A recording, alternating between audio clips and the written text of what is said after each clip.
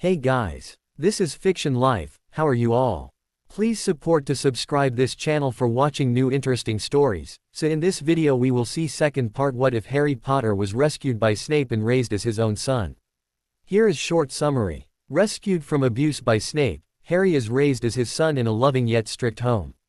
With a real family and guidance, he grows into a far stronger, and far more dangerous, wizard than anyone expected.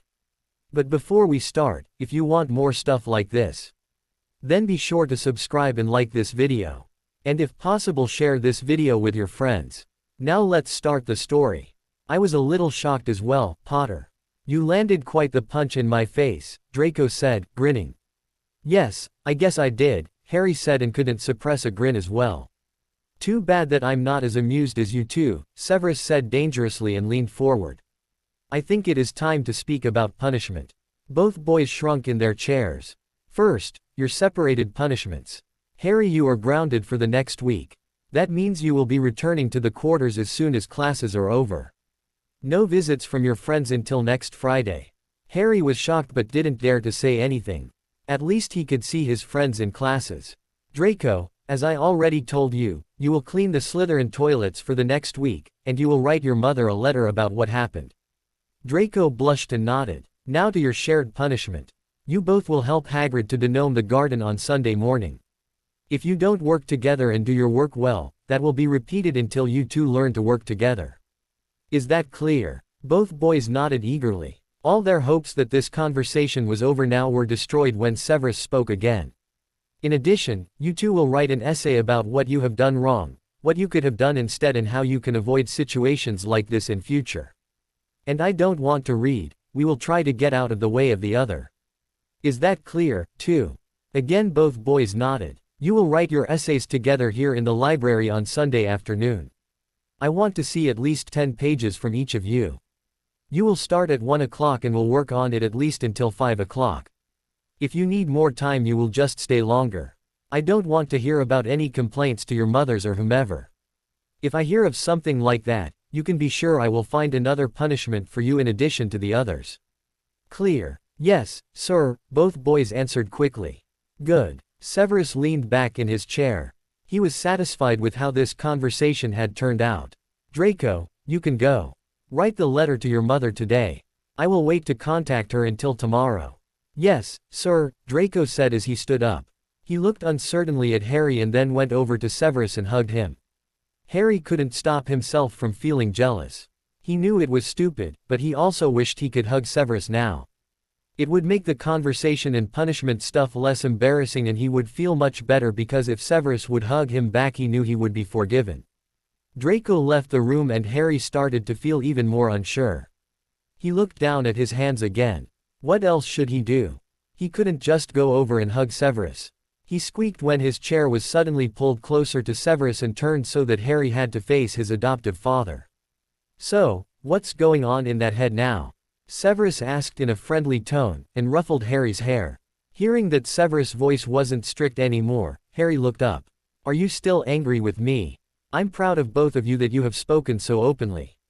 No, I'm not angry with you. I hope you have learned something from this, and I also expect you to serve your punishment correctly. I will, Harry said, nodding frantically. Then you are forgiven, Harry, Severus said in his friendly voice again. Harry bit his bottom lip and considered what to do. Finally, he took all his courage and threw himself at Severus and hugged him. Severus wasn't surprised. He had seen Harry's expression when Draco had hugged him, and he had hoped that Harry would find the courage to do what he wanted to. Severus shifted Harry onto his lap, and Harry leaned against his, sighing. Severus, Harry asked cautiously. Yes, Harry. What about tomorrow? Albus, Minerva and the twins wanted to go to Hogsmeade with me. Am I still allowed? I mean because of the grounding. Normally I would say no, but the twins are already so very excited about it, and Albus and Minerva also wanted to spend some time with you. So if they still want to take you with them, you can go. What about Ivy? What about her? Severus asked confused. Will she also give me a punishment? Severus chuckled. No, of course all that I told you was arranged with her in advance. We always decide together about everything what concerns our children. She just didn't attend this conversation because of Draco. She feared it would be too awkward for him. Oh, Harry said and snuggled closer. And Albus and Minerva are grandparents in this case and will not interfere in our decision of punishment. But, of course, they could decide that they don't want to go to Hogsmeade after this. Harry groaned miserably. Severus chuckled again. You just have to ask them. Finally realizing that he was still sitting on Severus, Harry blushed and stood up. Please, sit down again. I still would like to speak with you about something else. Severus gestured to Harry's chair. When Harry sat down again, Severus said, on Monday you will only attend the first 4 classes. Then you will meet James in the hospital wing for a checkup and we will go to the ministry to sign the adoption papers, or have you changed your mind? No, I still would like the adoption, Harry said eagerly. We also have to name your godparents then, Harry. Alistair and Poppy are the godparents of Lysander and Ethan and would like to be yours as well. So is that okay with you? Sure. He had always wondered how it would be to have a godfather or godmother. Now he would have both. Sirius had been killed before he could even get to know him, after all. Then that is settled, Severus said and smiled. So, ready to face the rest of the family again. Harry sighed. Okay. When they entered the living room, it was even more crowded than before. The twins were looking at Harry with scared expressions. Are we not going to Hogsmeade tomorrow? Harry quickly gazed at Albus and Minerva and then looked down at the sad faces of the twins. I don't know. I did something very stupid and maybe your grandparents don't want to take me with you any longer.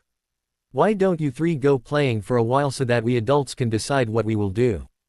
Albus asked. Okay, Harry said sadly, and guided the twins in the direction of their room. Before they reached the stairs, he turned and said, I just want to say again that I'm sorry. Really, whatever you decide, it will be okay with me. With that he turned and left his new parents, grandparents and godparents to whatever they wanted to speak about. I deleted the infos to the characters on the profile page because it became too big. Now I added all the infos in my live journal on several journals. You can find the links on my profile page. I hope it works for people without a LiveJournal account, too. This is a long chapter for you my dear readers. My beta goes on vacation now, and I hopefully can start my vacation next weekend. Right at the moment I'm so sick that I even fear that I won't be able to travel. Sad-faced whatever will happen I can't update before my beta is back and so that means the next update won't come in the next 2 or 3 weeks. But therefore I made this chapter longer and didn't leave it with a cliffy. I have written 2 new stories.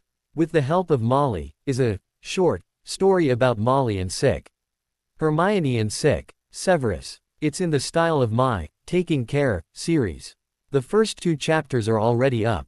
The other new story, Cherokee Camp, isn't uploaded right now because my beta didn't reply to me until now. Sad face, I hope I can upload the first chapter next week.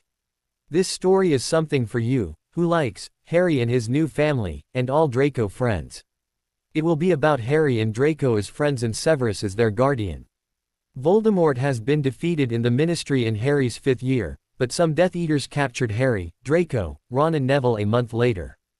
Draco had changed the sides in 5th year and left his family. While being captured by the Death Eaters they all got badly tortured and Draco even got it won't be described in detail, just mentioned. Harry and Draco survive, but the other 2 not and seeing them die has changed Harry.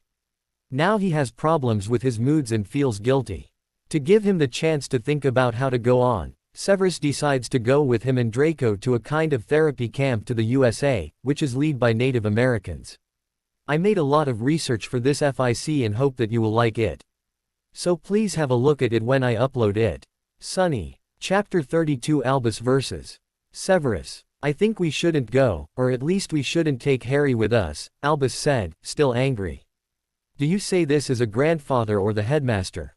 Severus asked sarcastically. Whichever you want, Severus. It would reward his behavior if we still go to Hogsmeade, Albus replied sternly. He already has been punished by us, Albus, and I think quite enough. You would punish the twins as well with this decision. And going with just the twins would be cruel to Harry, Severus said, beginning to become more agitated. Yes, maybe, but he is grounded, Severus. Going to Hogsmeade during his grounding would be inappropriate. It was like a battle between the 2 men. The women sat silently around them, and Alistair was regarding the scene with concern. Inappropriate. It would be a double punishment, Albus. And I'm quite sure you are mixing your duties as a grandfather with your duties as a headmaster here. Do I have to remind you how often you have patted the heads of the twins after we punished them? Or how often you gave them sweets when they weren't allowed dessert? Severus asked. You can hardly compare the twins speaking back to you or Ethan sulking with Harry hitting Draco. Albus said strictly, his voice becoming louder. Severus slammed his hand on the table and stood up to hover over Albus. He has been punished for it, Albus. How often do I have to repeat it? Do you think I was too lax? Do you want to criticize our punishment? Severus was furious. His eyes were sparking with anger. Albus rose from his seat, the two men face to face. Don't yell at me like that. I am not criticizing your punishment, but it is up to me to decide about the Hogsmeade weekend. You cannot tell me what I have to do. That's enough, Alistair said strictly and stepped between the angry men. Yes, absolutely, Poppy said and came over to Severus, who was breathing hard.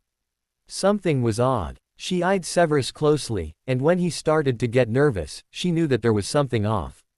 I'm sorry. Please stop yelling. You are scaring the twins, a small, fearful voice called from the hall. All eyes were on Harry now. He blushed and wished that all the adults would not stare in his direction. So, he felt relieved when they all turned to look at Severus, who was clutching his during a bad coughing fit. But the relief quickly changed into concern when Severus didn't stop. What have you done this time, Severus? Poppy asked in her no-nonsense tone. She gently pushed him back in his chair and started to wave her wand over him. Really, Severus, you will never learn. With a flick of her wand the glamour was cancelled and a gaunt-looking Severus was sitting in front of her. He was sweating, and his cheeks were flushed. Albus let himself sink down on his chair. Why didn't I notice it? I was shouting at him while he is still ill. Severus. No, that's enough talking for you men today, Poppy interrupted Albus strictly. I think it's time to listen to the women now. Ivy, Minerva, I think you will find a solution for this problem. Alistair, you will look after the boys and you, young man, will follow me into your bedroom without protesting. She looked sternly at Severus, her hand resting on his to help him breathe with a little healing magic. Severus followed her order without looking at anyone in the room. His was burning. Today was too much stress. Forgetting his potions and being up the whole afternoon without rest had worsened his condition. Albus still sat in his chair and was starting after Severus, shocked. He blamed himself for Severus' condition. He should have known that Severus was unwell after not resting because of the whole affair, and he should have realized that Severus was wearing a glamour. But all his anger and his worry about Harry's reaction to Draco had distracted him too much. The short squeeze of Alistair's hand on his shoulder gave him only a little comfort. Come on, Harry, let's go to the twins, Alistair said and guided a shocked Harry in the direction of the twins' room. Really, Dad, why can't you two discuss things calmly? Ivy said sadly and shook her head. I think Harry really was punished enough, Albus. That's the only weekend we could both hold free to make this Hogsmeade trip. If we don't go tomorrow then we won't be able to for some time. Minerva tried to convince her husband. I know, but I just feel uneasy about it, Albus said thoughtfully. Why don't you give him a choice, Dad? If you go to Hogsmeade tomorrow then he has to extend his punishment to next Sunday and not only Friday. That would compensate the one day in Hogsmeade and would be an additional day for you to not feel guilty about him having fun during his grounding. You can let him choose if he is willing to have a longer grounding for going to Hogsmeade with you two and the twins. Ivy used her puppy look at her father and it worked, as always. That sounds good. What do you think, Minerva? Albus asked his wife. I would have taken him with us even without the punishment extension, Minerva said truthfully. Fine, let me be the guilty one, Albus said and stood up. I will go and speak with him, then. Albus. He stopped when he heard his wife calling for him. The tone of her voice was something to be concerned about. He turned to her, and her face was another indication that she was angry with him. Her lips were thin and her eyebrows were drawn together. If you are going to be like this tomorrow, then you can stay at home. I won't let you spoil the trip for the boys. I'm angry at myself at the moment, Minerva. I can live quite well with Ivy's suggestion. Do you want to accompany me to tell him? He looked friendlily at Minerva, and she relaxed a little. Yes, I think so. What about you, Ivy? Minerva asked. I will look for Severus. Maybe Poppy needs Help. Minerva snorted. I don't think so, but if you feel better by doing it. Meanwhile in the room of the twins. Calm down, Harry. They will sort it out, Alistair said as he gently pushed Harry onto Ethan's bed. The twins were sitting tear-strained on the same bed. Alistair pulled a chair near the bed and sat down. What's up, boys? You already know the temper of your father and grandfather. There is nothing to worry about. He gently stroked their hair and suddenly his lap was full of two crying boys. Alistair's heart broke for the lonely boy on the bed, who looked so lost. I would offer you my lap, too, but I fear there isn't enough room. This worked and Harry grinned. No problem, sir, Harry said, already feeling a little better. If that was the normal way of discussion between Albus and Severus, he didn't have to feel so bad about it. No need for the formality, Harry. I'm Alistair. Okay, Harry said uncertainly. He had been surprised how quickly he had started to become comfortable using Ivy's and Severus' first names. Using Minerva's and Albus' first names still made him feel a little uneasy. With Alistair it would be the same, Harry believed. Will Grandpa be nice to Daddy again? Lysander asked worriedly. Of course he will. You know him well enough, boys. Will you and Aunt Poppy go to Hogsmeade with Harry, Lysander and me tomorrow? Ethan asked his godfather. I think your grandparents will find a solution, boys. And even if they decide against the trip, you should accept it. There will be another opportunity one day. But we wanted to show Harry the toy shop. We have spent all our money to buy him a plushie, Ethan explained while his brother was busying his thumb, almost drifting into sleep. Alistair grinned while looking at a blushing Harry. In that moment the door opened and Albus and Minerva came in.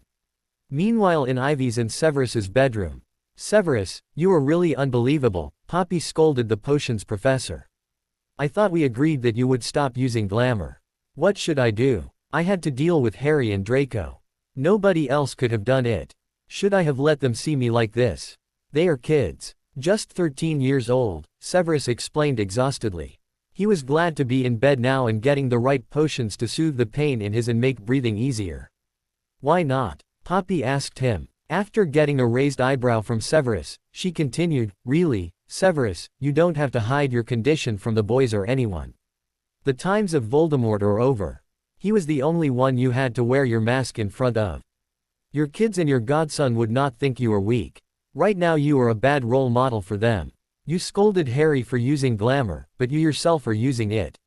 What do you expect to teach him with that? Poppy, Severus said, sighing. Don't, Poppy, me, Severus. Think about it. You have worsened your condition again. You could have been up tomorrow without any problems but now.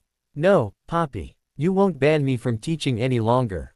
Albus has already ruined my whole schedule in potions this week. Severus tried to sit up but was gently pushed back in the cushions by Poppy. I won't decide if you will teach next week now. When it comes to you, I never could say early on if you would be able to teach on Monday. James and I will decide on Sunday. Tomorrow you will rest as much as possible. With the boys out of the house you should have nothing to distract you. I will tell Ivy to keep a close eye on you. You can be sure of it, Ivy said while entering the room. She came over to the bed and sat down opposite of Poppy. Her eyes rested worriedly on her husband. Her hand touched his face and stroked a loose wisp of hair out of his face. Severus groaned, and moved his head away from her hand. Please, Ivy, I'm not one of the boys. I hate it when you do this. Then don't behave like one of them, Severus, Poppy said sternly. She looked over to Ivy and explained, he is okay.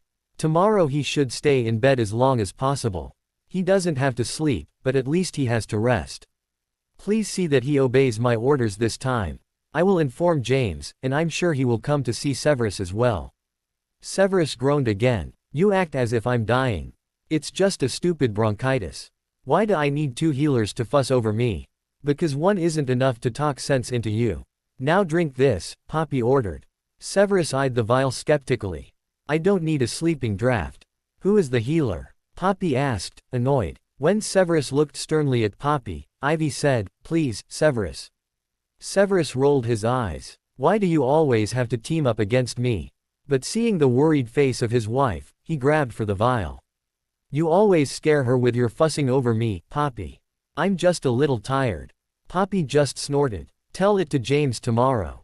I'm sure he will be all ears. Severus glared at Poppy. Your potion, Severus, Poppy said warningly. Severus hadn't even drained the whole vial when Poppy had to grab quickly for the vial so that it wouldn't fall down. Severus was sound asleep. Just tired. She shook her head. Seeing Ivy's worried face, she laid one of her hands over Ivy's. He will be okay, Ivy. You know him. Ivy sighed. I wish he would take better care of himself. It hurts me when he always worries about others but not about himself. He could have been much better if he would have just listened to you and James. I cannot watch him all the time, and I'm not able to see when he wears a glamour. I'm sure James will speak with him about it tomorrow. He always listens better to him than me. He is quite macho. Ivy took Poppy's hand. He really respects you, Poppy. Please never believe anything else. I know Ivy, I know. I just hope James will find a way to make him cooperate more. I would hate to set him on bed rest on Monday again. Quote. Back in the room of the twins. Grandma, Ethan shouted and ran over to Minerva. She lifted him in her arms, and he hugged her tightly. Soon 2 more chairs were conjured and all sat down. Lysander was almost asleep in Alistair's arms. Harry sat quietly on the bed, and Ethan was cradled in Minerva's lap. Albus sighed and looked at Harry. I'm sorry that you had to hear Severus and me shouting, Harry. Sometimes we forget that there are others around us. It's okay. The twins were crying, and I didn't know what I could do. Harry lowered his head. I felt guilty that they were crying because you and Severus was arguing because of me. You don't have to feel guilty, Harry. Severus and I should have handled this situation more calmly. I'm sorry for worrying you and the twins. It's okay. No, it's not, Harry. I'm really sorry. He paused for a moment and then went on. I had a problem with going to Hogsmeade while you were grounded. You already know that I was disappointed with you about your trouble with Draco. I think your punishment is well deserved, and so I wouldn't feel right breaking it to have our Hogsmeade weekend. I understand, but please at least go with the twins. They were looking forward to it so much, Harry said sadly. But we want to go with Harry. Right, Lee, Ethan asked his brother. I fear you won't get an answer from him, Ethan, Alistair said as he stood up. He gently carried the sleeping child over to his bed, changed his clothes into pajamas and tucked him in. We could still all go, Harry. But there is one condition. Albus eyed Harry closely. Hope rose up in Harry, and he looked eagerly at Albus. What condition? You have to accept an extension of your grounding until next Sunday. Yes, I will accept, Harry answered quickly. Yeah, Ethan said, jumping out of Minerva's lap and over to Harry. Then that's settled, Albus said and stood up. You, young man, will go and brush your teeth and wash your face and then off to bed, Albus said to Ethan. But Lee got to sleep without brushing his teeth and washing his face, Ethan said and started to sulk. No sulking, Ethan. You want to be fresh and well rested for our trip tomorrow, Minerva said and took Ethan's hand. I will be well rested without washing, Ethan tried again. Minerva just laughed. I'm sure you think so, but that doesn't change that we both will visit the bathroom now to clean you up. Okay, Grandma, Ethan said and followed Minerva. Suddenly he stopped and looked up at his grandma. And Harry. He also has to wash. Harry hasn't even eaten, yet. He will have to eat supper, first. Minerva glanced at Albus. I will make sure he eats something, Albus promised. When Minerva, Alistair and Ethan had left the room, Albus turned to Harry again. Are you still mad at me? Harry asked worriedly. Harry, I already told you that I was disappointed in you, but your punishment will be enough to make you understand that what you did was wrong. I'm no longer mad at you, and we will spend a nice day together tomorrow. Don't worry. And now you have to eat or the women of this quarters will hunt me down for starving you. Harry grinned and followed Albus to the living room. So, where do we want to go first? Albus asked while staying on the high street of Hogsmeade. Honeydukes. The twins shouted in excitement. Albus chuckled. I could have guessed that. Lysander took Harry's hand and smiled up at him. Do you like sweets? Everybody likes sweets, Lee. Ethan said as he rolled his eyes and took Harry's free hand. Both boys pulled Harry in the direction of the sweets shop. Yes, I like sweets, Lysander, Harry answered. Ethan, you should be a bit kinder to Lysander. Yeah, Ethan said absently, his eyes already fixed on the showcases in the window of the sweet shop. Lysander also didn't seem to worry about Ethan's behavior, so Harry just shrugged. Albus and Minerva watched the scene, bemused. Harry still needs to learn that the twins love each other and don't want to hurt the other. He will soon figure out that Ethan's behavior towards Lysander wasn't offensive to either of them, Albus said to his wife with an all-knowing smile. Yes, but it's cute to see Harry worried about Lysander, Minerva replied. When they were only a few meters away from the shop, Ethan and Lysander let go of Harry's hands and ran over to the showcase to push their noses against the window. Blood lollipops, Ethan, Lysander shouted excitedly. Yeah, and sugar eyeballs like Daddy has in his lab, Ethan said while pointing at the mentioned sweets. You will leave fingerprints on the window, boys, Minerva scolded them lightly. But, Grandma, look the eyeballs, Ethan shouted, bouncing up and down while pointing out the small bowl in the showcase. Minerva screwed up her face in disgust. How can you even think about putting that thing in your mouth? She shook her head in disbelief. Harry laughed at Minerva's expression. It's something that only kids can understand. And children imprisoned in a grown-up's body. Minerva gestured with her head to Albus, who had joined the twins in pushing their noses flat against the window. Harry grinned. Let's go inside, Minerva said and pulled her husband away from the window. Ethan and Lysander ran so fast into the shop that Harry could hardly blink before they had vanished through the door. Harry patted the money in his pocket that Severus had given him for the trip. It wasn't enough for a camera, but Harry hardly believed he would have found one here in Hogsmeade anyways. So, spending some money on sweets wouldn't hurt. 30 minutes later, the small group came out of the shop. Minerva was almost having to push her husband away from the shop, his cloak pockets full of sweets. Ethan, Lysander and Harry each had a bag full of various sweets, and their mouths were already filled with sugary goodness. Now, the toy shop, Grandma, Ethan said while eyeing on his blood-flavored lollipop.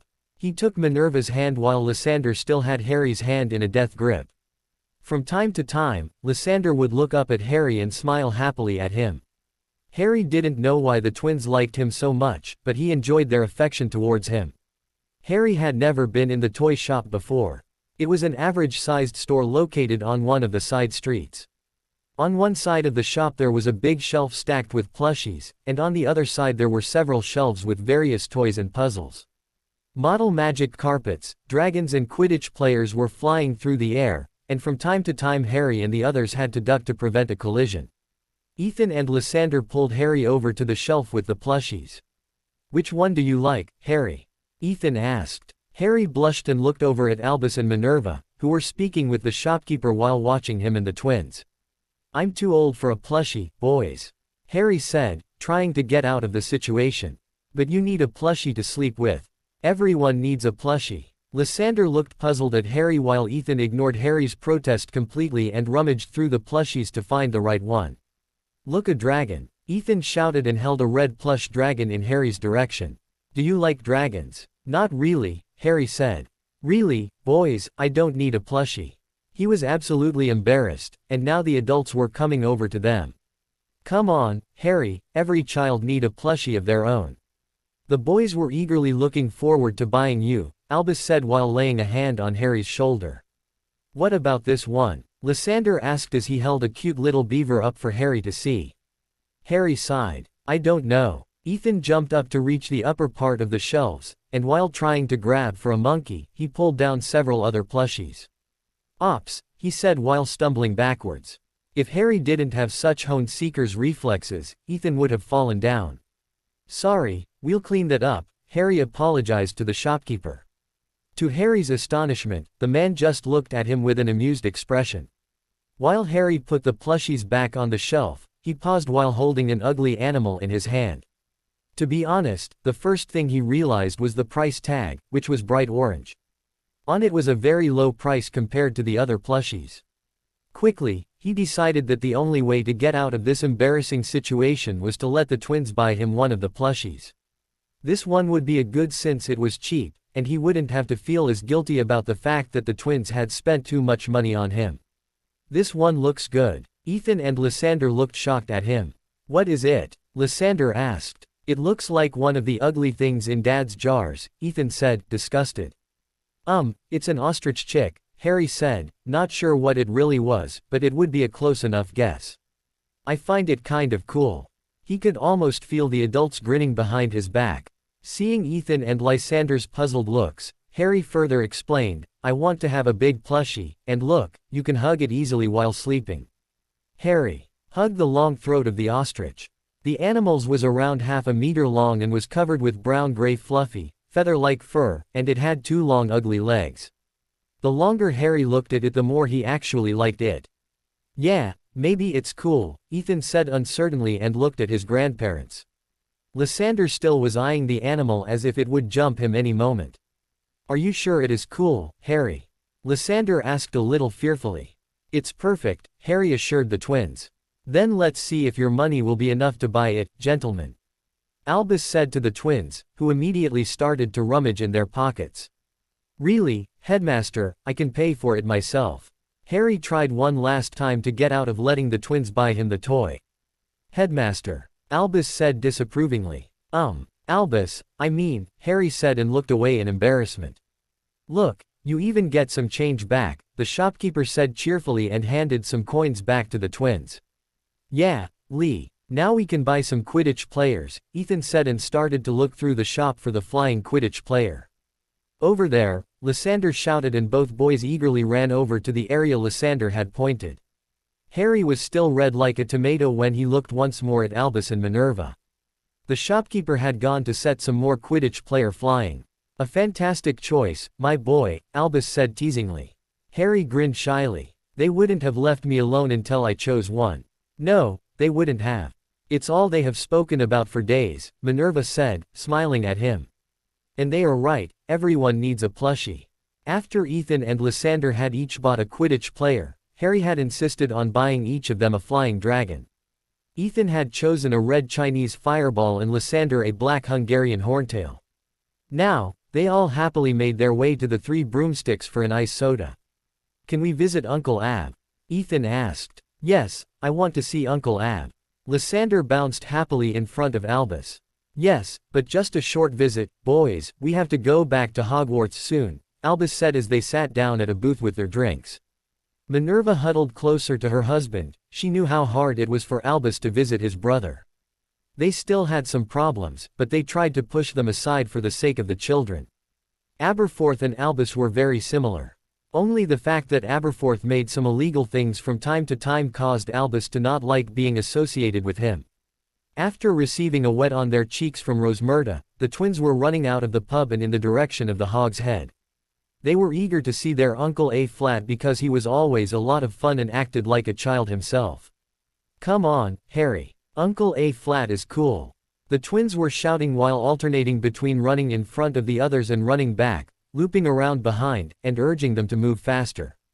Ah, the little brats and the new brat, Aberforth said when they arrived while hugging the twins and eyeing Harry curiously.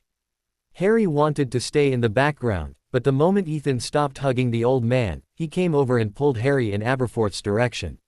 Sir, Harry greeted the old man, unsure how to address him. Does this place look like as if we need such a level formality here? Aberforth gestured around the shabby-looking pub. I'm A-Flat to you, and you must be Harry. Yes, see Ab, Harry stuttered. He was glad when Minerva stepped beside him and Aberforth hugged her. Still with the old fool, Minerva. I'm disappointed, he said while glaring playfully at his brother. Really, Ab, Minerva said with a scolding tone. The twins wanted to see you. I know it wasn't the intention of my brother to come. Here, Aberforth said and stepped closer to Albus. Aberforth, Albus said shortly. Albus mocked back. Minerva rolled her eyes. Why don't you show Uncle A-Flat your new toys? That reminded Harry that he still held the ugly bird in his hands, and he tried to hide it behind his back. Ethan and Lysander showed A-Flat their Quidditch players and dragons. And Harry has a plushie now, Ethan said proudly. Harry was thankful that the light in the pub was so dim, his face was burning from embarrassment. Really? Ab said while looking really interested. What is it? Please don't tell me it's a phoenix. Aberforth's eyes again wandered to his brother. It's an ostrich, Harry said uncertainly. Let me see, Aberforth asked, excited like a child. Harry reluctantly pulled the animal out from behind his back. Oh my, that looks special. A good choice for a Snape, Aberforth said. Do you have some fireworks, Uncle Ab? Ethan asked, and even in the dim room you could see his and Lysander's eyes sparkle. A-Flat grinned wickedly, reminding Harry of the twins. Of course I have. I always have some when my little nephews come to visit me." With that, he went behind his bar and rummaged in one of the cupboards. Harry almost jumped when Ab's hand quickly reappeared over the edge of the bar and placed a sparkling red dragon on the counter. The dragon waddled in the direction of the edge and all eyes was on it and not on the old man, who was waiting in the shadows to activate the firework at the right moment. Albus and Minerva had already moved back to safe distance from the dragon, and only Harry and the twins were looking with fascinated curiosity at the small creature. It didn't look like a firework, but nobody dared to prevent it from falling over the edge. The moment it fell over the edge, it caught fire and started to hiss. It flew upwards, and when it was under the ceiling, it started to grow, and grow, and grow.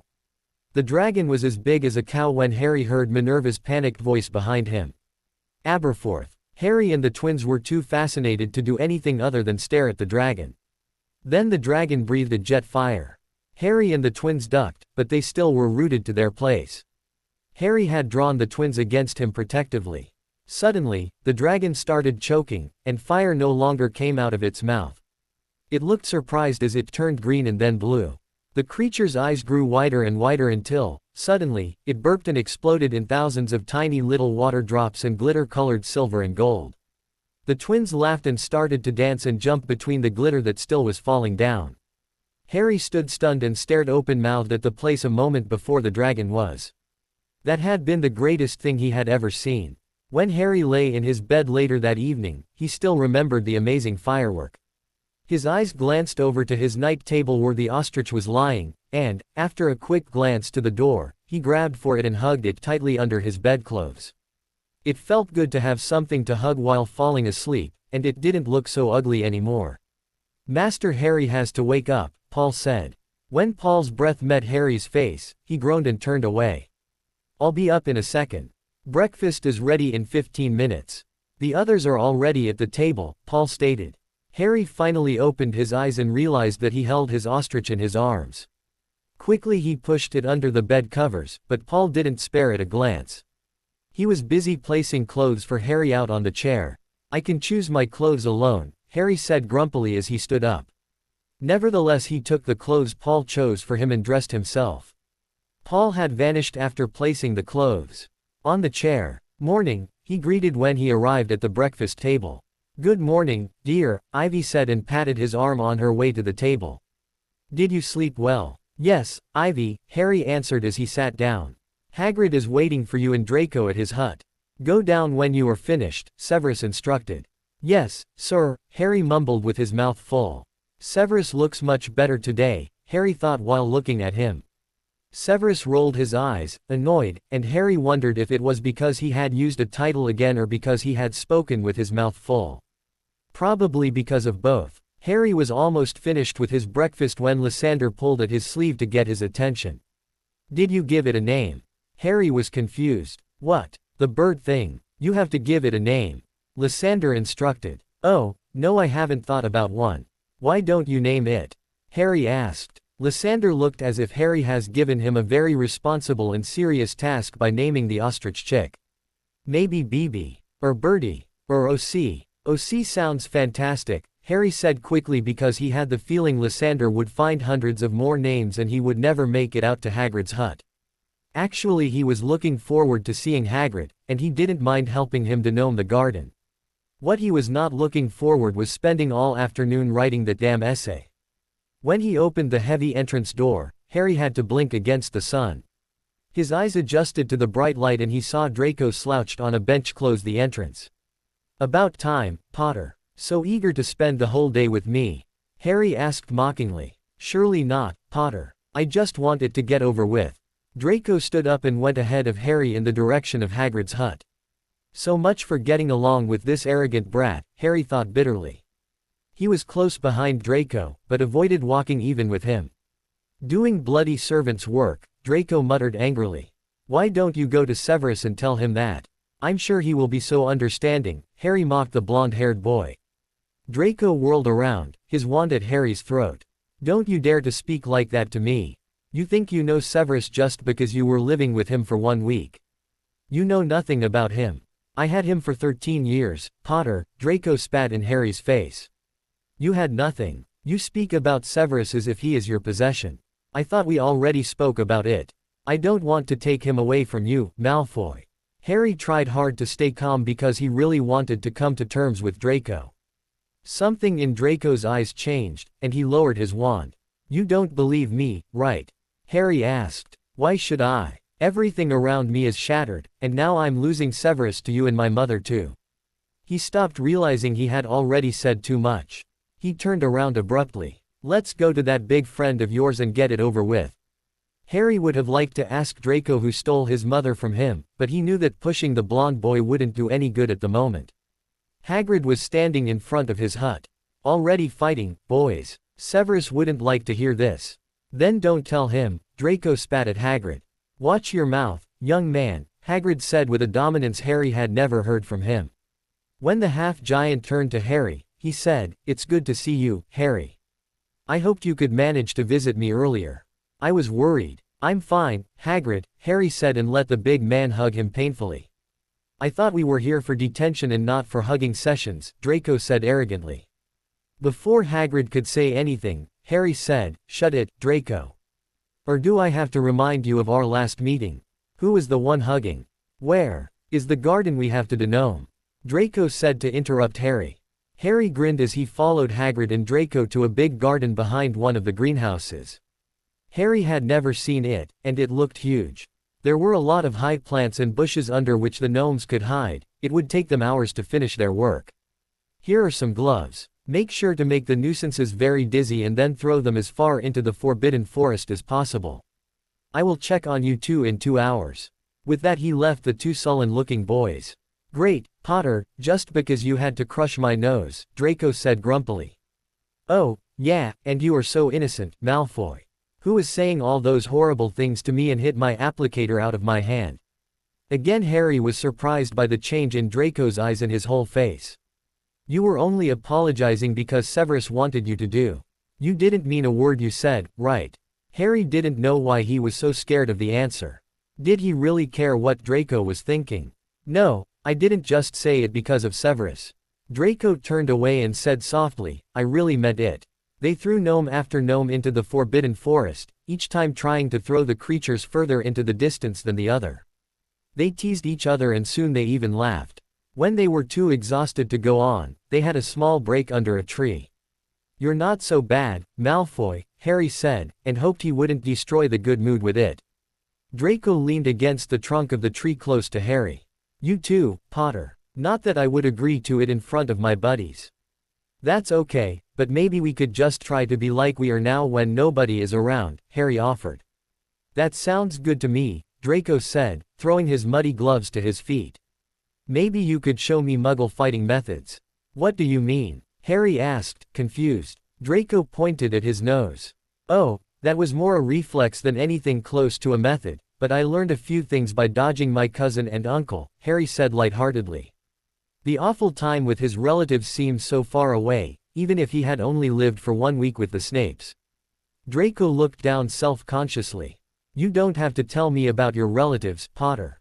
It's okay. My life has changed so completely since I started to live with the Snapes that it seems far away what happened at my old home. They are so different from what my relatives were like. Harry stared into the distance. Many Slytherins have problems similar to yours. You know, with Death Eater parents and all. They aren't very lenient with their children. But my father never. Draco stopped. He felt stupid and unsure by speaking with Harry about it. Your father wasn't a Death Eater, Draco. I wish you could have had a chance to enjoy life with your father without Voldemort. I'm sorry that you lost him. Draco looked away from Harry so that the dark-haired boy wouldn't see his fight against tears. It's so unfair. He never got the gratitude he deserved for what he did, Draco whispered, but Harry could hear him well. May I ask you something, Draco? Harry asked cautiously. Sure, but I don't promise to answer to it. When we came over to the hut you said someone is stealing your mother. What did you mean by that? I don't want to speak about it. This was the reason I wanted to speak with Severus, but now I didn't get the chance to do so. Draco sounded sad and lost. He forgave you, Draco. You should speak with him when we are finished here. It's useless. He can't help me with this. But sometimes just speaking about it helps, Harry said gently. I don't know. Come on, let's finish this. With that, Draco stood up and put his gloves on again. One more hour and they were done. Their backs hurt and they were relieved to see Hagrid coming over to them. Professor Snape sent a message that you shall accompany him for lunch, Hagrid said to Draco. He inspected the garden and was satisfied. I will inform the professor that you served your detention well. With that he sent the boys to have lunch. Oh, Merlin, you two look like gnomes yourself, Ivy said as Draco and Harry came into the quarters. She grabbed Harry's chin and tilted his head. His neck was dirty as if he had wallowed in mud himself. Draco, you can use the children's bathroom, and Harry you can use our bathroom upstairs. I can go and shower in the Slytherin bathroom, Draco said pleadingly. Harry grinned and was happy that Ivy had sent Draco to use the charmed bathroom. Oh, no, we want to eat as soon as possible, Draco. Using our shower will be much faster. I will call Paul to get you new clothes from your dorm, Ivy said as she gently pushed Draco in the direction of the bathroom. Harry sprinted to his room to get his clothes so that Ivy couldn't change her mind. 20 minutes later Harry joined the others at the table. He looked at Draco, who was neatly combed and perfectly dressed. Slightly embarrassed, Harry ran his hand through his still wet and only quickly combed hair and tried to smooth his creased shirt. When he looked at Ivy, she just grinned. Severus' face was more disapproving, but at least he didn't comment on it. So, you two have finished the first part of your punishment well. At least Hagrid was satisfied, Severus said in a tone Harry couldn't judge. Yes, sir, both boys said quickly. You will start your essay at 2 o'clock. Looking at Harry, Severus added, when we have finished the meal you will. I will go and read like you said, Harry said quickly. Oh, please don't say that I have to nap in front of Draco, Harry thought frantically and looked pleadingly at Severus. Severus rolled his eyes and said, yes, you will read and won't stop before 2. Is that clear? James will come and have a look at you soon so don't read too hard. Yes, Harry said and sighed relieved. A look at the grinning Draco showed him that he knew what Harry really had to do. So Harry concentrated on his food again in the hope that Draco wouldn't see the blush on his face. You can use the time to rest in your common room, Draco, and I await you here at 2, Severus said while looking at his godson. Harry started and looked uneasily at Draco. When the other boy didn't look up, Harry decided to just go on. Draco wanted to speak with you, Severus. Maybe you can use the time to speak with him while I read. Severus looked at Draco who suddenly was very interested in his food. Is that so, Draco? Shyly, Draco looked up. Yes, I never had the possibility to speak with you about what I wanted to tell you on the day Harry hit me. You mean the day you hit my applicator out of my hand, Harry said grumpily. Severus growled and both boys looked down on their plates immediately. You can speak with me after lunch in my office, Draco, Severus said and finished his meal. James came just in the moment when the last one, Ethan, had grumpily finished his vegetables. I hate green stuff, he had pouted. That caused his father's angry reply, and I hate to tell you again and again that it is healthy and therefore you have to eat it. Flashback. But it tastes ugly, Ethan said and pushed his bottom lip out. Severus took deep breath and started to count to 10 to calm himself down. It is healthy and if you don't stop pouting you will have your midday nap in my office and we both know how much you will like that. The silence in the room was almost hurtful, everyone hoped Ethan would not speak. Back again and just finish his meal. I thought you wanted to become a good Quidditch player, Ethan. All Quidditch players eat a lot of vegetable. It gives you good reflexes and makes you strong, Harry said when he saw that Ethan wouldn't stop talking back to Severus. Ethan looked at Harry with awe, and then at his vegetables. He took his fork and poked the broccoli with it skeptically. This stuff. Are you sure? Absolutely sure. Why do you think I eat all my vegetable? Lysander grabbed for the spoon in the broccoli bowl and put another spoon on his plate. I will become better than Ethan in Quidditch, Lysander said and forked the vegetable in his mouth. Seeing this, Ethan quickly started to eat his own vegetables as well. End of flashback. Oh, am I too early? James asked when he saw the whole family at the table. No, we have already finished, James, Ivy said and went over to James to greet him. Good, then I would like to check on my 2 patients, James said, and eyed Harry and Severus. I have no time for this, James, Severus said grumpily. I have a meeting with my godson in my office. Then that has to wait until we are finished, Severus, or have you already forgotten about our conversation yesterday? James scolded. 10 minutes healer, not one more, Severus said challengingly. I'll take all the time I need, Severus, James warned. The tension between the two was tangible. I'll wait in my room for you, James, Harry said to escape the tense mood. He was out of the room before James could reply. Severus stood up as well. Wait here, Draco, I will be back. He paused shortly and looked at James. Soon. Harry was lying on his stomach, looking at his photos when James knocked and came into the room. How are you, Harry? I heard you had a great day in Hogsmeade yesterday, James said cheerfully. Harry sat up. Yes, it was great. Ah, and that must be the famous OC, Lysander and Ethan never stopped speaking about it. They even asked me to have a look at him because he looks so ill. James grinned. I'm sure he is well as a plushie can be, Harry said, and rolled his eyes. And how are you? Well, I'm a bit tired but that comes from the denaming. My back still hurts. Did you take your potions this morning? James asked while pulling out his wand. Yes, I did, Harry answered honestly. It's normal that you would feel tired now. You shouldn't overwork yourself at the moment. This afternoon you have to write an essay, right? James asked. Yes, Harry said sullenly. Lay down, please, James said, and the moment Harry was lying he started to wave his wand over him. Is it okay if I scan you as well, Harry? Sure, but I can't promise to stay awake. You know how I react to it. Harry already started to close his eyes. James's healing magic would be great to help him to fall asleep. James had laid his hand on Harry's, but didn't start the scanning. Harry, if you feel too tired this afternoon, I want you to tell someone.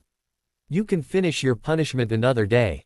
No, Harry almost sat up again, but James's hand on his was preventing it. I want it to be over with. I know, but tomorrow is also a very important day for you. It's your first day back in school and you will go with Severus and Ivy and your godparents to the ministry to sign the adoption papers. You don't want to be ill or too tired to do that, right?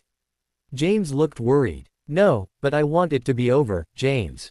You don't understand. Harry looked at the wall to avoid meeting the healer's eyes.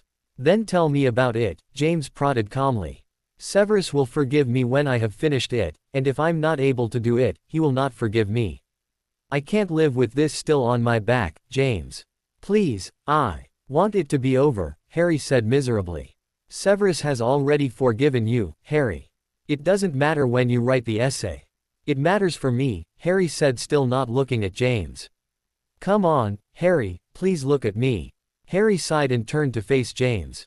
I want to write it today, James. We will see after the result of the scan, Harry, but the diagnostic spell already told me that you are very exhausted. The potion gave you more strength than your body would normally have at the moment. Writing an essay won't exhaust me like denaming. It's just writing. Please, James, let me try it. Okay, but you will rest longer than planned. I will inform Severus that you will start with the essay at 3 and not 2, and you will stop and tell someone if you aren't feeling well. Yes, I will. I promise, Harry said eagerly. One last question before I start the scanning, okay? When Harry nodded, James went on. How are you sleeping? Still having nightmares? Last night was okay, Harry said in a small voice. What, exactly, does okay mean? James prodded. It wasn't as bad as the other nights, Harry said and turned away. Harry, I told you that you don't have to go through this alone. Speaking about the dreams would help, and I can also give you some potions or Albus could cast a sleeping spell on you in.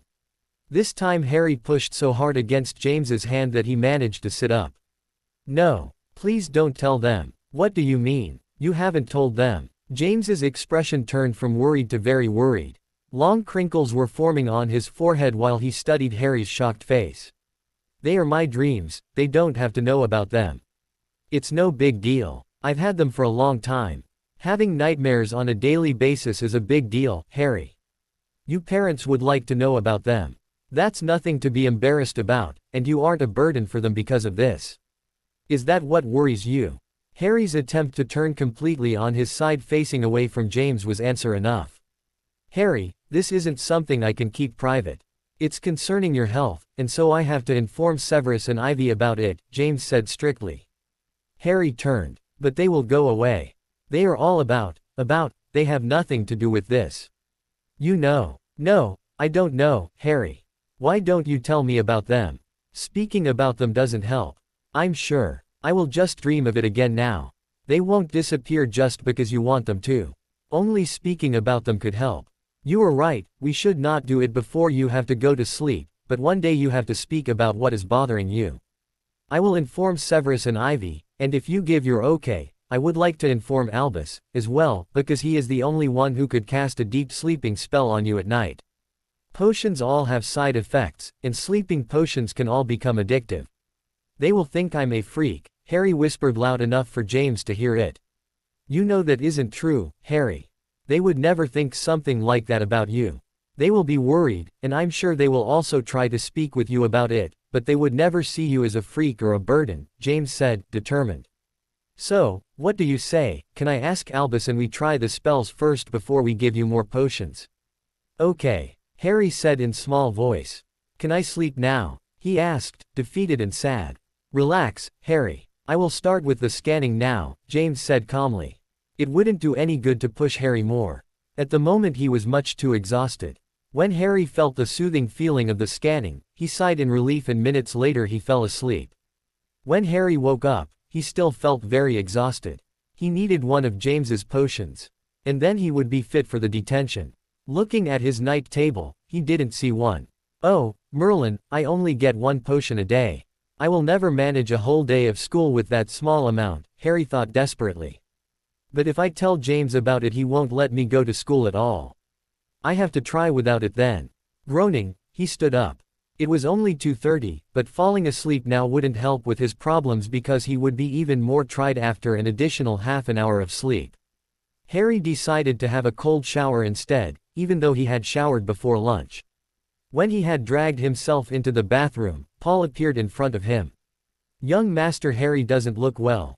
Can Paul help him? No, Paul, I just want to have a shower. Harry ignored the worried look on the creature and started to undress tiredly. Paul eyed Harry. The young master has already had a shower before lunch. Paul is worried. Maybe Paul should inform Mistress Snape. No, Paul. I just want to have a cold shower to wake up completely, okay? There is nothing wrong. I'm okay. No, Master Harry isn't okay. I will keep an eye on young Master Harry, Paul said and disappeared with a pop. Harry just shook his head. He had no energy to think about Paul now. After the cold shower he hardly felt better.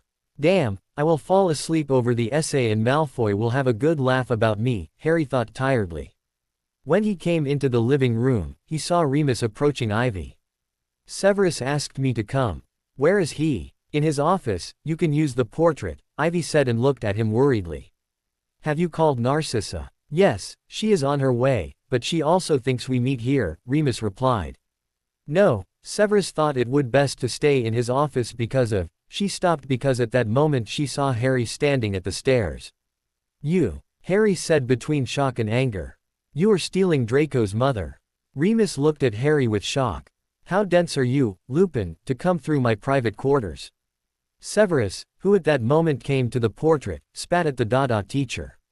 The note just said I should come to see you in Narcissa since it is concerning Draco. You didn't write where to meet you. It's the weekend, Severus, so where did you think I would go to look for you? Severus shook his head angrily as he quickly passed Remus while going in Harry's direction. He waved his hand at the portrait. Go to my office. I will be there in a few minutes. Ivy and I must speak with Harry first.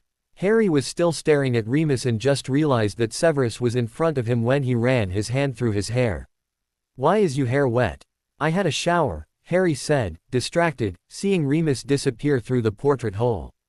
You had a shower before lunch, Harry, Ivy said worriedly when she reached his side. A cold shower to wake up completely. You don't look as if you are completely awake, Severus said worriedly, and tilted Harry's head to have a close look at his eyes. I am. I can start with the essay, now, Harry said. He had again these confusing feelings. He would like to pull his head out of Severus' grasp to prevent him from having a closer look at him, but at the same time he enjoyed the closeness and worry. The detention is cancelled for today, Severus said. You need more rest. No, please, Severus, Harry started to plea. That's my last word. Back to bed with you, son. I will go and check on you when I have made sure the wolf and my stubborn godson aren't ripping each other's throats out.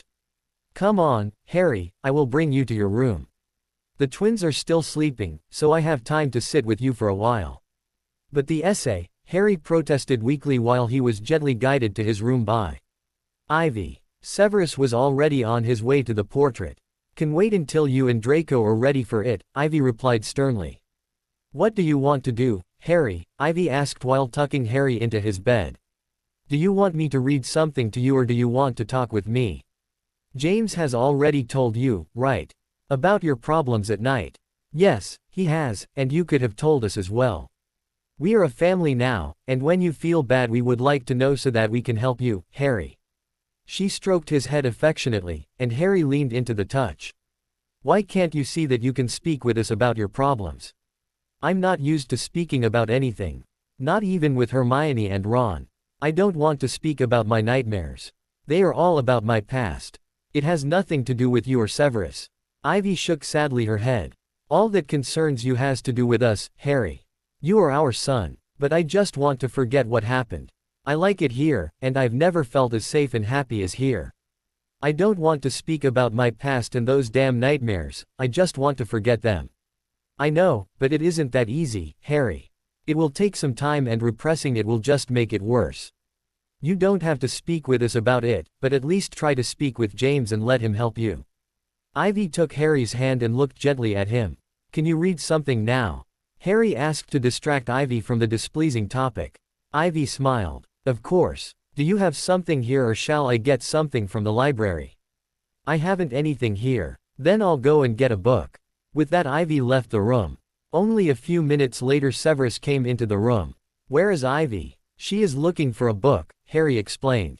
I can still write the essay, Severus. You are exhausted, Harry, and you should have told us about it. It's not that important that you write it today. I want you to write it together with Draco, and he isn't capable of doing it right now, either. So he told you about Remus is the one his mother is seeing, right? Yes, but I think you should hear about this from Draco. It should be his decision what all to tell you, Severus said seriously. Okay, Harry said, disappointed. He had hoped to hear more about Remus and why he was seeing Narcissa, but he wouldn't want Severus to tell Draco things about him and so he had no right to get private information about Draco from Severus. Have you already spoken with Ivy about what James told us? Severus asked, eyeing Harry closely. Yes, Harry said sullenly and stared at the ceiling. And what was the result of this conversation? Severus prodded. That I will speak with James. What about the sleeping spells, Harry? I really would like you to trust Albus and let him put you to sleep. The sleeping potions are very addictive, and I would prefer if James wouldn't try them on you. I would choose to sit beside your bed all night before I give my okay for him to use those potions on you. Speaking about it helps much more than any potion, anyway. The potions just defer the problem. I had to learn the hard way that problems like this are able to swim in the potion and that they just wait until the potion is gone and are still really there. Sometimes they come back worse than before. I forbade James from giving you a sleeping potion, Harry. I hope you can accept my decision. But I don't want to speak about it, Severus. Harry turned his face away. I know how hard it is, but I also know how much it can help. The first step is the hardest and then it will become easier. James is a great listener, Harry. Just give it a try. Albus, spells can help you to bridge a bit of time, but only when you speak with James about your nightmares it is useful. Otherwise, it's the same as with the potions, you won't get addicted to it, but the problems and nightmares will still be there when Albus stops working the spells. I doubt you want Albus to come put you into sleep when you are living in your own house with Hermione and all the annoying children you two will have. Severus grinned. Hermione isn't my girlfriend and never will be. She is just a friend. Harry explained, annoyed. I know, Severus chuckled and ruffled Harry's hair. But it's such a fun to tease you with it. I'm glad I can entertain you so easily, Harry said sarcastically and grinned back. What's so funny? Did I miss something? Ivy said while coming into the room. Just a man thing, Severus said and winked at Harry. Oh, great, now that I have 4 men in my family I have absolutely no chance. She sat down on Harry's bed, and when she saw Harry glance at the book, she said, Moby Dick, I thought you would like it. I'm sure I will, but I can't promise to stay awake for a long time. I fear I'm really very exhausted, Harry said and snuggled closer into the bed covers. No problem, Harry. Just do what feels good. With that she opened the book and started reading. After 10 minutes Harry was asleep and Severus laid a hand on his wife's shoulder. You can stop now, Ivy. She looked up and her face became sad and worried. The mask she had held up for Harry was gone. A tear rolled over her cheek and fell down on the still open book. He will be okay, Ivy. Severus gently cupped her cheek and wiped a tear away with his thumb. James will get him to speak, and he will recover. It's so unfair, Severus. Why didn't we see it earlier? We can't change what has happened, we can only try to give him a good and safe life now. It will be a long and stony way but we will go it together. Just a man thing, Severus said and winked at Harry. Oh, great, now that I have 4 men in my family I have absolutely no chance. She sat down on Harry's bed, and when she saw Harry glance at the book, she said, Moby Dick, I thought you would like it. I'm sure I will, but I can't promise to stay awake for a long time. I fear I'm really very exhausted, Harry said and snuggled closer into the bed covers. No problem, Harry. Just do what feels good. With that she opened the book and started reading. After 10 minutes Harry was asleep and Severus laid a hand on his wife's shoulder. You can stop now, Ivy. She looked up and her face became sad and worried. The mask she had held up for Harry was gone. A tear rolled over her cheek and fell down on the still open book. He will be okay, Ivy. Severus gently cupped her cheek and wiped a tear away with his thumb. James will get him to speak, and he will recover. It's so unfair, Severus. Why didn't we see it earlier? We can't change what has happened, we can only try to give him a good and safe life now. It will be a long and stony way but we will go it together. Harry, someone whispered in his ear. Harry opened his eyes lazily. Ethan. The boy smiled from ear to ear while his glance wandered from Harry's face to his arms. When Harry followed his glance, he saw that he was hugging O.C. Thank Merlin that it is only Ethan who saw it, Harry thought. And Lysander, he added mentally when a second head appeared in his sight. Is O.C. a good plushie? Lysander asked curiously. Yeah, he is fantastic, but please don't tell anyone. Don't tell anyone what? A deep baritone was to be heard from the door. That O.C. is a good plushie, Lysander said, and pointed at the ostrich in Harry's arm. Harry sighed and stuffed the plushie under his bedclothes. Why shouldn't we tell Daddy that O.C. is good? Ethan asked, puzzled. Yes, why shouldn't they tell me, Harry? Severus asked teasingly. Very funny, Severus, Harry said and stood up. Daddy always wants to know how Beaver was sleeping, Lysander said. Yes, and Fox as well, Ethan said, nodding wildly. O.C. slept wonderfully, Severus, Harry said sarcastically, but the twins were happy with this reply.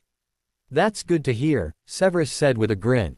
And now off with you all into the bathroom to wash your hands for breakfast. Tomorrow it's back to school for you, Harry. Do you feel ready for it? Albus asked. Yes, I do. I feel much better now. I don't want to miss more classes than I already have. Hermione's notes were helpful, but it is still hard to understand it without being in classes. You will catch up easily. If you have problems just ask the respective professor or one of us. We will all help you, Professor McGonagall offered. Thanks. Remember it's only the morning tomorrow, potions, history and charms. Then you'll have lunch and go directly home and have a nap until 2 when we wake you to go to the ministry, Severus instructed. But the other days I can't have a nap, so why do I have take one tomorrow? Harry protested. Severus just looked directly at Harry and raised his eyebrow challengingly. Harry sighed. Nap until 2, I got it. Grumpily Harry averted his glance. I'm glad we understand each other, Severus replied. Alistair and Poppy will join us here and we will all go together to the apparition point to reach the ministry. I want to come, too. Ethan said. Me, too, Lysander added. No, boys, it is Harry's big day. Grandma and Grandpa will get you from daycare tomorrow, Ivy explained calmly. The twins looked disappointed, but didn't protest further. I also have a big day soon, Ethan said, looking at Harry. Me, too, Lysander said, pointing at himself. Really? Harry asked, confused about what the twins meant. Both nodded their heads and looked very serious. I become 5, Ethan said and held his hand up and spread his fingers. Me, too, Lysander said, and doubled the gesture of his twin. 5. That's a very important birthday, Harry said, pretending to be very serious. Yes, both boys said proudly. And when is your birthday? Harry asked. Soon, Ethan said, looking at his mother for help. In 4 weeks, boys, Ivy said and gently petted Lysander's head. Still many nights to sleep, Severus said cheerfully and ruffled Ethan's hair. Grandpa Thaddeus and Grandma Eli will come. Ethan was very excited. Harry was a little worried to get to know more people in this already big family. What if they don't like me or think I take Severus and Ivy away from the twins? Or if they think I'm not good enough for them? Or what if they ask me questions about what happened to me and why I'm here now? Harry though frantically and became more and more worried. Harry. Ivy's concerned voice penetrated his ear, but his mind was too busy thinking about all the bad things that could happen. Harry. This time it was Severus' deep voice, but again Harry couldn't react to it. Harry only realized that someone was touching him. His clothes were drawn in some direction and at the same time someone drew Harry's head against behind him. A hand stayed at his forehead and soothing words were spoken to him. Something was pressed against his mouth, and he opened it automatically. The slightly bitter taste of his calming potion filled his mouth and the world around him cleared up. He could hear the voices better now and felt that the hand on his head and another one on his shoulder were working soothing magic into him. Seconds later he realized it was Albus behind him and the one who had been searching his clothes for his applicator was Severus, who now was kneeling in front of him. Harry groaned in frustration. Damn, why do I always have to mess things up? When he remembered that Severus and Albus weren't the only one in the room, Harry blushed and tried to shove Albus' hands away. I'm fine. We can see that quite clearly, Harry. Stop fighting Albus, Severus ordered, restraining Harry's wrists. Harry looked at the scared twins. They were both clutching Minerva's hands and snuggled close beside her. I'm sorry, Harry croaked. Grandpa will make you good, Lysander said, and looked hopefully at Albus. Of course he will, Lysander, Minerva said calmingly. What triggered this one, Harry?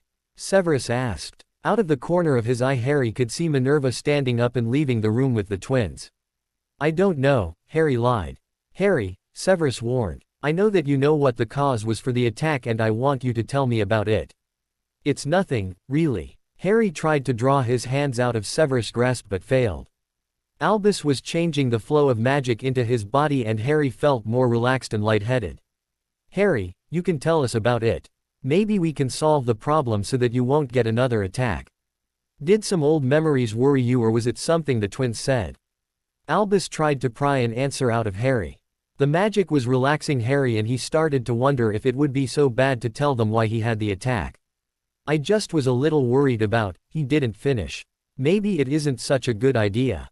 They are Severus' parents. What if he tells them about this? Harry thought, scared. Again the flow of magic changed and Harry sighed. I was thinking about if they would like me or if they wouldn't want me to be part of the family. Who? Severus asked. He couldn't even remember what had been spoken about before the attack. His mind was still busy coming to terms with a non-responsive and gasping Harry. Your parents, Harry said. He was tired. The magic made him sleepy and he could feel the beginning of pain in his lungs. My parents? Severus asked confused. Who will come to the twins' birthday, Severus, Albus said helpfully. Why shouldn't they want you in the family, Harry? Severus asked, now understanding what the problem was. I don't know. I was just worried. Maybe they think 3 kids are too much and I take you away from the twins. Or they think you should enjoy the life without Voldemort and not burden yourself with. Stop that, Harry. Severus ordered strictly. How often do we have to tell you that you aren't a burden for us? Harry, Severus' parents will love you. Grandparents can never get enough grandchildren, Ivy said. Look at me. Harry didn't finish the sentence because the magical flow was overwhelming him. I think it's useless to speak with him right now. He is too worked up. Maybe it would better if we call James. Albus didn't stop the flow of magic because he guessed Harry's reaction would not be good. No, please don't call him, Harry said, and tried to free himself from Albus and Severus' grips. He was too exhausted to challenge one wizard not to mention the two together. I've already sent a Patronus to the hospital wing. James should still be there with Poppy, Ivy explained. No, Please, Harry protested weakly. He didn't want to speak with James. Harry hated to be so weak and get panic attacks over stupid things like this. A stone to crawl under was the only right option at the moment, in Harry's opinion. You are hyping it up too much. The pain in his lungs became worse. Why was it hurting? He couldn't remember ever have problems with breathing. What happened? James asked as he came through the fireplace. Harry looked around in surprise, he hadn't noticed him enter. Another panic attack. He was gasping for air and didn't respond until Albus soothed him magically and we gave him the potion. It seems he can't even remember that he had problems with his breathing, Severus explained to the healer.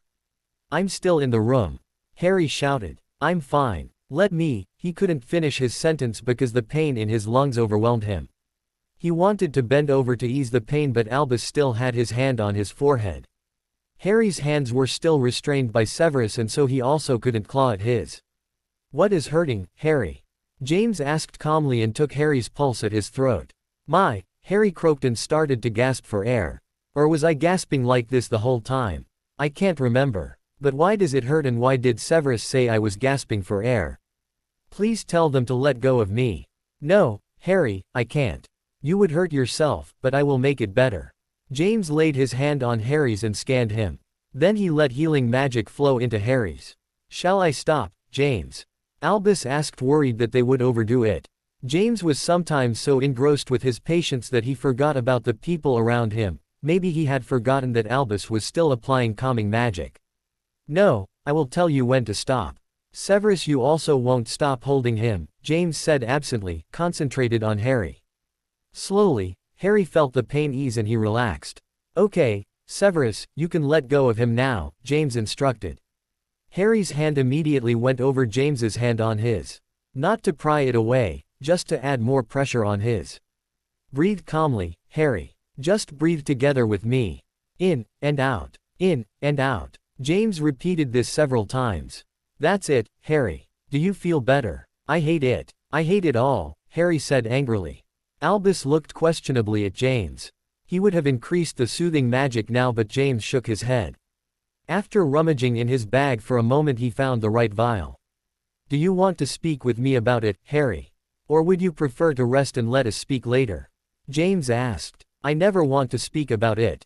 It's all shit. I hate it. Why can't you stop it? I keep making a fool of myself. Harry started to breath heavily again. We will speak about it later, Harry. Just drink this, James said, and pressed a vial at Harry's lips. Harry wanted out of this situation. He hated himself at the moment so much that he would prefer to be back at the Dursleys where there weren't many people who would sit around him, worried. He drank the vial in the hope that it was something to put him out. He felt the effect shortly after drinking. It was one of James's heavy antidepressant potions. Harry groaned. It wasn't something to put him out, just something to keep him from dwelling on his bad feelings. That also meant that James's wouldn't go away soon and he would have to speak about what happened. Do you want to speak with me about it, Harry? Or would you prefer to rest and let us speak later? James asked. I never want to speak about it. It's all shit. I hate it. Why can't you stop it? I keep making a fool of myself. Harry started to breath heavily again. We will speak about it later, Harry. Just drink this, James said, and pressed a vial at Harry's lips. Harry wanted out of this situation. He hated himself at the moment so much that he would prefer to be back at the Dursleys where there weren't many people who would sit around him, worried. He drank the vial in the hope that it was something to put him out. He felt the effect shortly after drinking. It was one of James's heavy antidepressant potions. Harry groaned. It wasn't something to put him out, just something to keep him from dwelling on his bad feelings. That also meant that James's wouldn't go away soon and he would have to speak about what happened. Harry lay in his bed, staring at the ceiling. James was sitting beside him and watched him closely. Why are you so angry, Harry? Don't speak with me as if I'm a mental patient, Harry said bitterly. You are my patient, Harry, James said calmly. Harry turned on his side to face James and screamed at him, but I'm not mental. I never said you were. James kept his calming tone and emotionless expression. That made Harry furious. He hated that he was so angry and James could stay so calm. Stop it. Stop what? Calm as ever. Harry threw himself on his other side to face away from James. I hate you, Harry said, sounding a bit calmer.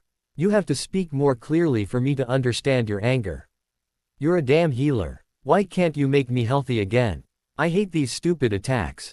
I didn't even realize I was having one until Severus pressed the applicator to my lips. I didn't even feel the pain, Harry explained miserably and clutched his, still slightly hurting. You feel it now. Yes, your potion didn't take it away, Harry answered, still angry. Your bronchial tubes are overstimulated. It will vanish in half an hour. The important thing is that you can breathe freely now. You can do that, can't you? Yes, fantastic, Harry spat out peevishly. I already told you that you have to accept your attacks as a part of your life. No, no, no. Harry shouted and hit his cushion with each word. I don't want them to be a part of my life. I want you to take them away from me. Why can't you do this? Because you weren't willing to work on your problems until now. You have been trying to hide them and forget about them. The problem is they won't just vanish because you want them to. You have to speak about what happened at the Dursleys and make your peace with it. Only then can you go on with your new life. The attacks won't stop abruptly, but they will become less frequent, and one day you will find a way to prevent them completely. At the moment you get them whenever you start to become very worried about something or when you get scared. It's the only way your body can handle it right now. When you learn that there is nothing to be scared about and that you don't have to hide from your family and me, there will be fewer attacks. You will start to feel safe and that will give you control over your feelings. But I want to forget it all. Harry had calmed down a bit and now sounded more sad than angry. I know, Harry, and I will wait until you are ready to talk. The problem is that you should not hate yourself for having these attacks. Give yourself time to heal. The attacks aren't something embarrassing. Nobody around you minds helping you with them. You are the only one making it into a big problem. Accepting help is a sign of strength, not weakness. Harry snorted and disparagingly repeated James's way of seeing things. Strength. Yes, strength. To open up to people after you have learned your whole life that you can't do that is strength. It's daring to go a new way. Just try to imagine if Ron or Hermione had your problems. Would you hate them for it? Would you see it as a burden to have a closer look at them and help them? If you had a child, would it be a burden for you to help it when it has an attack, Harry? James asked gently. The anger was gone and only sadness and despair was left. Harry knew that James was right. He knew that he wouldn't mind taking care of Hermione or Ron if their positions were switched, but he hated to be the weak one. He buried his face in his cushion. Harry, James said gently, and laid a hand on Harry's shoulder. Please leave me alone, Harry croaked. Tears were forming in his eyes.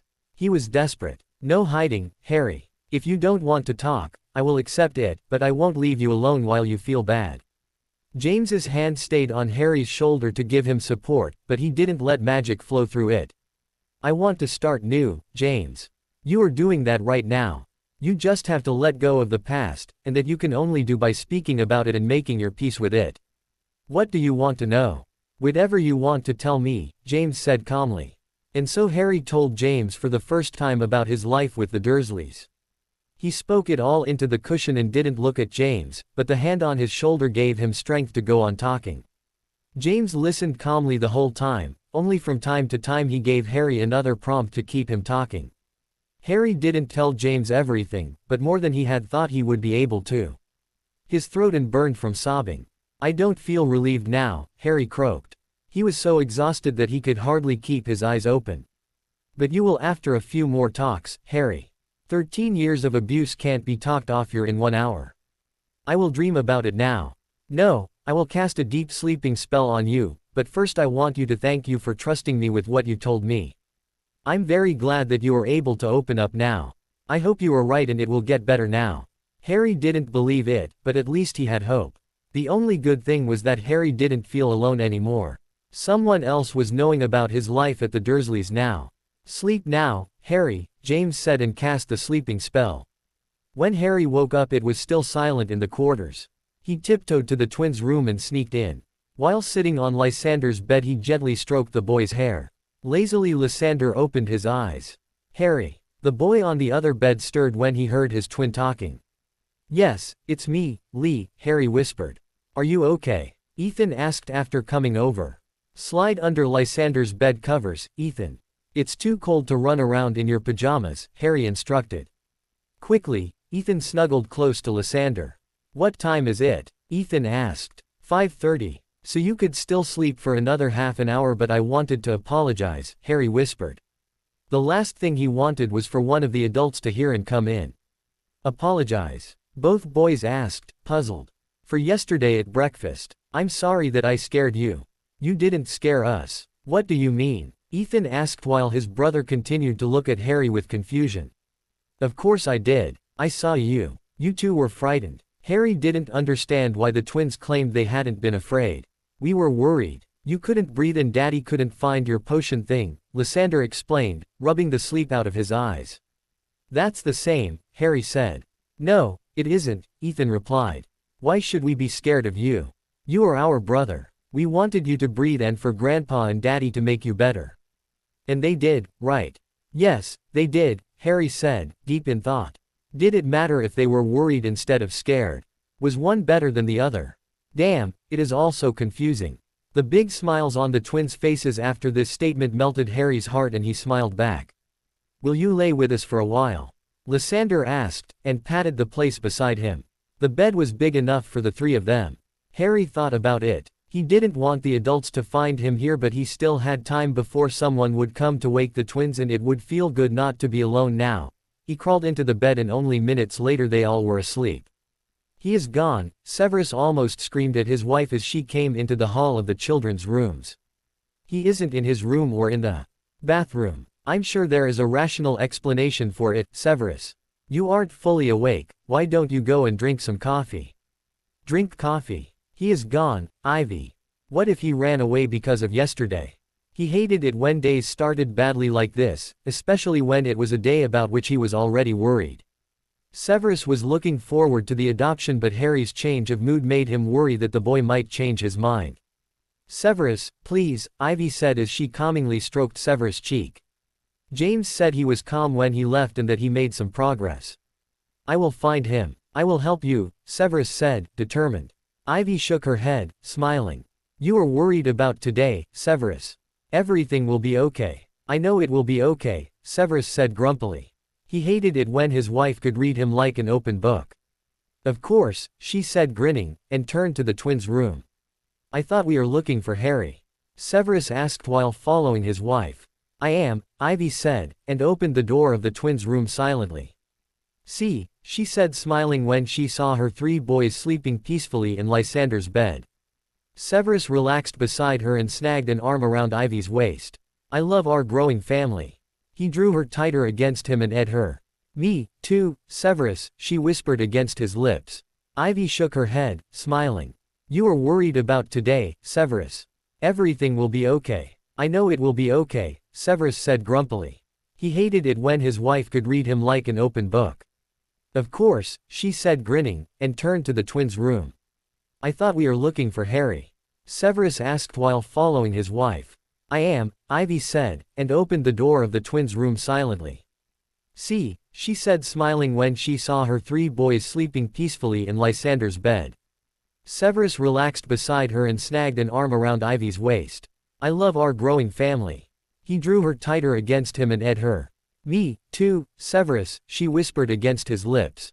Hey, Fred said, swinging his arm around Harry's shoulders. Harry was looking to his left at Fred when another arm was placed over his shoulders from the other side. Harry, George finished Fred's sentence. Hey, guys, Harry said, happy to see them again. We just wanted to thank you, Fred said cheerfully. Thank me for what? Harry asked, confused. For getting us freed of our last class today, George said happily. Yes, but couldn't you beg old McGonagall to come with you to your adoption as well? Then not only Dada would be cancelled, but also the class before it. Fred grinned at Harry's bewildered expression. What my dear brother wants to say is that we have only a short day of classes because Moody is off with you to the ministry this afternoon. George ruffled Harry's hair and then went in front of Harry and walked backwards while speaking with him.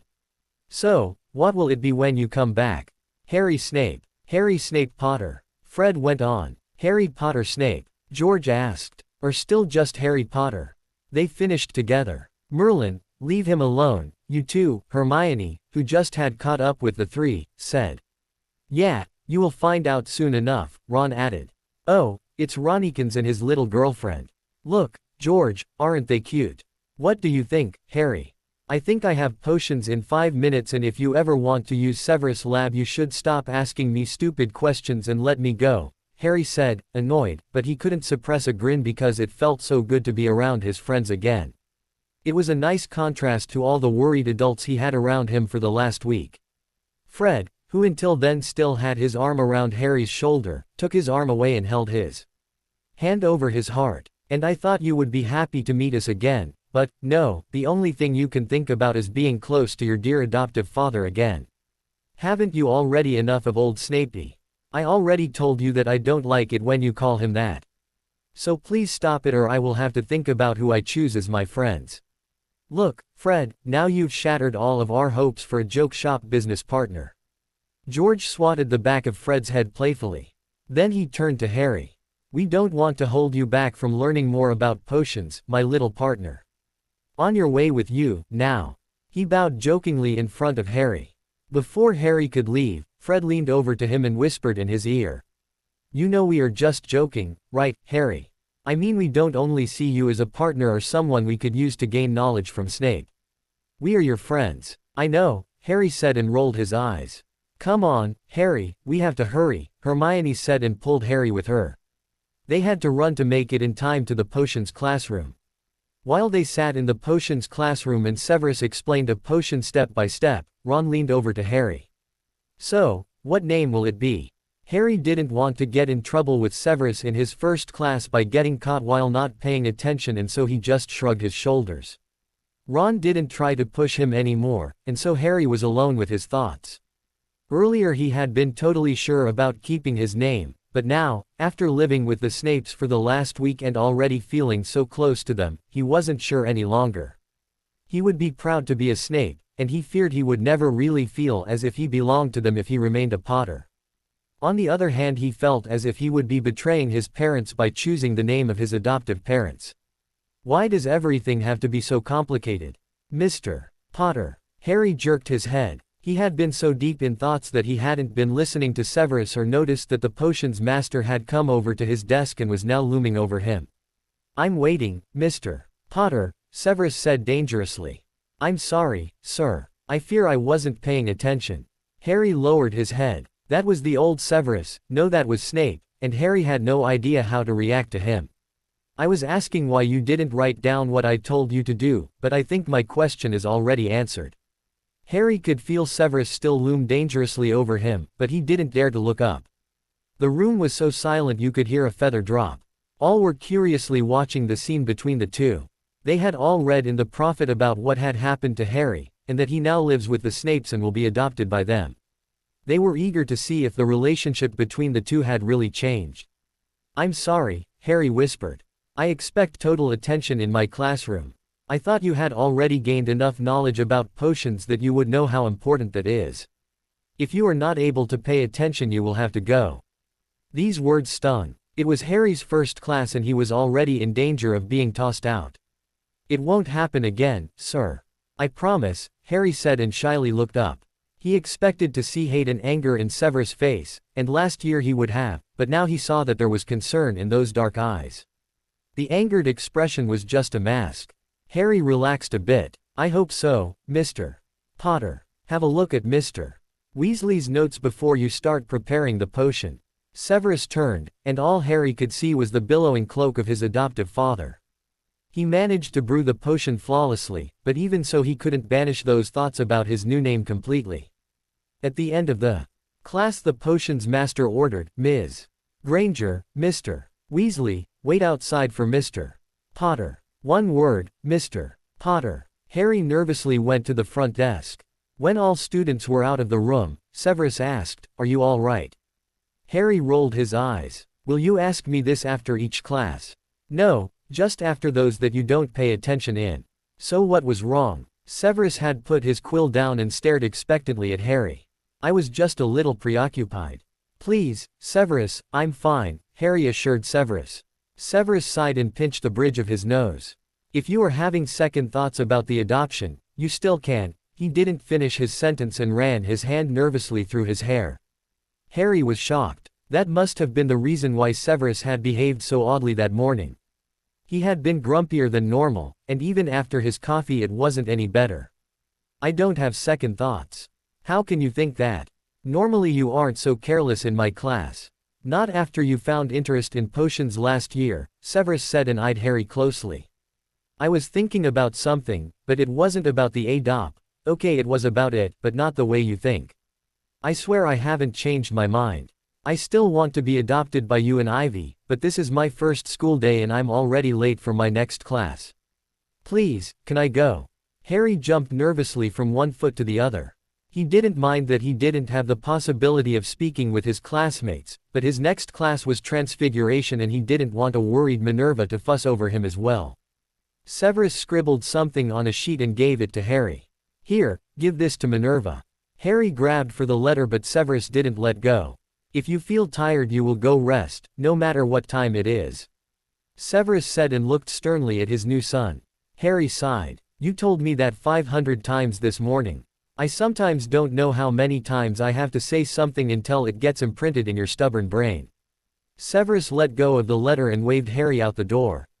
And tell the dunderheads behind the door to come in. See you, Harry said and ran out of the room. Outside he was facing around 35 Hufflepuffs and Ravenclaws who looked at him curiously. You can go in. It was then that he spotted Hermione and Ron and went over to them. Hermione was nervously shifting from one foot to the other. Has Professor Snape given you a pass? Harry waved the sheet in front of Hermione.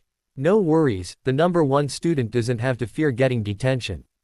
Very funny, Hermione said and turned her back to him. Can we go now? Sure. Harry grinned at Ron. On their way to Transfiguration Harry told his worried friends that he wasn't in trouble and that Severus just wanted to know the reason for his inattention. Harry was happy that they had already reached the Transfiguration classroom, so he didn't have to answer Hermione's question about what it was that Harry had been preoccupied with.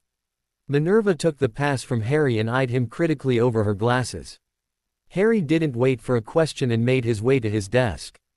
He could feel the curious glances in his direction, but at least there weren't any hateful like they had been from some Slytherins in potions. Draco hadn't even looked at Harry, but Harry hadn't expected it. They had only agreed to be civil to one another in private. At least Draco hadn't mocked him. Mr. Potter. Oh, no, not again, Harry thought desperately. He looked up at Professor McGonagall, who stood in front of his desk. Yes. Harry looked at Hermione, seeking help, but she just shrugged her shoulders. Yes, what, Mr. Potter? Minerva's crinkles deepened on her forehead. What shall I say? Harry thought and looked down at his desk. Are you feeling all right, Mr.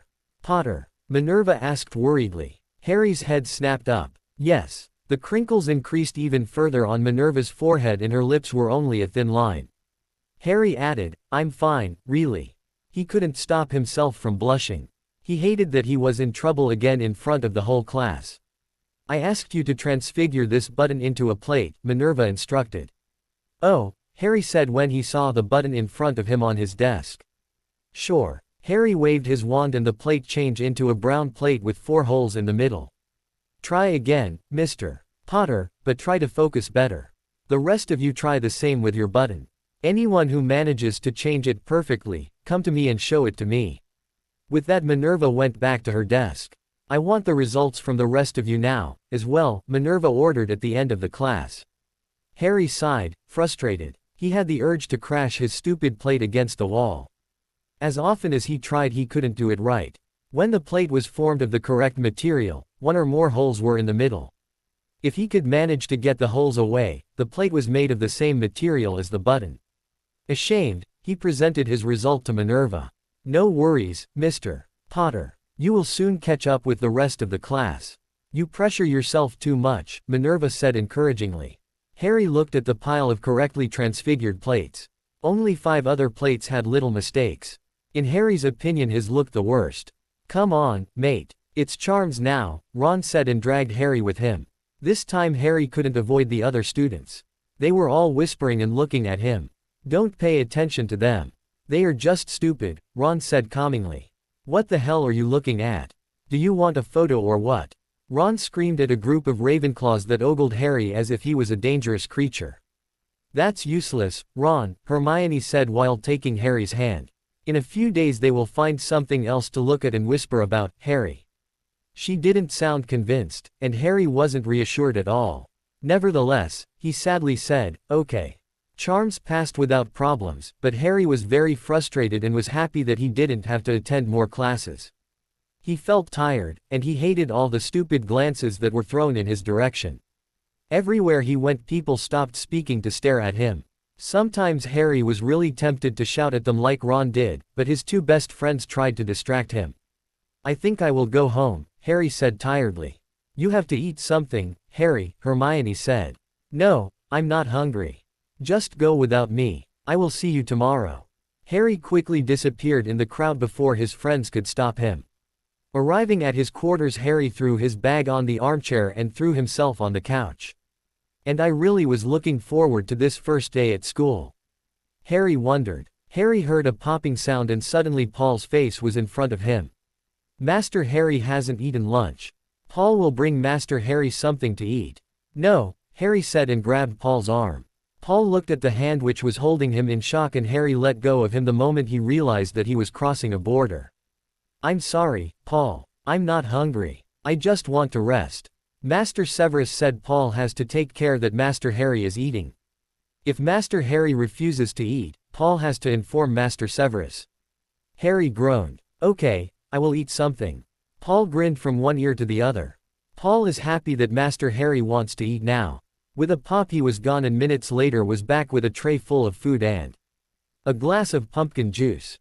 Arriving at his quarters, Harry threw his bag on the armchair and threw himself on the couch. And I really was looking forward to this first day at school. Harry wondered. Harry heard a popping sound and suddenly Paul's face was in front of him. Master Harry hasn't eaten lunch. Paul will bring Master Harry something to eat. No, Harry said and grabbed Paul's arm. Paul looked at the hand which was holding him in shock and Harry let go of him the moment he realized that he was crossing a border. I'm sorry, Paul. I'm not hungry. I just want to rest. Master Severus said Paul has to take care that Master Harry is eating. If Master Harry refuses to eat, Paul has to inform Master Severus.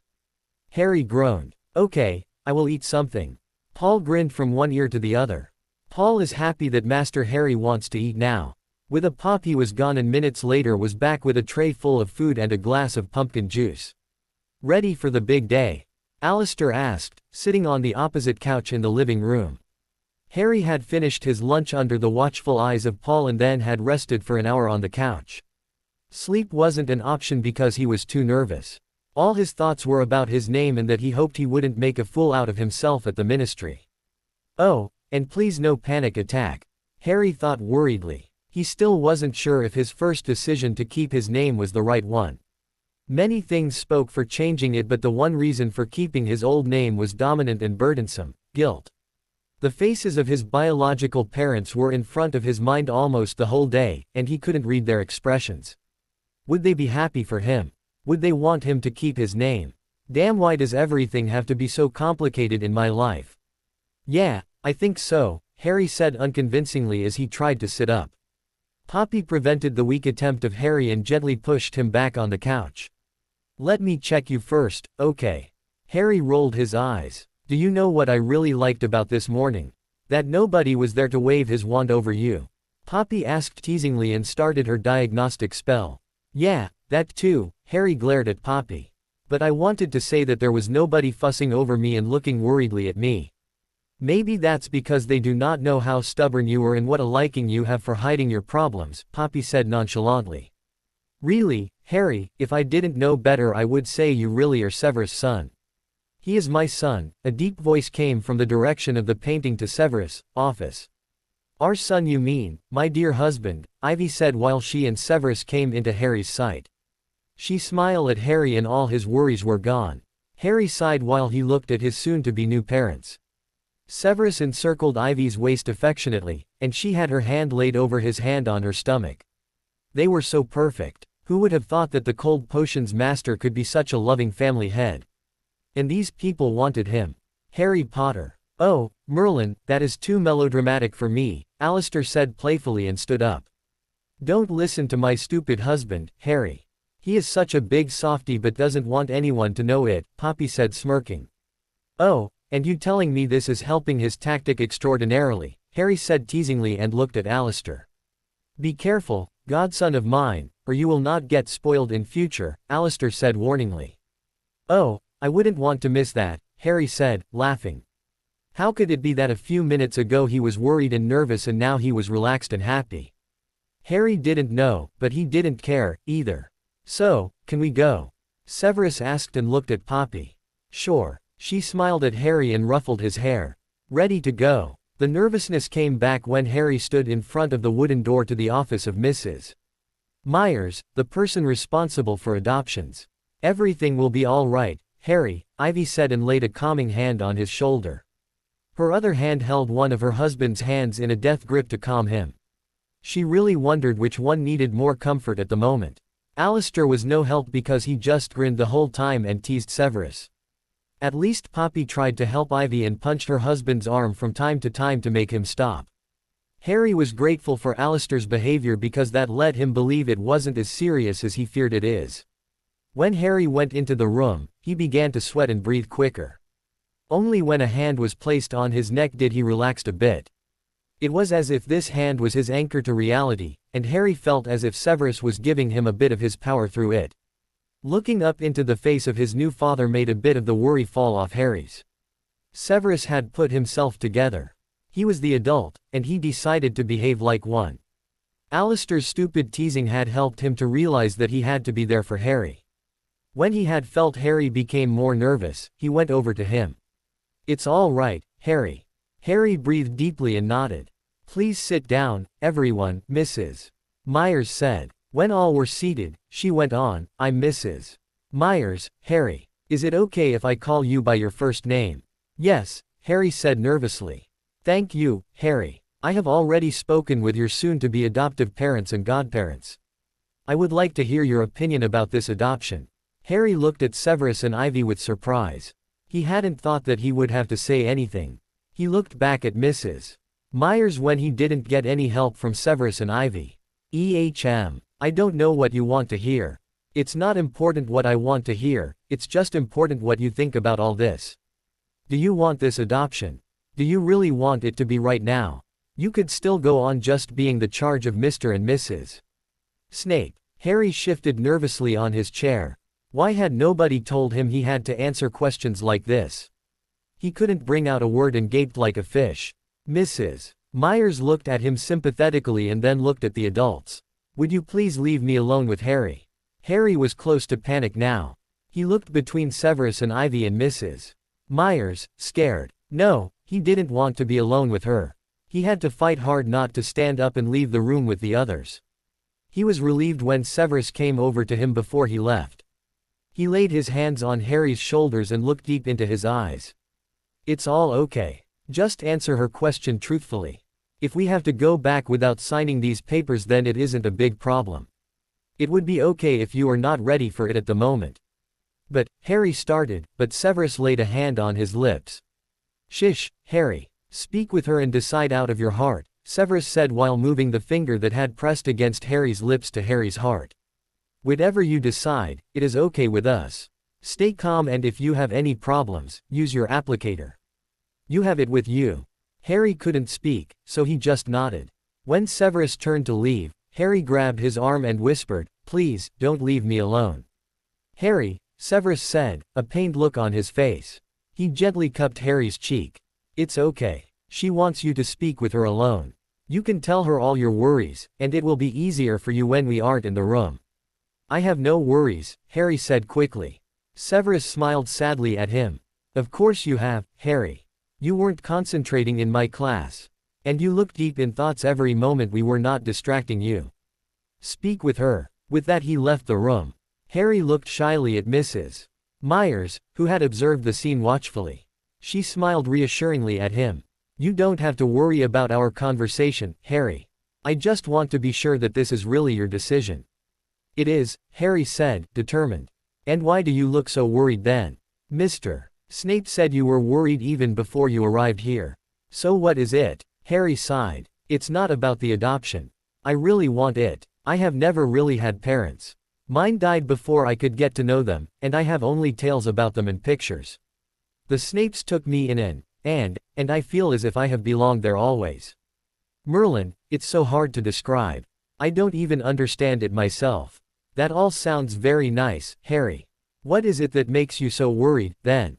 Mrs. Myers asked calmly. Harry sighed and looked at his hands in his lap. It's the name thing. Mrs. Myers leaned back in her chair and chuckled. When Harry looked, confused, at her, she said, "Sorry, Harry, but I interpreted this all wrong. Please tell me what is worrying you about the name." Severus said it is okay if I keep my name, and when we discussed it, I felt sure about it. Harry sighed again. But now I don't know anymore. I really want to be a Snape completely. Harry looked up. Severus said I will be his son whatever name I choose, and Ivy also doesn't care, but I do. I would be proud to be a Snape. Harry looked down sadly again. But I would feel as if I was betraying my real mom and dad. I cannot ask them how they think about it, and so I feel guilty about it all the time. And if I choose Potter as my name, I will never really be happy with it. That's what I'm worried about. I see, Mrs. Myers said. I thank you for your trust. Have you spoken with anyone beside me about it? A friend, maybe. No, there wasn't the time for it. Realizing what he had just said, he jerked his head up. No, that doesn't mean I'm not ready for the adoption. Please, I want it to be today. Calm down, Harry, Mrs. Myers said gently. If you want it to be today, then it will be today. Harry sighed, relieved, and slumped in his chair. What about a double name? Oh, but wouldn't it be too confusing? I mean, Ivy already has a double name. Mrs. Myers looked at her papers. Mrs. Snape doesn't have a double name, Harry. Harry looked at the nice woman, puzzled. And even if she did, it would have nothing to do with you. You could choose between Potter Snape and Snape Potter, and there is even another possibility. What? Harry asked, interested. You could choose one of the two names as your official name, and the other one could be added without a hyphen. That means you would normally just be called with the official name, but on your ID and official documents would be both names. When you sign a paper, it is valid when you sign with only the official name, but also if you use both. This would be up to you. Only one thing is important. The second name cannot be used alone. Each paper that is signed just with the second name is invalid. That sounds great, Harry said enthusiastically. I want to choose that possibility. Mrs. Myers smiled at him. So why don't you decide and sign the papers with your new name? This time you have to write both names. Harry smiled when he went over to her and took the quill. For a moment he let the quill hover over the place where Mrs. Myers had instructed him to sign. He knew what combination he wanted to take, but he needed one last moment to convince himself that nobody would be disappointed by it. After taking a deep breath, he smiled and signed the paper. Mrs. Myers smiled when she saw the signature and said, "I will call your family in now." She went to the door and opened it to a nervous crowd. Not even Alistair could hide his worry any longer. The moment they saw Harry sitting calmly in his chair and looking satisfied, they calmed down. Harry has already signed the papers. So it is your turn, Mr. Snape and Mrs. Snape. Mrs. Myers passed Severus the quill. Severus bowed over the paper, and Ivy linked her arm with his free arm. The moment Severus went to sign, his glance fell on Harry's signature. He stared at it unbelievingly. Ivy, who was worried why Severus wasn't signing, leaned over. When her eyes fell on the neatly written words, she grabbed Severus' arm more tightly. "Oh, Merlin," she whispered. Severus had finally stopped the shaking of his hand and signed the paper. Ivy followed shortly after. When Alistair and Poppy signed the paper, Severus and Ivy turned to Harry, who now looked worried again. What if they didn't like it? Seeing Ivy cry and Severus' face so full of emotions, he wanted to say something, but couldn't. Suddenly, Ivy was hugging him, and he pressed his face in her shoulder. Severus cupped the back of Harry's head and leaned his forehead against Harry's head. Words were whispered against Harry's hair, but he could understand each one. "You have made me so proud, Mr. Snape. So proud." Severus bowed over the paper, and Ivy linked her arm with his free arm. The moment Severus went to sign, his glance fell on Harry's signature. He stared at it unbelievingly. Ivy, who was worried why Severus wasn't signing, leaned over. When her eyes fell on the neatly written words, she grabbed Severus' arm more tightly. "Oh, Merlin," she whispered. Severus had finally stopped the shaking of his hand and signed the paper. Ivy followed shortly after. When Alistair and Poppy signed the paper, Severus and Ivy turned to Harry, who now looked worried again. What if they didn't like it? Seeing Ivy cry and Severus' face so full of emotions, he wanted to say something, but couldn't. Suddenly, Ivy was hugging him, and he pressed his face in her shoulder. Severus cupped the back of Harry's head and leaned his forehead against Harry's head. Words were whispered against Harry's hair, but he could understand each one. "You have made me so proud, Mr. Snape. So proud." They had just left the ministry when Alistair stopped Harry.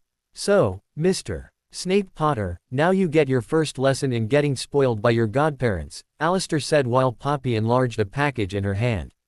"That's for you, Harry," Poppy said, smiling, and passed Harry the gift. "For me? You don't have to give me anything," Harry said shyly. "No, you are right, we don't have to," Alistair said and took the gift from Poppy. He went over to Harry and suddenly pushed the gift to Harry's. "But we want to." Taken by surprise, Harry grabbed the present. Thank you." He couldn't stop himself from blushing. "Open it," Poppy said, while all the adults looked expectantly at Harry. Carefully, Harry unwrapped the present and soon he held a magical camera in his hands. "This is too expensive. I can't accept this." Harry had wished so hard to buy one, but he was sure it was very expensive, and so he didn't feel comfortable that his godparents had spent so much money on him. "Harry, we don't have own children, so we love to make our godsons happy," Poppy explained. "You already made me happy by offering to be my godparents. It's not necessary to give me anything," Harry argued. "You wanted one, you have one. If you need it, you can see it as a combined birthday and Christmas present to make up for all the years we couldn't give you one," Alistair said as he laid a hand on Harry's shoulder. "And now, over with you to your new parents. The first photos will be a family photo."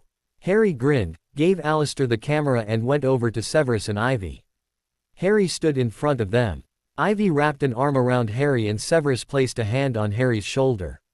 Seconds later Harry held the first photo of his new parents with him in his hands.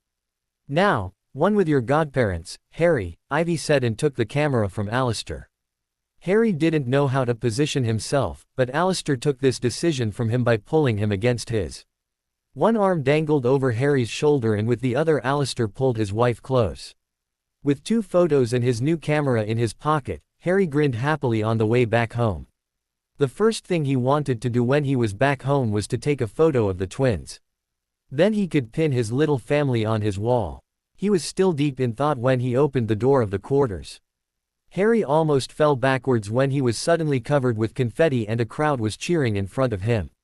A big banner that read, "Welcome to the family," was hanging on the opposite wall and in front of it were Albus, Minerva and the twins. They were all wearing funny hats and the twins had noisemakers. "Yay!" The twins shouted and ran over to Harry to hug him. When they had hugged him enough they started to dance around him. "We are family now. You are our brother." Albus and Minerva came over and hugged him as well. "So where is the document?" "I won't believe it before I have seen it," Albus said playfully. For the 2 old people it was just a formality because in their opinion Harry had been adopted into the family the moment he moved in. "Here it is," Severus said proudly and passed Albus the sheet. Minerva leaned in to have a look, too. After having a look at Harry's sign, Albus grinned at Severus, who just answered by raising his eyebrow and grinning back. Minerva went over to Severus to hug him. Harry hadn't noticed the interaction between the adults because the twins had dragged him to the table. "Look, we have made this for you," Ethan said while pointing at a big cake on which, "Welcome," was written in big letters out of green frosting. "Grandma helped us to write it." "It's fantastic," Harry said and looked in awe at the cake. He couldn't remember if he ever was that happy in his life. Lysander smiled from one ear to the other, and Ethan bounced in place excitedly. "So, Harry, cut it," Minerva instructed while passing Harry the knife. Eating the cake was so funny. Everyone was laughing and the mood was so frolicsome. Harry took several photos for his wall in the photo album he had received from Severus and Ivy. Albus and Minerva had given Harry magical pens and stickers with which he could decorate his album. The colors of the pens were changing and some pens let the letters jump up and down or do waves and things like this. The stickers were moving as well. For example, bunnies and frogs could bounce over the pages, stars could pop from one place to another, raindrops could fall the whole time, the sun stickers could move in a half circle from one side to the other of the double pages of the album, fireworks could erupt, and much more. Harry couldn't wait to decorate his album. That evening Harry fell into his bed totally exhausted, but very happy. The next day Harry met his friends before the first class in the hall. "Oh, please tell us everything went well yesterday," Hermione said and grabbed Harry's arm. "Yes, everything went well. The ministry has no hold on me any longer." Harry smiled happily. "And what's your name now, mate?" Ron asked directly. Ron had come to peace with the idea of Harry as a Snape after long talks with Hermione and especially after his talk with James. "Snape Potter without a hyphen. Snape Potter without a hyphen?" Ron asked, confused. Hermione rolled her eyes. "That means his official name is Snape but he still kept his old name. He can sign with Snape Potter or just Snape. Is there anything you don't know, my own?" Ron asked while stuffing a chocolate frog into his mouth. Hermione sighed theatrically. "Really, Ron, you should start to read a bit." Ron looked at Harry and screwed up his face. "What do we have her for?" Harry grinned. "Yeah, nobody can beat Hermione. She is a walking encyclopedia." "Very funny," Hermione said sarcastically. "Chocolate frog, Harry." Ron passed Harry the sweet. "You, too, my own." "It's 7:30 in the morning, Ron," Hermione said and made a disgusted face. "And?" Ron asked, puzzled. Hermione shook her head after looking at the chocolate-covered faces of Ron and Harry while he stuffed his frog in his mouth. "Boys, we have Dada now, right?" Harry asked. "Yes, with Remus. The full moon is still far away," Ron said, relieved. Fred and George envious for having Moody just as a substitute for Remus. They say he becomes sterner and sterner. Anyone with enough brains would become sterner with them to interrupt the rest of the class with their stupid jokes, Hermione said, annoyed. Ron pretended to be shocked and looked at Harry. "Oh, Merlin, did she imply that there could be a teacher that hasn't enough brain?" Harry snickered. "You two are so immature," Hermione said and started to walk in the direction of the classroom. The boys had to jog after her to catch up. After the class Remus held Harry back. "I would like to speak with you, Harry." "I have classes, Remus," Harry said coldly. He didn't know exactly why he was mad at Remus. Was he jealous because of Draco? Was he angry because Remus hadn't told him of his relationship with Narcissa? "Please, Harry, I would like to explain everything to you," Remus explained. "Can I come this afternoon? I'm grounded." "That means no Fryan, no visits," Harry said. That stung. Remus looked hurt but didn't stop. "I already asked Severus. He said it is okay if you want to speak with me. So can I come?" Harry wanted to say no, but Remus' hurt look stopped him. He shrugged with his shoulders. "If you must." Then he turned and left the room. He made it just in time for his next class. The class before lunch was astronomy. Harry was exhausted and glad that he could sleep an hour while Professor Sinistra told the class something boring about Mars. The room was dark and Harry had sat down in the last row. Professor Sinistra never walked around the class and so Harry could be sure that he would stay unnoticed. "I can copy Hermione's notes afterwards," Harry thought and drifted into sleep. The nap had refreshed him and after lunch he felt as good as new. So he managed the rest of the classes without problems. Harry was a bit worried because he had problems concentrating, like in Minerva's class yesterday, but he hoped that it would go away when he got used to attending classes again. Harry was doing his homework in his room when Ivy came in. "How are you?" "Fine," Harry said as he looked up from his work. "Did your classes go well?" Ivy asked. "Yes, everything was fine," Harry lied. Ivy just looked intently at him. "And astronomy?" Harry's fake smile vanished abruptly.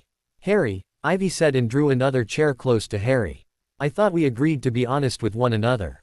Harry looked down, ashamed.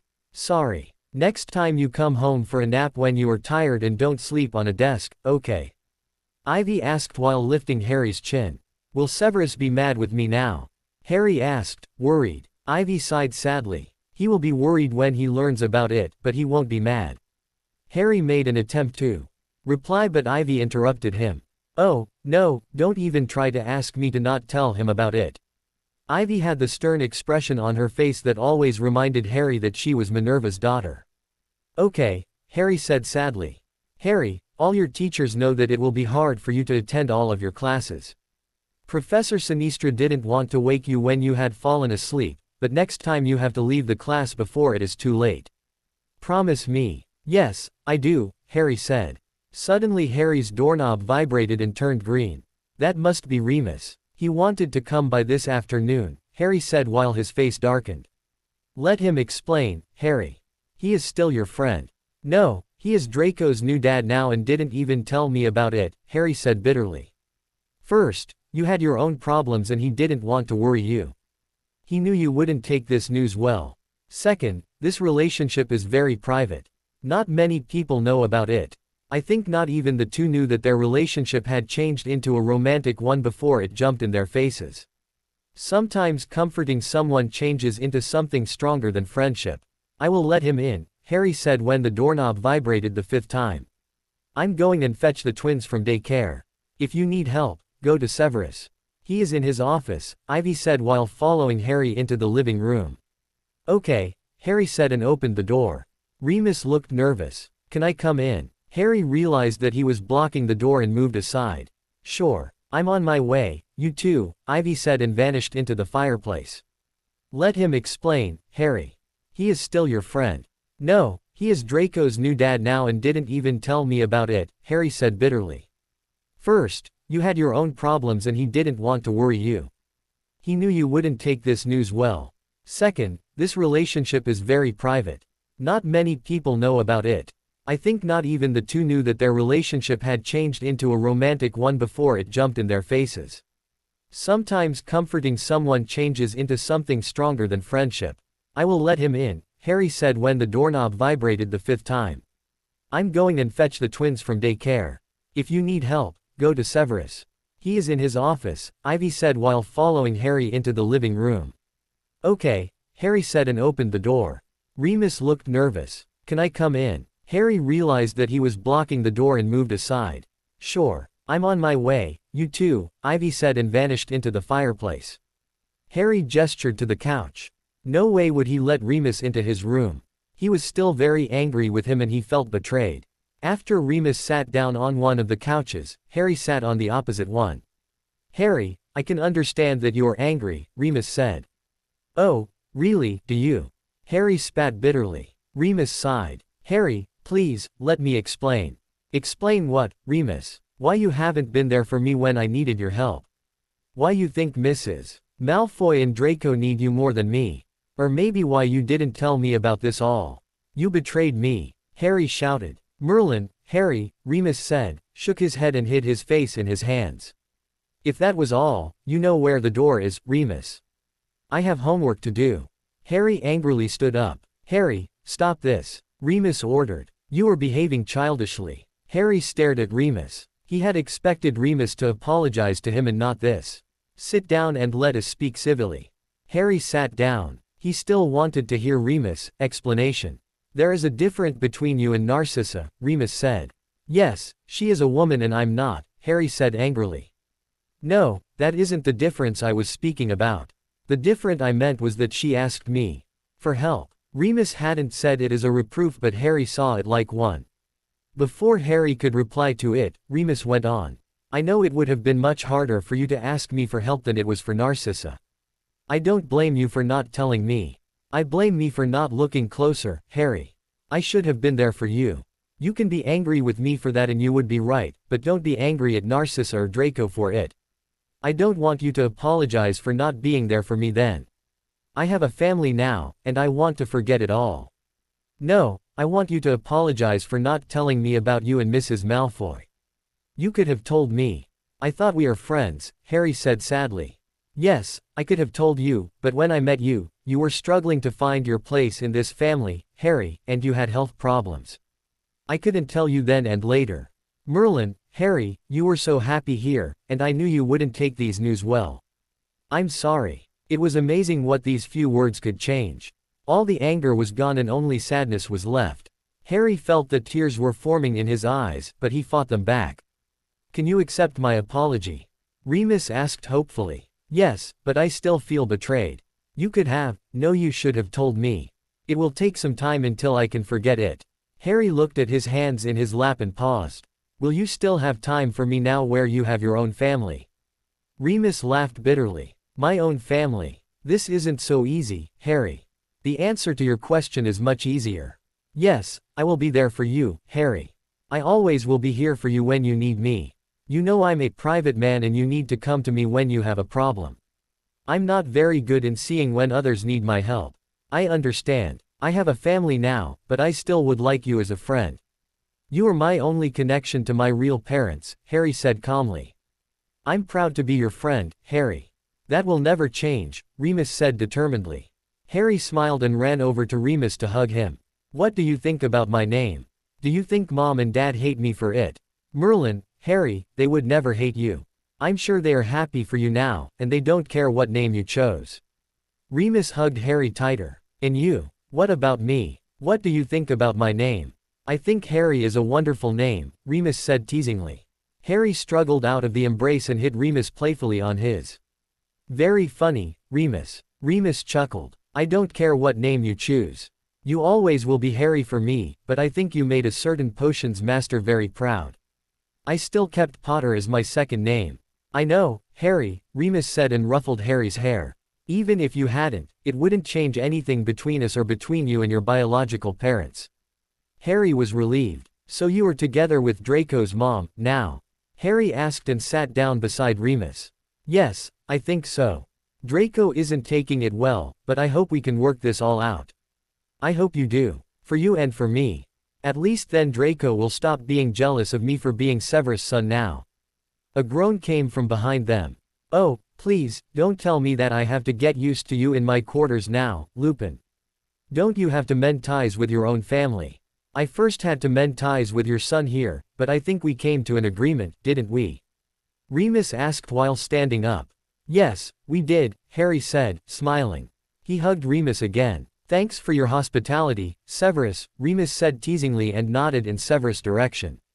Always a pleasure to see you leave, Severus said, grinning evilly. Harry looked from one to the other, but besides the teasing he couldn't sense any real rivalry between the two men, and so he relaxed. Did you rest? Severus asked when Remus had left. Yes, for an hour like the doctor told me to, Harry said, annoyed. Harry. The twins shouted when they emerged with Ivy from the fireplace. We have told everyone that you are our new brother. They want to see you. Harry was, as so often, at loss of words by the excitement of his brothers. Will you come to get us from daycare tomorrow? The twins bounced up and down in front of him. Did you make a detour to your grandfather's office and got a sugar shock? Severus asked his sons. No, they had a birthday party in the daycare, Ivy said, smiling, and Ed her husband. Come on boys. Let's bathe you. You are covered head to toe with chocolate. But Harry hasn't said if he'll come tomorrow, Ethan stated. We will see how Harry is feeling tomorrow, okay. And now off with you to the bathroom. Ivy ushered the twins in the direction of the children's bathroom. Harry, come with us, Lysander said and looked pleadingly at Harry. Okay, I'm almost done with my homework and can finish it afterwards. Harry followed Ivy and the twins. Quickly Ivy stripped the boys while Harry sat down on the closed toilet seat. Paul took the dirty clothes and vanished to get new ones. The twins were already splashing water when Paul brought the new clothes. Does Mistress Ivy need something more? No, Paul, thanks. Paul vanished instantly. Look, Harry, that's Beaver and here is S. The twins excitedly showed Harry their water toys. The little beaver swam in the water as if he was real. When Harry held his hand close to him, the little creature climbed on his hand and jumped into the water again. When you take him too far away from the water, he goes dead again. See, Ethan said and demonstrated it to Harry. The moment the beaver got contact with the water again, it came alive. The S was trying to climb up on the arms of the twins. Loud giggles were the results of this. A boat was also floating in the water and it made sounds, and from time to time it sprayed a fountain up. Come into the tub, Harry. It's fun, Ethan said. Harry blushed and looked at Ivy in shock. No, I think I will take a shower later.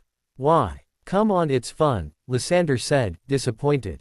Look, you are already soaked, Ivy said and pointed at Harry's wet shirt and trousers. He hadn't noticed that he was soaked. Maybe he had been too close to the fountain of the ship or the splashing twins. Why don't you join them? Harry opened his mouth to protest, but Ivy placed a finger on his lips. You can leave your underwear on, Harry. Ivy smiled knowingly at him. Harry measured his choices and then decided it would be fun. So he joined the twins. Lysander and Ethan thought it funny that Harry was with his clothes in the bath tube. Can I also have my pants, Mom? Ethan asked. Me, too, Lysander said. No, you two have to get clean, and for what would you need pants in the water? Ivy asked. But why does Harry need pants? Lysander asked confused. Harry needs his pants because he is a big boy and doesn't want me to see him, Lysander.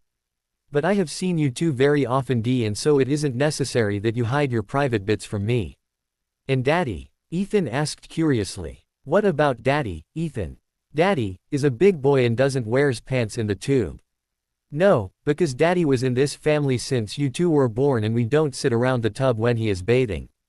Harry is new in our family, and so this is something he isn't comfortable with. And if all questions are answered now, boys, I would suggest that you use your time with Harry to play and not ask questions.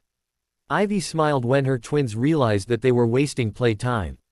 After some time, Ethan said proudly, we can dive. Harry. Yes, we can, Lysander affirmed.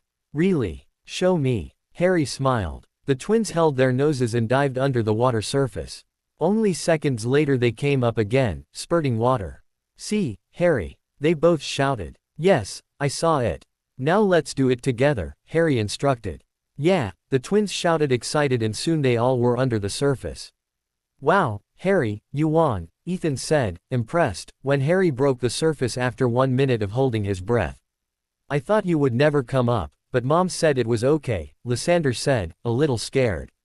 When you are as old as I am, you will be able to dive as long as I did, Harry said encouragingly. Really? Ethan said, awed. That's cool, Lysander said. Do you want to grow fins? Severus asked when he came into the room. He stopped abruptly when he saw Harry in the tub as well. No problem, Daddy. Harry has his pants on because he is new to the family, Ethan explained. Severus recovered from his shock quickly and raised his eyebrow. Has he? Harry blushed and dived down again. Look, Daddy, how long Harry can dive, Ethan said, and then held his nose and dived as well. He had forgotten that he was standing, and so it was a very funny look with his bum up in the air and his head under the water. Lysander followed him shortly after. When everyone was up again, Severus said, now is washing time, and then out with you lot. Harry shall wash us, Lysander said and pressed the sponge into Harry's hand. Yes, me too, Ethan demanded, standing beside his twin in front of Harry. Soon Severus and Ivy could cover Ethan and Lysander in towels and rub them dry. Harry remained in the tub, unsure of what to do. Quickly, the twins were dressed. Now we will show Daddy what you have drawn today, and Harry gets himself ready, okay? Ivy said. Yeah, Lysander and Ethan said and ran out of the bathroom. Your clothes are here, Harry, Ivy said and patted his clothes on the small cupboard. And your towel is over there on the toilet. With that, Ivy and Severus left the room as well. Harry shall wash us, Lysander said and pressed the sponge into Harry's hand. Yes, me too, Ethan demanded, standing beside his twin in front of Harry. Soon Severus and Ivy could cover Ethan and Lysander in towels and rub them dry. Harry remained in the tub, unsure of what to do. Quickly, the twins were dressed. Now we will show Daddy what you have drawn today, and Harry gets himself ready, okay? Ivy said. Yeah, Lysander and Ethan said and ran out of the bathroom. Your clothes are here, Harry, Ivy said and patted his clothes on the small cupboard. And your towel is over there on the toilet. With that, Ivy and Severus left the room as well. Harry, you should go and rest, Hermione said when Harry fell asleep in charms for the 7th time. She eyed Harry sternly while he readjusted his glasses. No, I'm fine, Harry lied. He could remember the little talk with Ivy and knew that he should go back to his quarters, but he still had a concentration problem and didn't want to miss more stuff. You don't look fine at all, Hermione said skeptically. I passed my checkup yesterday with flying colors, so no worries, Harry said and tried to ignore Hermione by staring at the blackboard. The test was yesterday after you rested a whole hour in astronomy. Please, Harry, be reasonable, Hermione pleaded. Please, you be reasonable, Hermione. I'm fine, and now I want to concentrate on charms, Harry said, annoyed. Hermione shook her head in resignation. Harry fell asleep several times in charms after his talk with Hermione. It was almost painful to keep himself awake. His heartbeat was slowed down, and each time he woke up he had the feeling his heart hurt from trying to wake as fast as his mind. It was exhausting. Next class would be magical creatures, and he was looking forward to seeing Hagrid again. He didn't want to miss that class. Mr. Snape and Ms. Granger, please stay after class, Professor Flitwick said before he dismissed the class. Oh, no, Harry thought. Please don't let him have noticed. When the students had left the classroom, Hermione went over to the charms professor. Harry followed her reluctantly. Professor Flitwick was scribbling something on a paper and then passed it to Hermione. Please give this to Professor Hagrid. It's excuses Mr. Snape from his class. But, Harry tried to protest but the professor interrupted him. No discussion, Mr. Snape. I didn't send you out of the class during the lesson to spare you the attention, but now it is definitely time to rest. If you don't go to your room and rest, I will inform one of your parents, the tiny professor said, with authority you wouldn't believe him possible of. But it's magical creatures. Harry protested. He knew it wasn't suiting a 13-year-old boy to whine, but he hated that all the adults could boss him around. Professor Flitwick sighed. Ms. Granger, why don't you leave for your next class, and I will speak with Mr. Snape alone. Harry looked pleadingly at Hermione, but she only gave him one of her, didn't I tell you, looks and left. Professor Flitwick, really, I'm fine. Harry tried again to convince his professor to let him go. Mr. Snape, I have a class in 10 minutes. I don't have time to argue with you about something that obvious. You are tired, and your healer has only let you attend classes with your promise to rest when you are tired. And now you are tired. Professor Flitwick said sternly. Nothing you will say will change my mind. There are only two options. First you go to your room and sleep, and second, I will call your parents and they will make you sleep. So what choice will it be? Seeing that he had no room for an argument, Harry sullenly said, I will go. Without waiting for a reply, he left. After closing the door he started to run. I have to catch Hermione before she can give the paper to Hagrid, Harry thought frantically. He caught her on the grounds on her way to Hagrid's hut. Harry, what are you doing here? Professor Flitwick let me attend magical creatures if I rest after it, Harry lied. You are lying, Harry.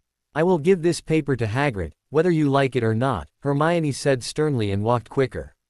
Oh come on, Hermione, give me the paper, Harry pleaded. No, Hermione said strictly. You are not my mom, Hermione. It's my life, so give me that damn paper, Harry said angrily. Now even his friends were bossing him around. Oi, what's going on, mate? Ron asked as he came over to them. Harry is, Hermione started. Harry took advantage of that moment of distraction. He grabbed the paper out of Hermione's hand and scrunched it up. Harry, Hermione shouted, shocked. What? Harry asked angrily. I'm fine. I have enough energy to fight with you, and I won. Come on, mate, maybe, Ron said. No, Harry shouted. Not you, too. Stop bossing me around and telling me what I have to do. I'm fine. With that said he stormed away in the direction of the class.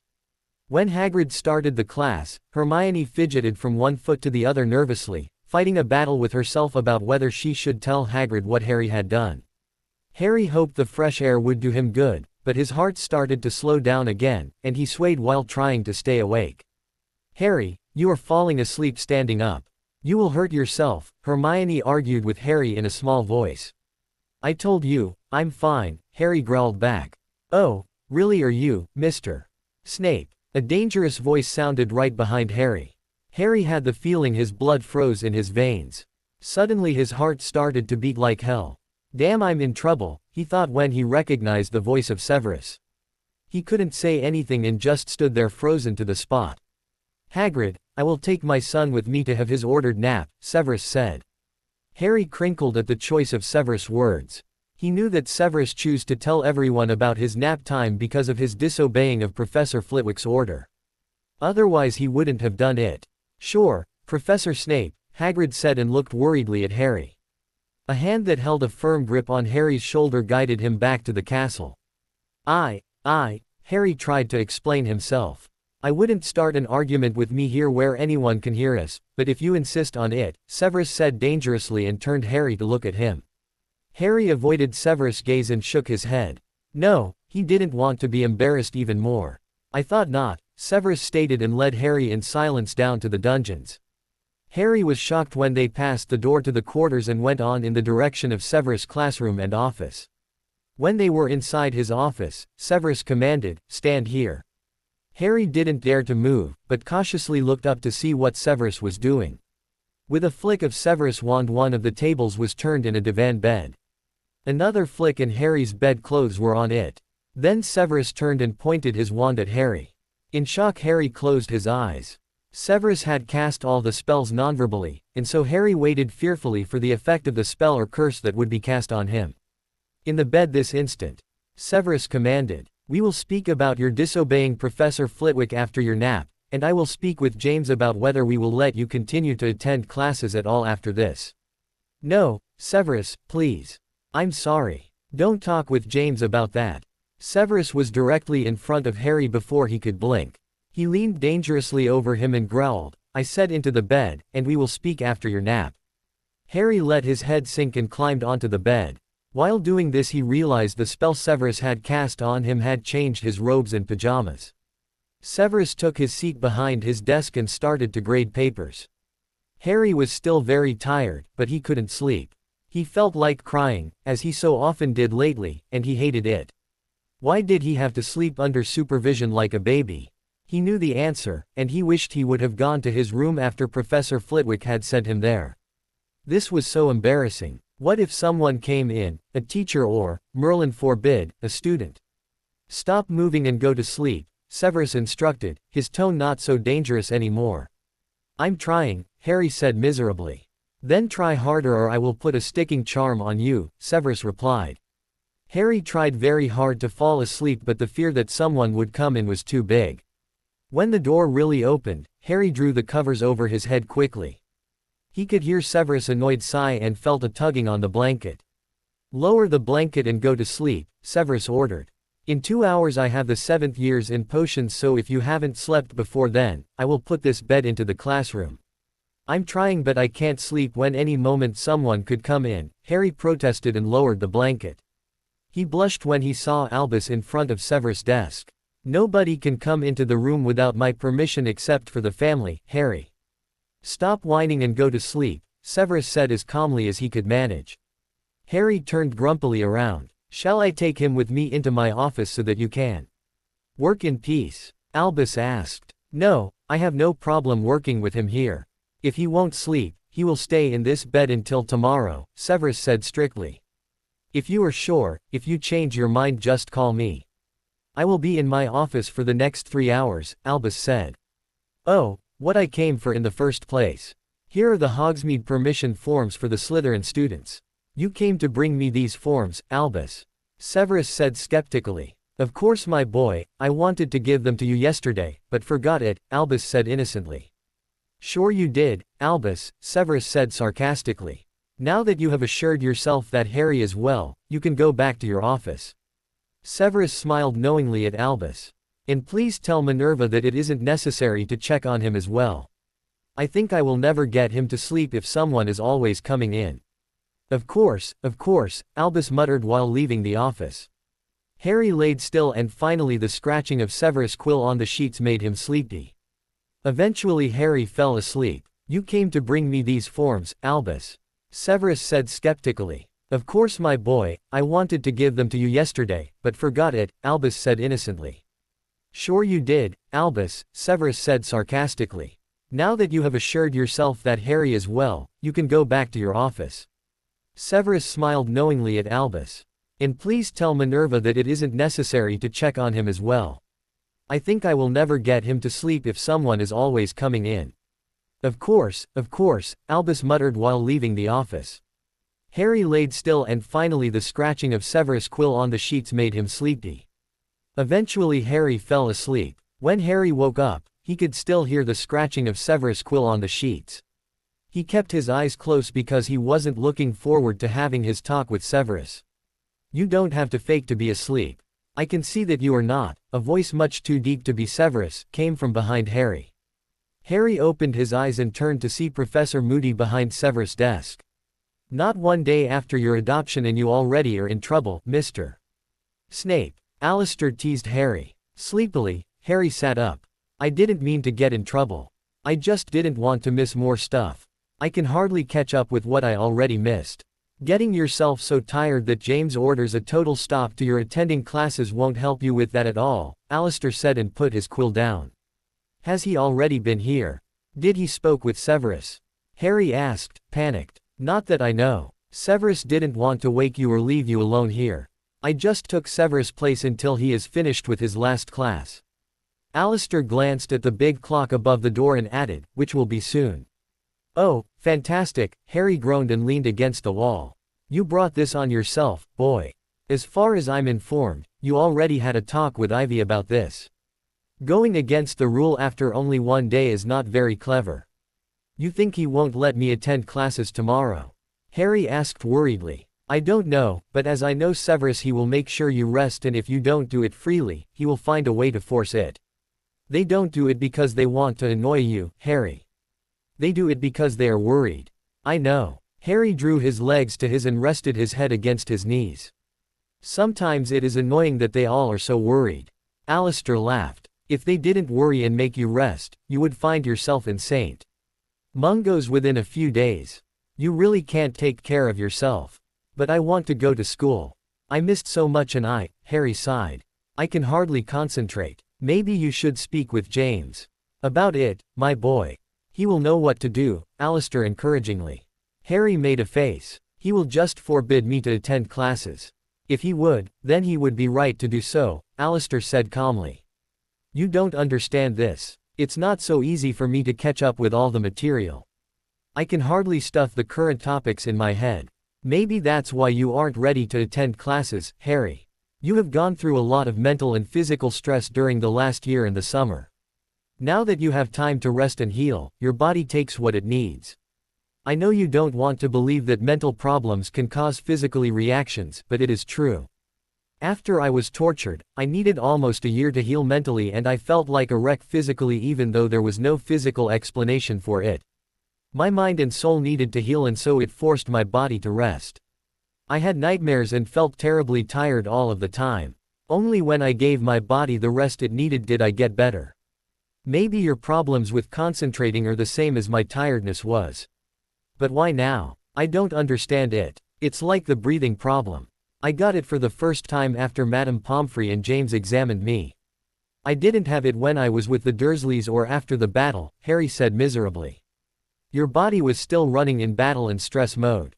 The moment your secret was revealed and you realized that you no longer were alone and you didn't have to be strong, your body skipped out of the stress mode and finally showed you the signals of how tired and overstressed it really was, Alistair tried to explain. When will it stop? Harry said and looked hopefully at Alistair. I don't know. All I know is that as long as you fight it and don't rest, you will draw it longer than necessary. Alistair put the last sheet on the pile and stood up to take a chair close to Harry's bed. Harry, I know this is hard for you. You don't want to be weak, and as a teenager it is even more difficult to keep calm and rest, but you need it. Your mind needs to heal. You have seen and experienced very bad things, Harry. You don't deserve those things that happened to you. Please accept the help we all try to give you. Try to trust us. Alistair leaned closer to Harry and gently cupped Harry's cheek in his big hand. We just want you to get better and be happy. I know. Harry sighed and leaned into the hand. But I hate being so weak and not understanding my own body. I sometimes have the feeling it is the punishment for burdening Severus and Ivy and all the others with me. Alistair sighed. Oh, Harry, you would be surprised how wrong you are. Severus is very proud to have you as his son. Don't tell him that I told you this, but he is speaking of nothing else. You know who Tiberius Macmannon is, he says, and you are interested in potions and he cannot wait to work with you in his lab. I have never seen him so excited. He knew your mother very well, and until now he has been blaming himself for her death because he couldn't help her. Taking you in makes him feel better. Now he can repay a bit of Lily's love to him. And Ivy, Merlin, how can you even assume that you are a burden for that woman, Harry? She would fight anyone who dares to harm you with tooth and nail. She loves you already like her other two sons. Believe me, this woman has such strong motherly feelings that she would never see you as a burden. For Ethan and Lysander, you are the big brother they always wanted. They speak non-stop of you. Harry here, Harry there. Harry is the greatest. Do you know what Harry can do, Uncle Al? Alistair laughed, remembering those two lively kids. Albus and Minerva always hoped to have as many grandchildren as possible, and they love that you have made the number one higher now. The same goes for Poppy and me, Harry. We don't have children of our own, and we are very happy that you wanted us as your godparents, as well. If you ever need a break from your family, you can always come to us. Our door will always be open for you. No matter what time, Alistair said calmly, still holding Harry's cheek in his hand. I know, but what I know is often different from what I feel. It's confusing, Harry said sadly. If you trust the people who love you, it will be easier, Harry. Alistair stroked over Harry's cheek with his thumb one last time and then rested his hand in his lap. Can't you tell Severus that I promise to rest if he lets me keep going to school? Harry asked hopefully. Alistair grinned. I fear I can't do that, and if I guess right, Severus won't be the one who decides if you are able to go to classes or not. Harry pressed his forehead against his knees in resignation. He jerked his head up the moment the side door opened and Severus came in. Thanks for watching over him, Alistair. Severus went over to his desk and placed a big pile of papers on it. While glancing at the pile, Alistair asked, Do you need my help? I can still watch him if you are busy. No, that won't be necessary. James will be here soon, Severus said and looked at Harry. When did he wake? I'm in the room, Harry said irritably, but immediately averted his glance when Severus looked at him.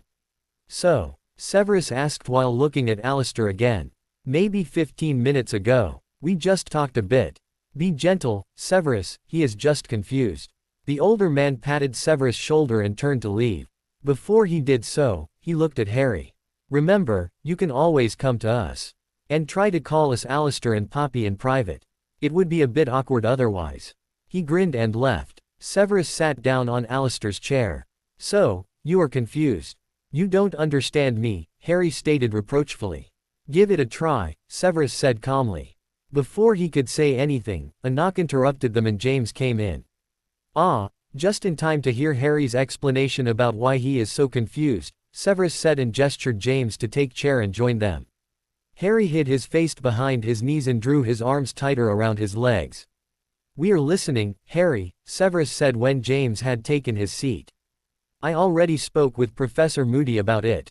Harry spoke against his knees, but the adults could hear him nevertheless. Would it be okay if I speak with him alone, Severus? James asked. Severus didn't look happy about this. He glanced from his pile of papers to Harry and finally said, Fine. I have a lot of paperwork to do and only Ivy should be in the quarters. I will just mark the essays there. Severus stood up, took the pile and said, If you need me just call me through the portrait. Of course, James said reassuringly. He knew how hard it was for Severus to leave him alone with Harry. So, have you solved the problem that was confusing you with Alistair? James asked gently. A bit, Harry answered truthfully. And would you like to speak with me about the bit that wasn't solved? Harry sighed. Please don't forbid me from going to classes, Harry pleaded.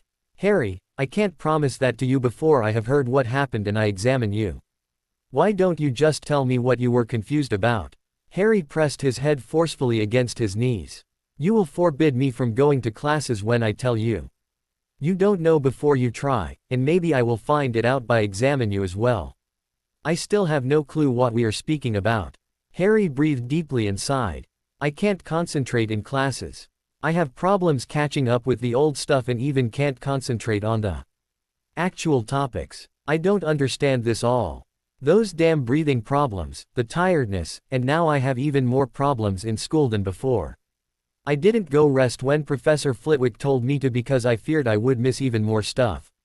Harry started to rock slightly forward and back to soothe himself. Harry, the last year was a lot of stress for you.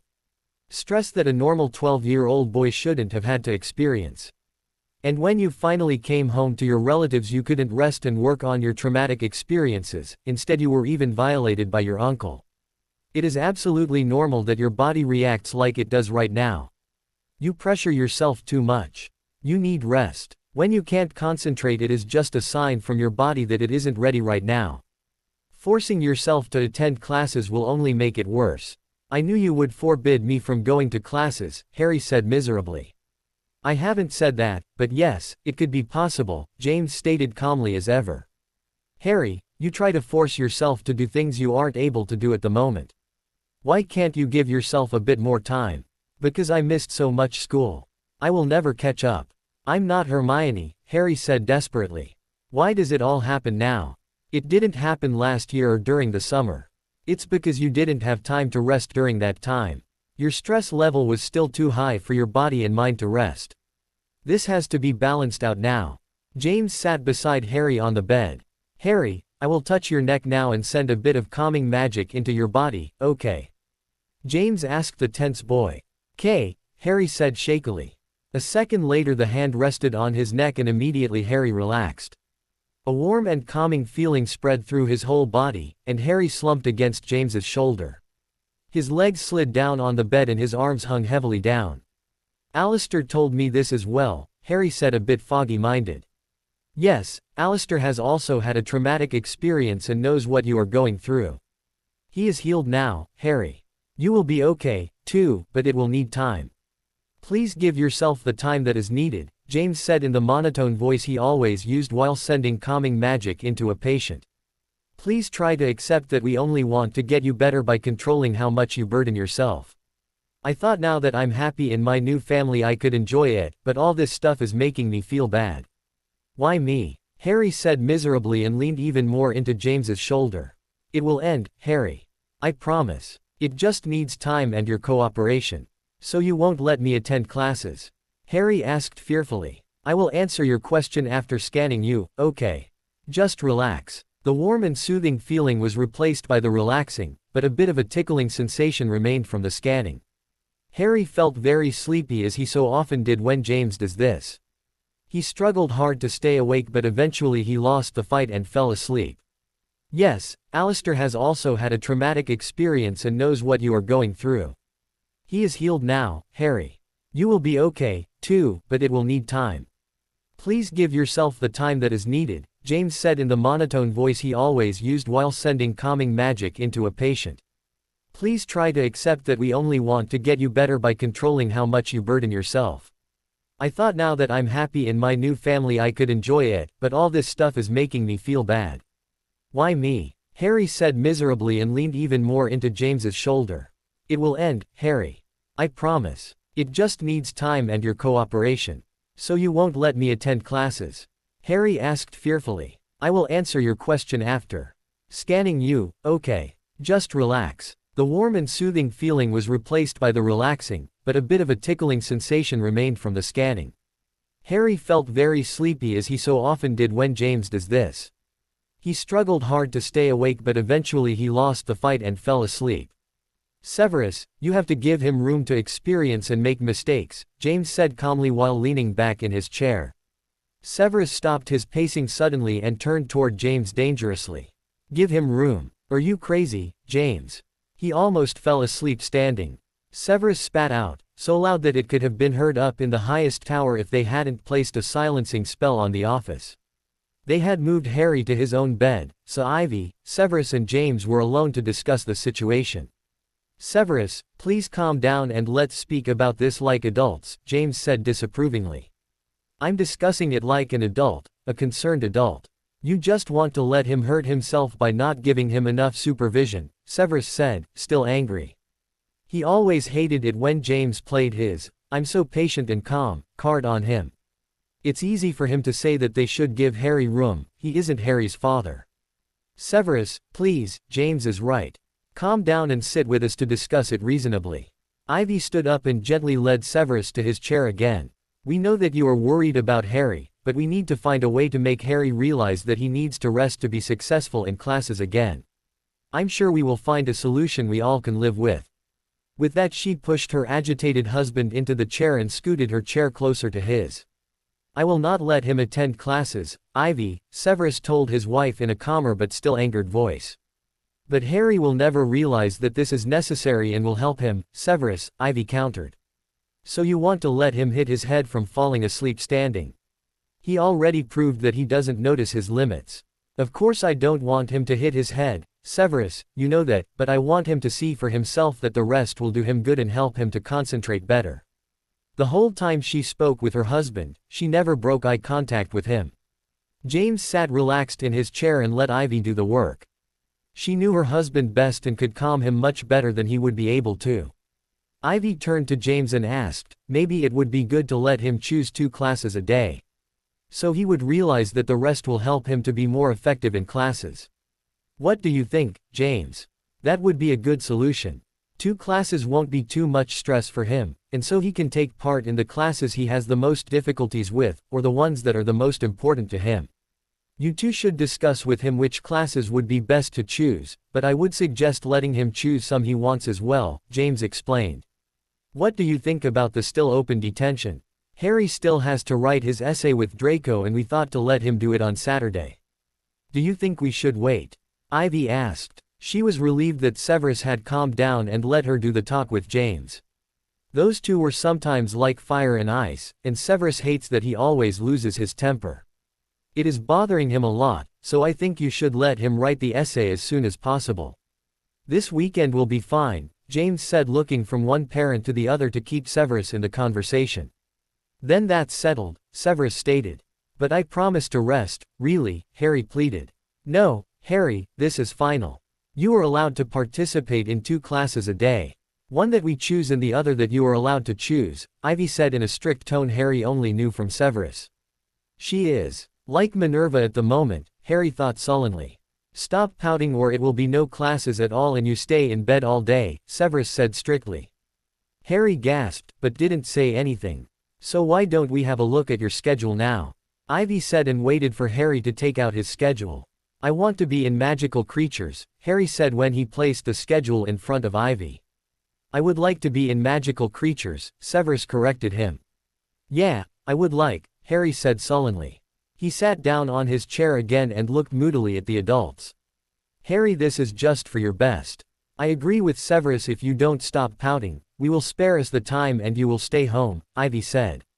No, please. I'm sorry, Harry said and looked apologetically at his parents. So you would like to attend Magical Creatures? We want you to attend Potions, Transfiguration and Charms, Ivy muttered and wrote down Harry's new schedule. In the end he had to attend Potions, Transfiguration, Charms, Magical Creatures, Defense Against the Dark Arts and Herbology, at least in the amount his 2 classes schedule allowed it. After this is settled, Harry, we still have to speak about what happened today, Ivy said seriously. Harry sighed. I'm sorry. Harry, it doesn't help that you are sorry. You need to understand that we don't put up all the restrictions to annoy you but to help you. Can't you see that? How do you think we felt to hear from Professor Flitwick that he sent you to sleep because you were totally exhausted in his class and you disobeyed him? Did you think Professor Flitwick wouldn't check if you went for your nap when you were so tired? Harry, what you did was dangerous. You should have left the class the moment you realized you were exhausted, and how did you repay Professor Flitwick for his kindness to not send you out of class in front of all your friends? Harry looked ashamed down. He knew that it had been very wrong to do that, and he had realized that he needed more rest than he liked. I'm sorry. I would say that your class now knowing about your nap time and your nap in my office is punishment enough for your disobedience to Professor Flitwick, but you will apologize to him, Severus said sternly. Harry was surprised. He had thought he would be grounded for another week. He nodded eagerly. The week passed without another incident, but Harry still had his concentration problem. Has it always been so hard to follow that stuff, or did I just not try so hard before everyone was watching me so closely? Harry wondered. Next week he would have to take his first tests, and Harry hoped he would get at least an acceptable. That would be hard enough, but at least he can still excuse it with his bad health condition. Harry was looking forward to the weekend even though he was still grounded and not allowed to see his friends. The twins didn't stop asking him if he could fetch them from daycare, and today Ivy had agreed, so Harry was waiting in front of the fireplace for Minerva to come with him. Ready, greatest brother? Minerva asked teasingly, using the name the twins used so often. Very funny, Minerva, Harry said. He was more and more comfortable using the first names of his family members. With Severus and Ivy it was even hard for him to call them by their formal names in classes.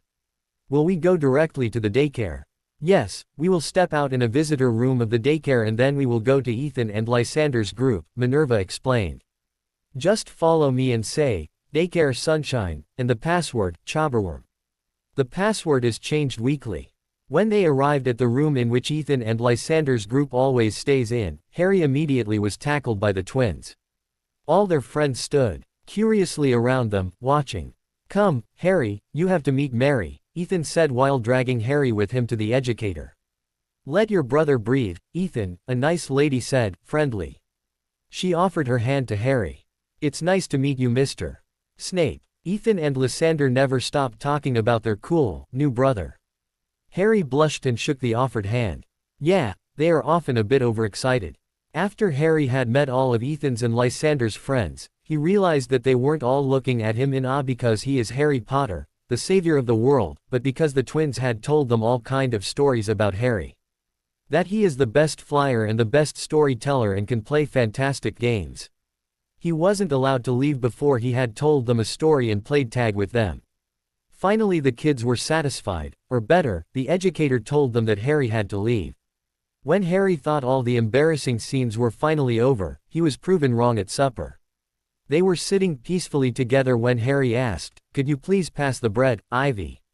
Sure, she answered and gave him the bread. That's Mommy, Ethan said and looked questioningly at Harry. You are our brother now. So Mommy is Mommy for you, as well. Oh, how much Harry loved the logic of the twins. They never miss a chance to make him feel embarrassed. Harry blushed and didn't know what to say. Harry can call us by our first names, Ethan, Ivy stated. But you said Harry now is our brother. So you are his mommy as well, Ethan protested. Yes, that's right. I'm Harry's mommy, but for Harry it would be too hard to call me mommy. Ethan turned to Harry. It's very easy. Mom my. See, it's easy. Ethan smiled, proud that he could teach his big brother something. Harry blushed even more and looked at Ivy for help. Ivy just smiled. No, it is hard for Harry to say it because he already had a mommy and daddy before he came to us. We spoke about this all, remember? But they are long dead. You are his mommy now, Ethan protested and started to push his bottom lip out. Not even his brother was helping him. Why did the adult always have to set such stupid rules? Harry had to bathe with pants, Harry didn't have to say, Mommy, and Harry could not sleep in their room even though he was their brother now. Nobody could understand adults. Ethan, we won't discuss this any longer. Harry can call us by our first names and that's it. If you don't stop pouting you will go to bed without dessert, Severus said sternly. Harry felt very uncomfortable, first, for being asked all the questions, and second, for being the reason for Ethan's trouble with his father. Ethan grumpily started to eat the rest of his bread. Harry, don't stop eating because of this little discussion, Ivy said kindly when she saw Harry still sitting blushing over his plate. Are you okay, Harry? Ivy asked when she and Severus tucked Harry in. Sure, Harry answered. Severus sat down on a chair close to the bed. Ivy, who was sitting on Harry's bed, leaned over and gently stroked Harry's hair. Children say whatever comes to their minds, Harry. It is hard for Ethan and Lysander to understand that things are different with you. I know, Harry said. He wished they would just drop the topic. If you ever should feel comfortable enough, you can of course call us Mom and Dad, but if you prefer to leave it as Ivy and Severus, that would be fine with us, as well, Severus said.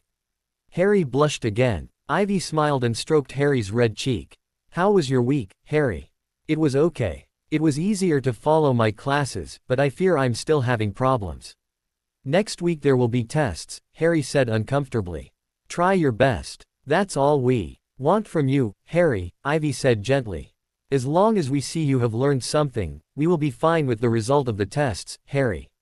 You still are recovering, Severus assured Harry, as well. Harry sighed, relieved. Thanks. He blinked sleepy and Ivy chuckled. Sleep well, Harry, Ivy said as she leaned over and ate his forehead. Night, Harry, Severus said and ruffled Harry's hair slightly. Night, Harry said and fell asleep right after the adults left his room. Ivy smiled and stroked Harry's red cheek. How was your week, Harry? It was okay. It was easier to follow my classes, but I fear I'm still having problems. Next week there will be tests, Harry said uncomfortably. Try your best. That's all we want from you, Harry, Ivy said gently. As long as we see you have learned something, we will be fine with the result of the tests, Harry. You still are recovering, Severus assured Harry, as well. Harry sighed, relieved. Thanks. He blinked sleepy and Ivy chuckled. Sleep well, Harry, Ivy said as she leaned over and ate his forehead. Night, Harry, Severus said and ruffled Harry's hair slightly. Night, Harry said and fell asleep right after the adults left his room. Harry wondered who had started this stupid glaring contest, but he was sure he won't be the one who would lose it. Draco sat opposite of Harry and glared dangerously at him. Naturally, Harry glared right back. If you two go on like this, you will still be sitting here tomorrow, Severus declared, bored, while looking up from his potions journal. Why do we have to write this stupid essay together, Uncle Sev? Draco whined. First, your essay has been stretched from 40 to 50 inches for saying this essay is stupid. Second, you both misbehaved together, so you will be punished together. And now stop this childish glaring contest and start writing. Severus began to read in his potions journal again. He had made himself comfortable in the big armchair in one of the corners of the library to watch the two during the beginning of their detention. No sound was to be heard in the library, and Severus became suspicious. When he looked at the two, they still were staring at each other. He sighed with annoyance. Harry, do you want me to add inches to your essay as well? That's not fair, Harry mumbled, but looked at his parchment now and took up his quill. He could feel Draco smirk at him. After a few minutes Severus stood up. Behave while I'm not in the room or we will repeat this next weekend. With that he left the room. This is all your fault, Potter, Draco hissed, the moment Severus had closed the door.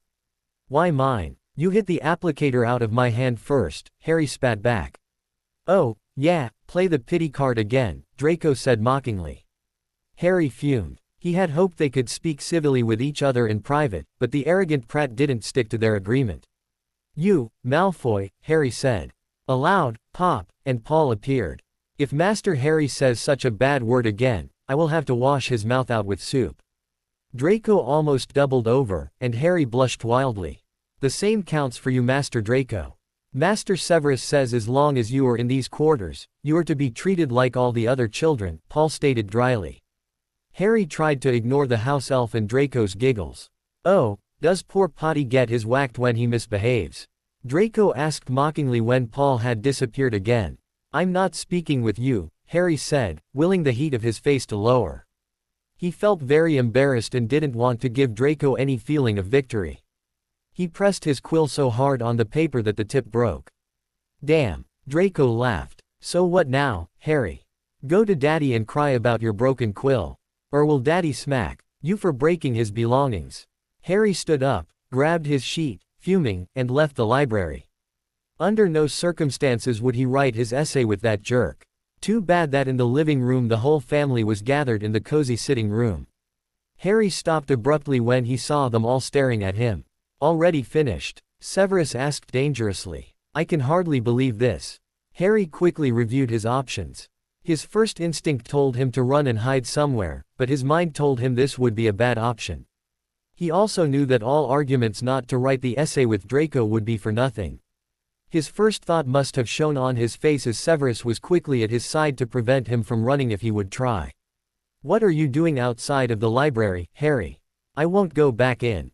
Please, Severus, I will write double as much as you told me to, but please let me write it in my own room, Harry pleaded. Severus grabbed Harry with a gentle but firm hand on his neck and guided him back into the room. Seeing his smirking godson, he became angry. What happened here? Whatever he told you he was lying, Uncle Sev. He broke his quill because he got angry and didn't want to write the essay any longer, Draco lied. That's a lie, I didn't, Harry protested and tried to wriggle out of Severus' grip with no success. Severus turned Harry to face him and ordered, show me your quill. I didn't break it because I didn't wanted to write the essay. Harry really hoped Severus would believe him and not Draco. Why is it damaged then? Severus asked after having a look at it. Harry blushed. I was angry, but not because of the essay. No. Why then? Severus had moved dangerously close to Harry's face. Harry gulped. Please, can I go on writing now? I asked you a question, Severus said. Out of the corner of his eyes Harry could see Draco gulp as well, staring at his sheet. I was frustrated that I couldn't find the right words, Harry lied. After a few more seconds of staring at Harry, Severus let go of him and repaired his quill. I don't want to see either of you outside this room before you are finished. Is that clear? Both boys nodded, and Harry quickly took his seat again. After Severus left, both boys looked at their papers for a long time and said nothing. Harry had written his first page when Draco finally overcame his pride and said, "Thanks for not telling Severus that I mocked you." Harry looked at Draco, but the other boy avoided his glaze. "I'm not a squealer." "Yeah," Draco said, still not looking up. "I also apologize for mocking you. I wanted the things to be like they have been before the denaming, but I fear it won't work," Draco said sullenly. "I never liked the things like they were before our truce." "I thought you forgot it," Harry said sadly. "I'm sick of all the fighting and mocking." Now Draco looked up. "My friends already realized that I stopped mocking you in classes and they give me a hard time because of it. We agreed to just be civil in private. You can still mock me when your friends are around." "No, I can't. It doesn't work. Only when I'm very angry like today. Remus offered to show me a red cap today before Uncle Sev told him that I have to serve my detention now," Draco explained sullenly. "A red cap, really? That's cool," Harry stated excitedly. He liked all kind of magical creatures. Surprisingly he didn't feel jealous because Remus wanted to show Draco that and not him. I could ask him to let you come with us when we finally get to go into the forest," Draco offered shyly. "No, that's a father-son thing, I guess. You better go alone with him," Harry said. Seeing Draco's face become slightly green by the father-son comment, Harry quickly added, "I could ask Professor Moody to show us some other dark creatures if you want. That would be cool. So Professor Moody is spending time with you?" "Yes, he offered it. So I think he won't object if I want you to accompany us," Harry said. "And you want me to accompany you?" Draco asked, surprised. "Sure, why not? We could get to know each other better then," Harry said cheerfully. "Okay, ask him. You could tell Uncle Sev when you want to talk to me, and he can tell me when to meet you here. My friends won't be suspicious because I normally visit my godfather from time to time." "Then that's settled, but now we need to finish this essay or we really will still be sitting here tomorrow." Both boys worked hard on their essays. Harry's hand ached from all the writing in his back as well. Suddenly Draco stood up and stretched. "Are you already finished?" Harry asked, puzzled. Draco had to write 10 inches more than he had to, and Harry had just finished 40 inches. "No, but I need a bit of distraction." He went over to the keyhole and looked through it. They are still preoccupied with playing with the twins. So let's see what we can find here. Harry looked at Draco with shock when he took the chair and tried to reach the higher rows of the bookshelf. "Are you crazy? Severus will kill us," Harry hissed in a small voice at Draco. "Oh, calm down, Harry. A little mischief won't hurt the perfect little hairy boy," Draco said teasingly. "Easy for you to say. I bet Remus is a much more lenient father than Severus," Harry said, but nevertheless came over to Draco. "Maybe Remus is, but not my mother," Draco said while letting his finger stroke over the backs of the books. "So what shall it be, a bit adult stuff, or better, a highly advanced potions book?" Harry glanced fearfully at the door, but then said, "Potions. Still so innocent, Potty," Draco mocked Harry. "I'm a Snape now, and hurry. Or do you want Severus to catch us?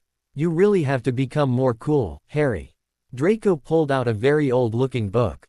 Its cover was made out of black leather, and Harry immediately recognized it as one of the late works of Tiberius Macmannon. All the fear was away in an instant and Harry looked at the book in awe.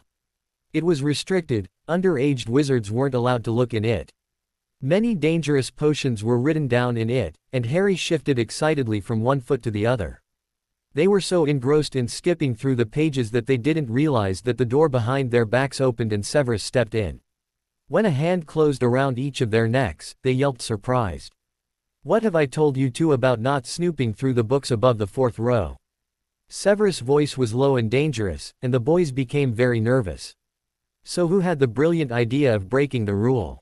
Harry waited for a while to see if Draco would admit that it was his idea, but when he realized that it wouldn't happen, he said, "We both had the idea." "Oh, really, Harry? Severus had leaned dangerously close to Harry's ear when he said that. Too bad that I know exactly who had this idea. Aren't I right, Draco? With that he had increased the pressure on the blonde-haired boy's neck and leaned over to him. I'm sorry, Uncle, Draco said, knowing that the truth was the only thing that could help him now. At least it wouldn't make the situation any worse. I think that's another round of denaming for you two next weekend, Severus stated and let go of the necks. A wave of his hand and the book was back in place. If one of you dares to sneak through the upper row books again, you will be very sorry. And if I catch one of you even trying one of the potions in this book, you will be very, very sorry. Is that clear? Yes, Severus, and, yes, Uncle, came very quickly. So, are you both already finished? Severus asked, boring them with his eyes. Both boys ran over to the table quickly and started to write again. That's much better, Severus said and left, glad that the boys couldn't see the smirk on his face. It seems they finally have come to a kind of truce, Severus thought, relieved. I'm sorry, Uncle, Draco said, knowing that the truth was the only thing that could help him now. At least it wouldn't make the situation any worse. I think that's another round of denaming for you two next weekend, Severus stated and let go of the necks. A wave of his hand and the book was back in place. If one of you dares to sneak through the upper row books again, you will be very sorry. And if I catch one of you even trying one of the potions in this book, you will be very, very sorry. Is that clear? Yes, Severus, and, yes, Uncle, came very quickly. So, are you both already finished? Severus asked, boring them with his eyes. Both boys ran over to the table quickly and started to write again. That's much better, Severus said and left, glad that the boys couldn't see the smirk on his face. It seems they finally have come to a kind of truce, Severus thought, relieved. Phew, Harry said and let himself fall backwards on his bed. Another week of school done, Harry thought, relieved. It was the first full week that he had attended all of his classes. He had more great plans for the weekend. Tomorrow after breakfast until Sunday midday he will be staying with his godparents. He will sleep in their guest room, and Alistair will make a big adventure tour with Draco, Remus and him through the Forbidden Forest. Harry had looked forward to it all week. But, before he could even think about starting his weekend, Harry needed to sort his papers. He definitely didn't want the embarrassing discussion with Severus again. He had felt like a little kid when Severus scolded him for the chaos in his papers and showed him how to organize his school things. As if that would solve my school problem, Harry thought sullenly. He still had a lot of trouble concentrating and getting acceptable marks. It was obvious that Severus wanted him to become better, and Minerva always annoyed him with the skeptical looks she threw at him whenever he brought home a bad mark or she got wind of his lack of work in his classes. It really was a curse to have his whole family made up of teachers. Harry had to work much harder than the others in his class because he had to catch up with the stuff he missed from the first weeks when he wasn't allowed to attend school at all or only a few classes. The only classes he had no problem with were potions and Dada. That was the reason the adults thought that Harry's problems in the other classes only came from his lack of motivation and work. So his parents had made clear that an acceptable was the minimum grade he should earn, and then only rarely. The new goal was to get and exceeds expectations on his tests. As if that would be so easy. Harry had to agree that most of his bad marks were results of his lack of motivation. He quickly had problems with concentrating when he didn't like what he had to learn or if it bored him. Unfortunately, many things in school bored him lately. Groaning, Harry started to do his history homework. Ivy knew he hated her class, like many students did, and so she would check if he had done his homework before he would be allowed to leave for his sleepover with Alistair and Poppy. Harry was also looking forward to his second potion brewing session with Severus on Sunday afternoon. The first brewing session went very well, and Severus had promised to brew Wolfsbane with him next time. Because of his homework and the meetings with James and Poppy, Harry had hardly any time to meet Fred and George in the room of requirements for brewing with them. Next weekend he planned to spend a lot of time with them and work on their new inventions. Yeah, if I don't get myself grounded before that because we have to take 3 more tests next week. Damn, it's the 4th week of school and the professors already assigned tests like hell, Harry thought, annoyed.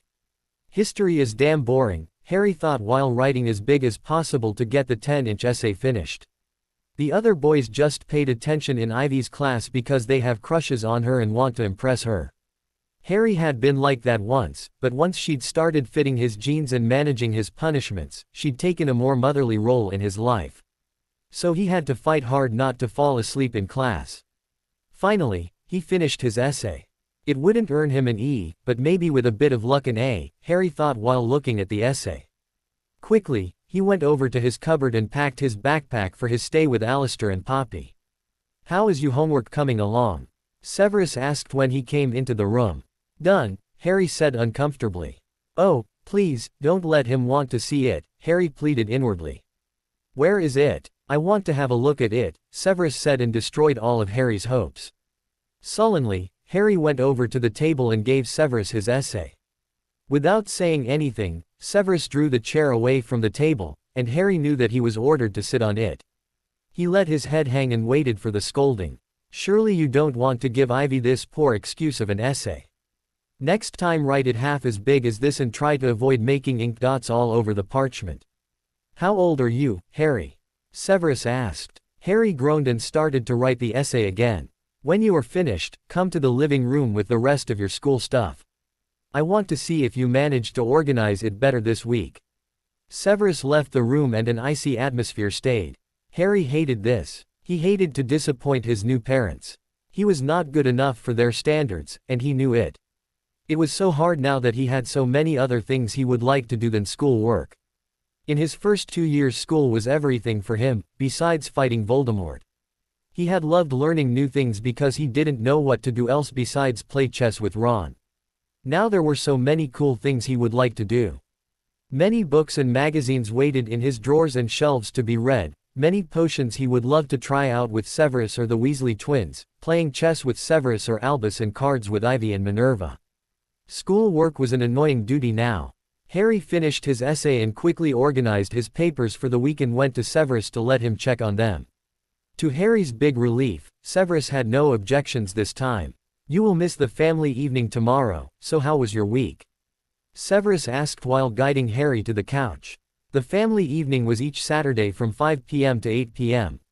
First they all discussed the week, what problems had occurred, and what good things happened. Then they planned for the next week. After this, they ate supper, and then they played games or one read aloud for the others. At first Harry had felt a bit awkward, but then he had come to love it.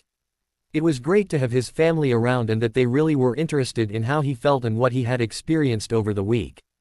It was okay. "I like to be in school the full day, but I still have problems." Harry held his hand up to prevent Severus from interrupting even though he didn't try to, and began his next sentence a bit louder. "I know you all think I'm just lazy and therefore am that bad in school, but I really have problems. Are you finished, and am I allowed to speak, now?" Severus asked teasingly, knowing full well that Harry would like to avoid a comment from him on this topic. When Harry didn't answer and just let his head hang, Severus went on. "We don't think that you are just lazy, Harry, but we know that you don't tap your full potential. Like this essay for example. You are not motivated. I have to force you to do it better, and suddenly you can do it. Why can't you motivate yourself?" Harry stared at his hands and said nothing. "Harry, you have gone through a lot, and you still have health problems, but that isn't an excuse to not work hard in school. You need all that you learn right now. Not only potions and dada. If you want to become an Auror, you need to learn more than that." "I don't want to become an Auror," Harry said stubbornly. "Whatever you want to become, there will be more necessary than just those 2 topics, Severus said, annoyed with Harry's attitude. "But I can't concentrate. Why can't you believe me?" Harry asked angrily. "Because you have no problems concentrating in potions or dada, Harry," Severus said, his voice raised, to get this in the thick skull of his son. Harry knew that he couldn't win this argument and said, "I will try." "Good," Severus said and calmed down. He leaned against the couch back. "Any plans for next weekend?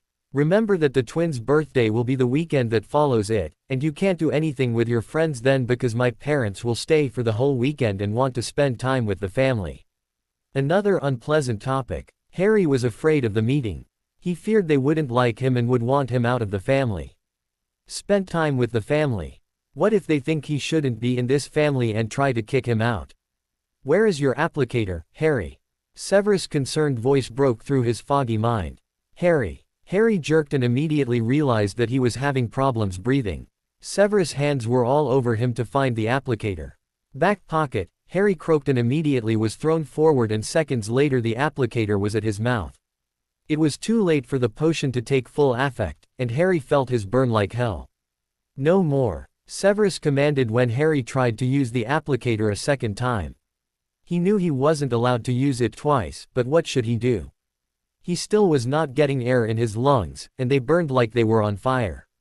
The applicator was taken from his hand, and Severus drew him against his breath with me. I sent for Poppy, and she will be here soon, Severus said gently and laid a hand on Harry's and the other on his forehead to draw him backwards against him. In and out, in and out. Harry felt tears run down his cheeks. He sobbed because the panic was big even with Severus behind him. Without his adoptive father he would have blacked out already, and Harry even wished for it to happen. The burning was unbearable, and as much as he tried he couldn't breathe as calmly as Severus instructed. I will suffocate, Harry thought, panicky. He whimpered in relief when a big and heavy hand took the place Severus' hand had occupied a moment before. Then the body behind him shifted and was replaced with another one. A very calming, broad. Harry could tell from the pulsing of calming magic in his body that James had taken over from Severus.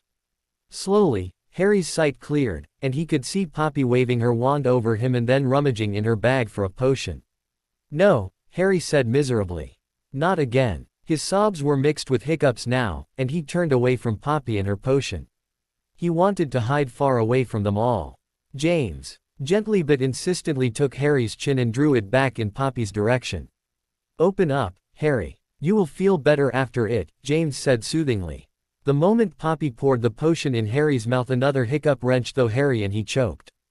James quickly put one hand over Harry's mouth and the other on Harry's stomach. Then he tilted him forward until the choking stopped. Harry didn't panic when he choked. It already burned in his and it couldn't get worse. The dose of calming magic in his system was so high that a panic wasn't possible. After a few minutes he calmed down enough to communicate with the people around him. Poppy was taking his pulse on his wrist and looked worried. When she finished, she gently drew one of Harry's sweaty wisps of hair out of his face and gently said, "That's much better." "Am I still allowed to come see you and Alistair?" Harry asked fearfully. "Of course, my boy. A bit more calming magic from James and you are as good as new." After one last pet on Harry's head, she stood up to take care of Ivy, who was very pale. "Maybe we overworked him. We shouldn't have pressured him that much about his marks," Ivy said miserably, not even noticing that Poppy had guided her to the other couch. Severus watched Poppy waving her wand over Ivy and realized how pale she was.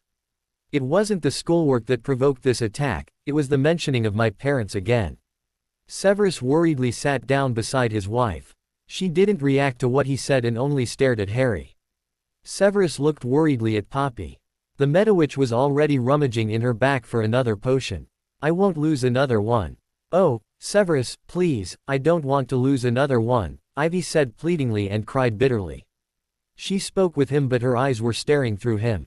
Out of the corner of his eye Severus could see Harry stir, surely hearing Ivy mutter those things, and James drawing Harry's face away from Ivy. The heavy sigh that followed showed Severus that James had increased the magic to an amount that Harry wasn't able to take in what happened around him. Severus hoped Harry would forget what he had heard when he was conscious again. His concentration back on Ivy, he saw Poppy giving her a potion and minutes later she fell asleep in his arms.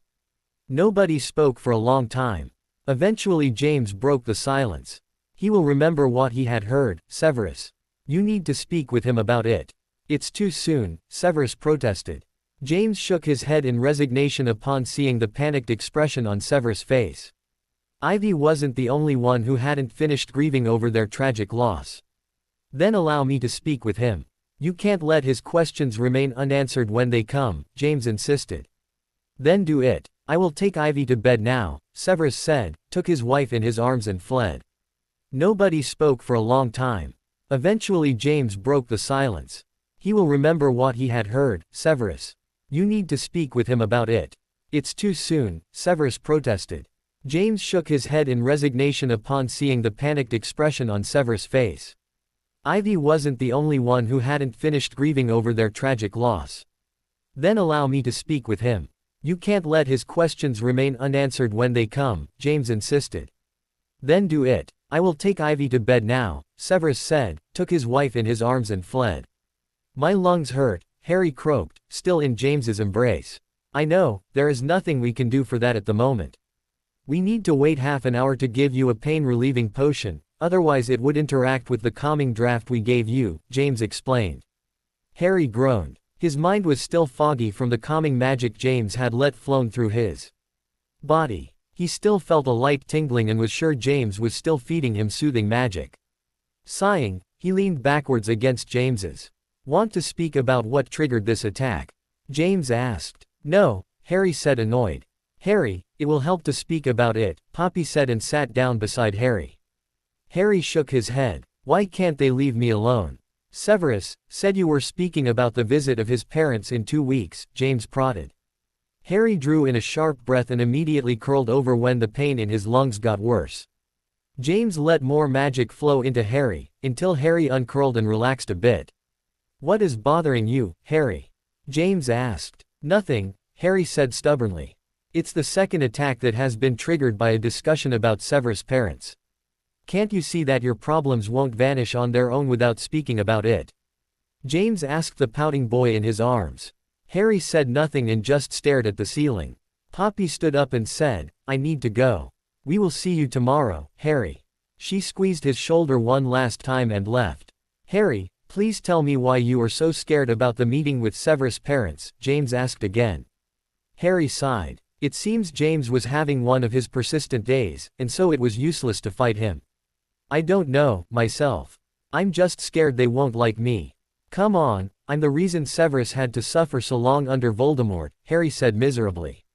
Severus chose to follow Voldemort long before he even knew you, James said.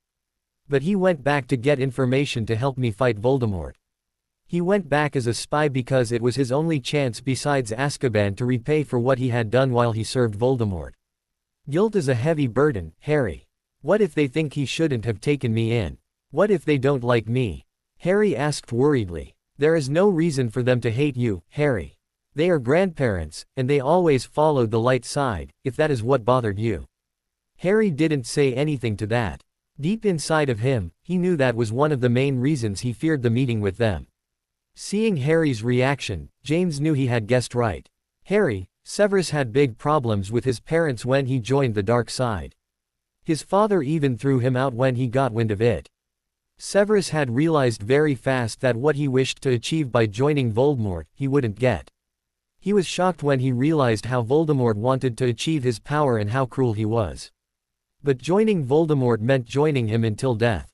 At one point Severus preferred to die and went to Albus, but he refused to kill him. That's why he became a spy.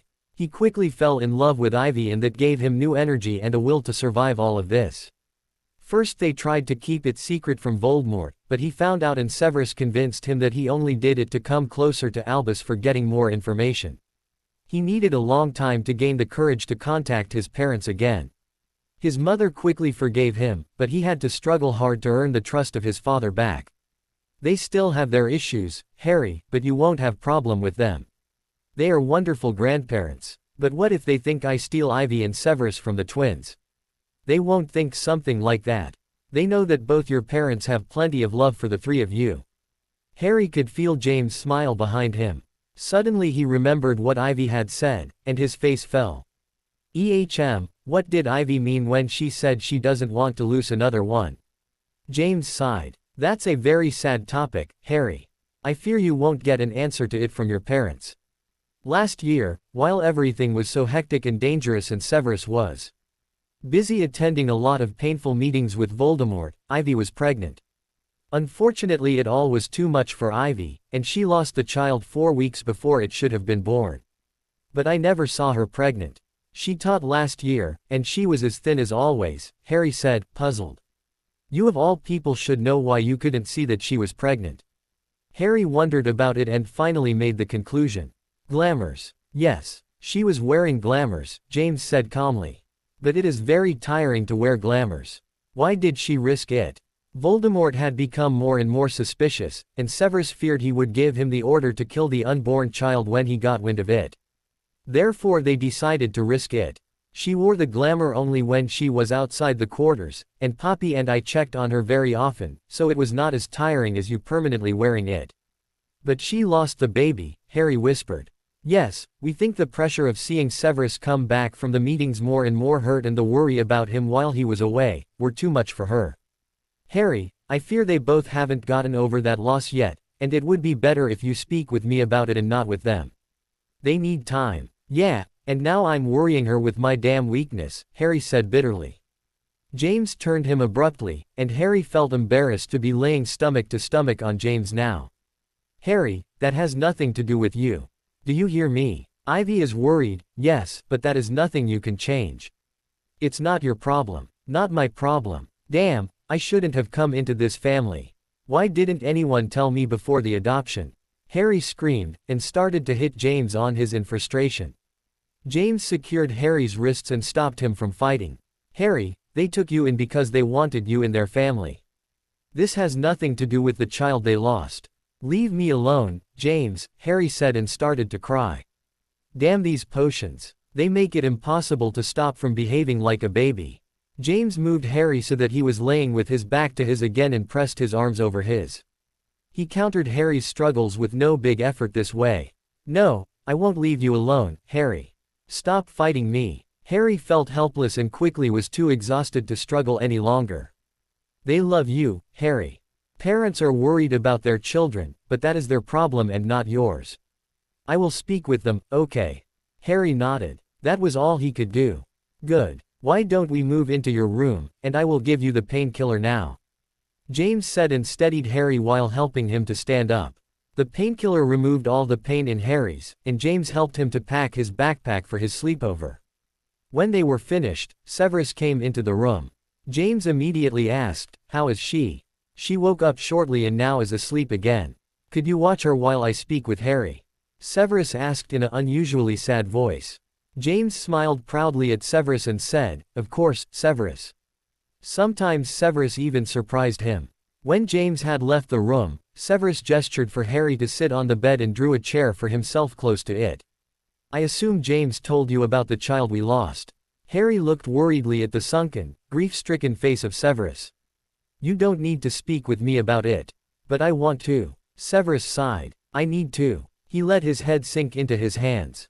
Harry, this all has nothing to do with you. Please, believe me. Ivy loves you, and seeing you suffer from the attack makes her very worried, but you are not responsible for her pain. She would feel very guilty if she heard that you feel bad about it. She is still very sad about losing Joshua. Severus' voice broke, and Harry wished he would stop speaking. We already had named him and then we lost him. When we decided to take you in, it had nothing to do with Joshua. We didn't want you here to take his place or distract us from the pain, Harry. Please believe me. Severus' pleas were heartbreaking, and Harry didn't know what he could do or say. Uneasily he placed his hand on Severus' shoulder. I believe you. That was all Harry managed to say. Severus was always so intimidating, strong and powerful. Seeing him so broken was scary. It showed Harry that he was human and was able to feel like he does. Another thing happened while Severus' character changed. Harry believed him. Nobody that emotional could lie. So Harry knew that he wasn't a substitute for Joshua, but he still felt guilty for causing Ivy more pain by worrying about him. I will try to work harder with James. I promise. I will fight those damn attacks, so that Ivy doesn't have to worry again. Severus' head jerked up. No, Harry. That isn't the reason I spoke with you. You needed to hear the truth from me, but I don't want it to affect how you act around us. We love you like you are. Panic attacks or not. We don't want you to hide any pain or trouble from us. That we still mourn and try to handle the feeling this loss has caused doesn't mean we can't handle helping you with your problems. We will be there for you, whatever happens. Never think we are too weak for it. A bit of the powerful Severus was back, and Harry felt like a child again and not the one who had to comfort Severus. Yes, Severus still was strong enough to be there for him and help him, and Ivy would be as well. I'm glad you are planning to work harder with James, but I don't care how long you have those attacks. We will always be there for you. You are more important than Joshua, Harry. We will mourn for Joshua for some more time, but we will be there for you and care for you, and Ethan and Lysander, of course. You are a part of our family and equal to all our other children. Severus reached for Harry's cheek and was relieved when Harry leaned into his palm. I will work hard, I promise, Harry said determinedly. I will be a good son. You already are, Harry. There is no need to change anything, Severus assured him. It was as if a heavy burden had been lifted from Harry's, and he smiled a relived smile at Severus. Now we will speak about my parents, Severus said, and chuckled when Harry's face fell. There is no need to worry about it. My mother is crazy for the chance to get to know you, Harry. She pestered Ivy and me to tell her everything you do since you were moving in, and we told my parents about it. I don't have much contact with my father, but I spoke with him when I invited them to the birthday party, and he is very eager to get to know you as well. When I told him that you knew Macmannon, I feared he would come over the same moment to pester you with all kinds of questions. So be prepared to speak the whole day about potions. Severus smiled and the unusual paleness and sorrow left his face. No need to worry, Harry, Severus said and ruffled Harry's hair. Harry sighed, relieved. Hearing that his new grandparents already knew about him and had reacted positively made him feel better. Maybe there really wasn't much to worry about. He smiled at Severus and playfully batted his hands from his head. I thought that maybe you would like to start your sleepover this evening. I'm sure Poppy wants to check on you again before you go to sleep, and so it wouldn't hurt to already be with her and Alistair this evening. You don't have to, but I thought it would distract you a bit from what happened today. Why not take Lysander and Ethan with you, too? You could make a sleepover all together in your godparents' living room. We have sleeping bags for that. What do you think? That would be great. When are the twins coming home? Can I tell them? Harry asked excitedly. Severus chuckled and ruffled Harry's hair again. Let me first speak with Alistair and Poppy, and then I will tell you if it is okay for them. I will speak with Albus, as well. It is his turn to fetch the twins from daycare today. You could accompany him and give the boys the good news. Yes, please call Poppy. Harry resisted the urge to bounce excitedly on his bed. Severus left to speak with the adults and shortly after it, he came back and told Harry that it was all settled and he could meet Albus in 10 minutes to fetch the boys from daycare. I thought that maybe you would like to start your sleepover this evening. I'm sure Poppy wants to check on you again before you go to sleep, and so it wouldn't hurt to already be with her and Alistair this evening. You don't have to, but I thought it would distract you a bit from what happened today. Why not take Lysander and Ethan with you, too? You could make a sleepover all together in your godparents' living room. We have sleeping bags for that. What do you think? That would be great. When are the twins coming home? Can I tell them? Harry asked excitedly. Severus chuckled and ruffled Harry's hair again. Let me first speak with Alistair and Poppy, and then I will tell you if it is okay for them. I will speak with Albus, as well. It is his turn to fetch the twins from daycare today. You could accompany him and give the boys the good news.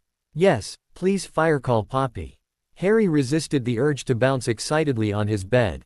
Severus left to speak with the adults and shortly after it, he came back and told Harry that it was all settled and he could meet Albus in 10 minutes to fetch the boys from daycare. Yay! Lysander and Ethan shouted when Harry gave them the good news. They were so excited that they almost forgot to say goodbye to Mrs. Moore, the educator. Oh, how shall I sleep today with all my babies out of house? Ivy asked playfully as she helped the twins to pack their bags for the sleepover. Harry was surprised how quick Ivy had recovered and looked as if nothing had happened. That made Harry wonder if she wasn't wearing a mask herself from time to time. Harry was jerked out of his musing when a heavy hand was placed on his shoulder. He glanced up at Severus, but the man was watching Ivy as well and so didn't look at him. But we are still in the castle, Mummy, Ethan said. You can come with us, Mummy, Lysander offered and took his mother's hand. No, sweetie, I was just kidding. You will have a great time with Uncle Al and Aunt Poppy, and we will see you at lunch tomorrow. Harry will take good care of you too, Ivy said and petted Lysander's head. Of course he will, Severus affirmed and squeezed Harry's shoulder. First test for the big brother. The bags were almost packed completely when they heard Poppy's calls from the living room. Ethan and Lysander stormed out of the room to meet their aunt. Ivy put the last items into the bags and turned to Harry. If anything happens, you know where you can find us. Please no spine chillers, they will beg you for it but they can't handle it. If you don't want to comfort two very scared boys the whole night, you should refrain from telling them stories like that.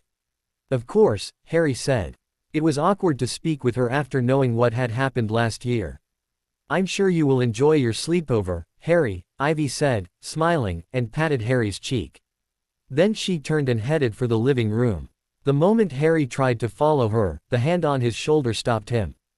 He turned to Severus, puzzled. Severus looked seriously at Harry. She is taking some mood lighteners at the moment. That doesn't make her a worse mother. Harry was confused. He didn't understand why Severus was looking so strangely at him and why he was so serious. I don't understand. I never said she was. Harry. Severus started but paused to find the right words. She is a good mother, and she loves you all very much. I saw how you looked at her. Severus's face was dark now. Not dangerous or threatening but worried and scared. I didn't think she was a bad mother. I would never think that. Come on, Severus, I'm the one who has to drink calming draft as if it was my favorite drink. You yourself told me that it isn't weakness to take them, Harry said determinedly. Why did you look at her like you did? She doesn't need pity. She is a strong woman, Harry. A mother that can protect her children. You are one of them. You shouldn't feel pity for her. Harry shook Severus' hand from his shoulder. I don't know what you want from me, Severus. How can I not feel pity for what she had to go through? I love her. I wish she never had to experience that. I was looking puzzled at her because I wondered if she even can remember what she had said in the living room. She looked like always, it was confusing me. Of course I remember what I said, Harry, Ivy said, standing in the door frame. Ivy, please, Severus started but was immediately interrupted by his wife. No, Severus, I don't need your protection, she told Severus and then looked at Harry. Nor do I need your pity, Harry. Both men stood dumbfounded in the middle of the room and stared at her. Yes, Harry, I remember what I said, and I regret you had to hear about it that way. I didn't want you to know because I feared you would think we took you in to replace Joshua. That's not true, Harry. We want you in this family just as the boy you are, not to replace somebody. I was scared seeing you in that condition and my worries about your stubbornness in the matter of your illness and lack of resting made me overreact. I'm sorry, Harry. No, Ivy, Harry said and let his head sink. I'm sorry. I should have worked harder with James and should have adhered to what he told me. I fear I was too cross with James because I hoped he would make me feel better, but recently I had the feeling I have to do it all alone and he is doing nothing to help me. It was wrong, I know it, and I'm very sorry for scaring you. Ivy stepped closer and took Harry's cheeks in her hands. I can understand your feeling, Harry. It's sometimes hard to realize that the therapist can only help and guide you a bit but you have to do all of the work. James is wonderful, and he will help us both, Harry. I'm not made out of glass, and I won't shatter just because you have a panic attack. So please don't shatter when I sometimes can't be as strong as I normally am. Remembering that it is a long process to heal will help us both to understand the reactions of the other, don't you think? Very wise, Ivy, but it isn't wise to go against the wonderful doctor's advices and leave your bed before I've had my final check-up, James said teasingly from the door. Ivy just smiled at Harry and drew her eyebrows up. He caught me. Do you think I will survive his scolding?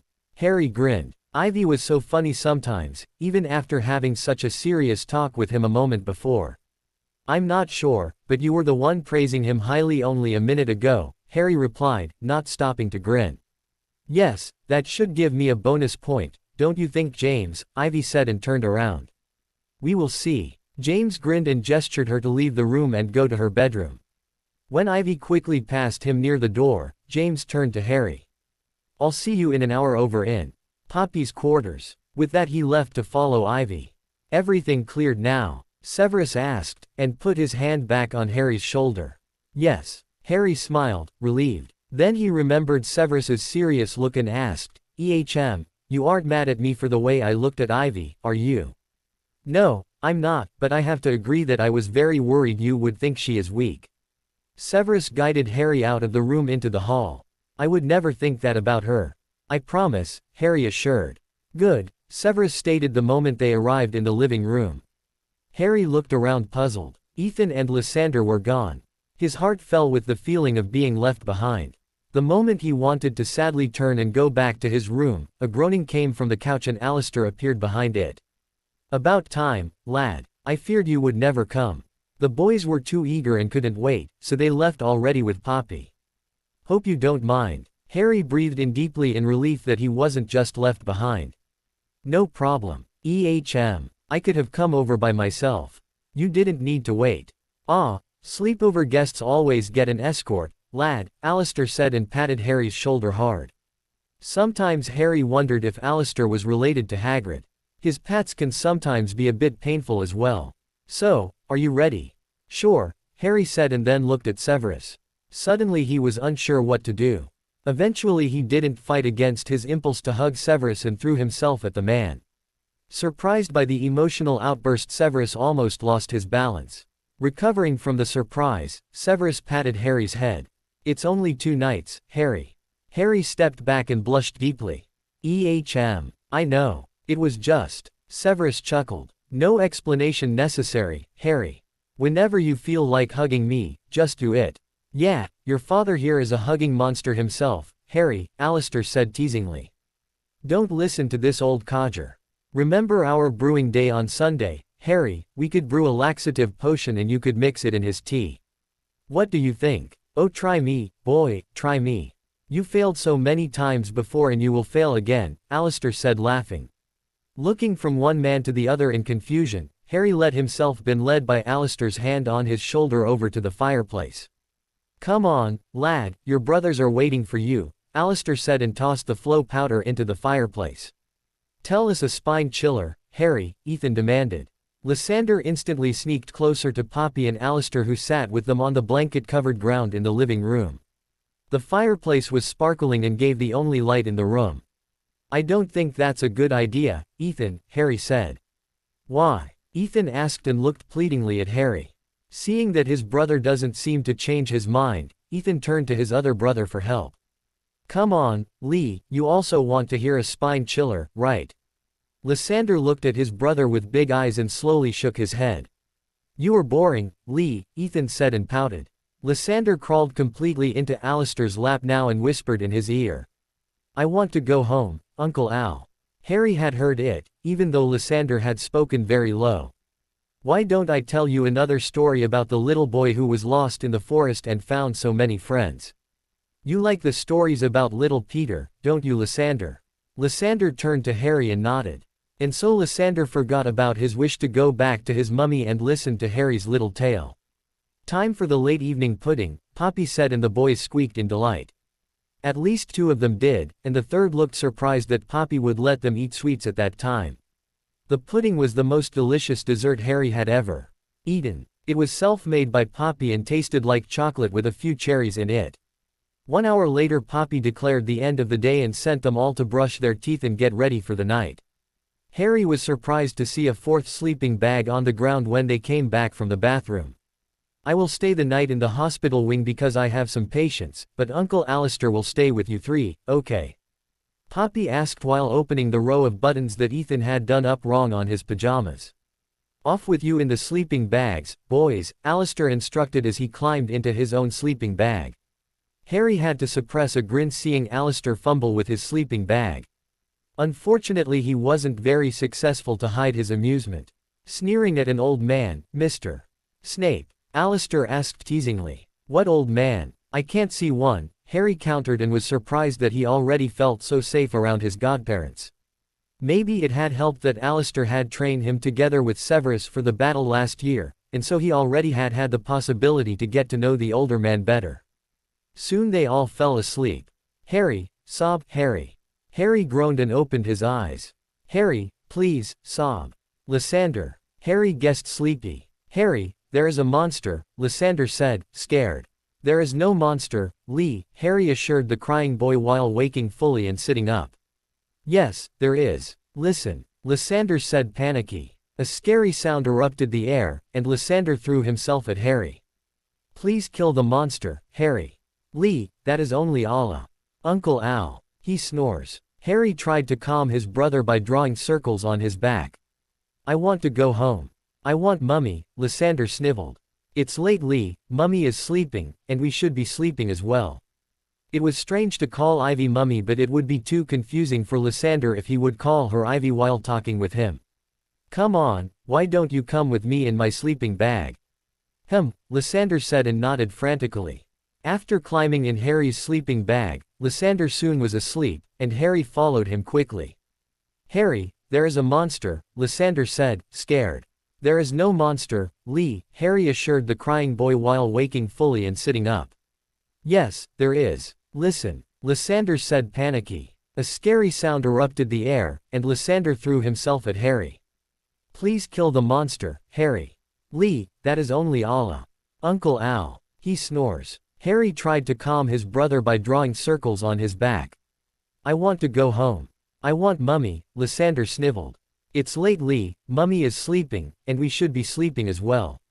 It was strange to call Ivy Mummy, but it would be too confusing for Lysander if he would call her Ivy while talking with him. Come on, why don't you come with me in my sleeping bag?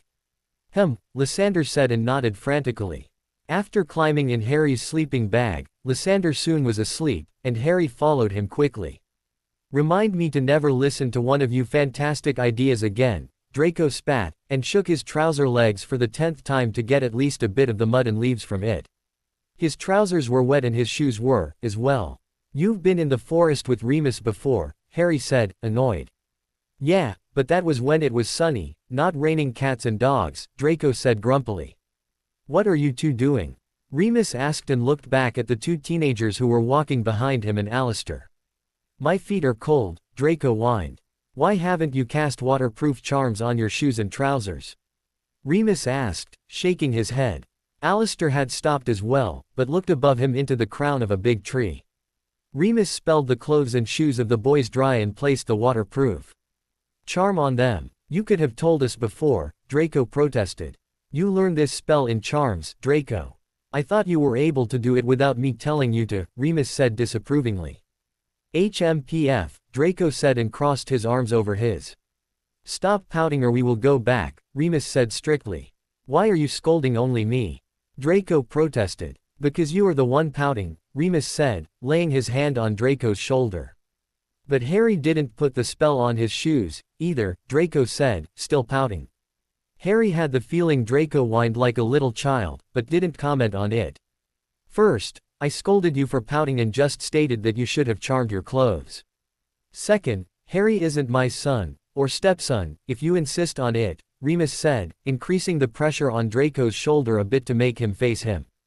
But you just looked at me when you said we should have put the charm on, Draco said.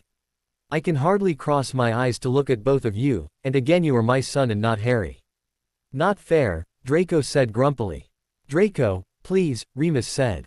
We wanted to have a great day outside, didn't we? You could have reminded me to put the spell on, Draco insisted.